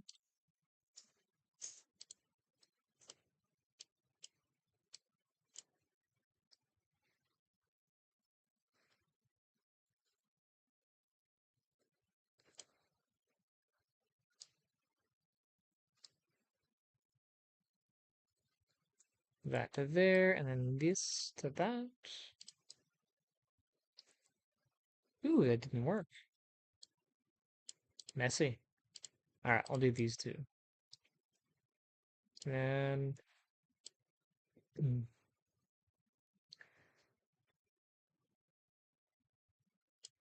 I'll do 3.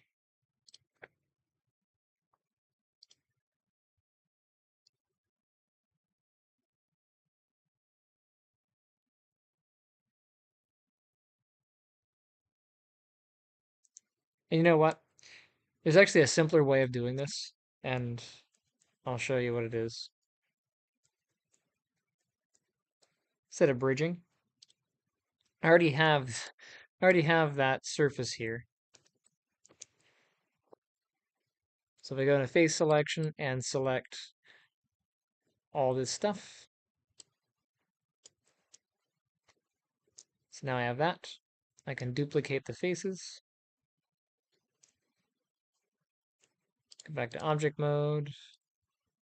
Now I have this. I'll center the pivot and V-snap it into place. And then I can flip the normals. Suddenly we have that. No, we can't stop there because I have to do the interior of this. So, if I go too far, let me fix the back of the foot.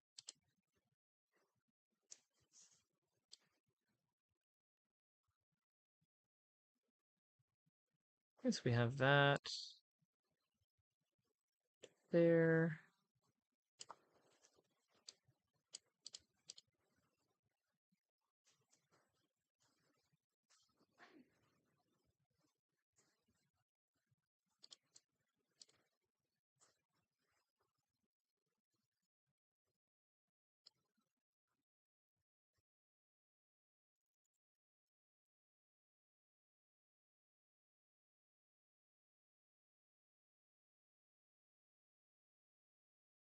Hey,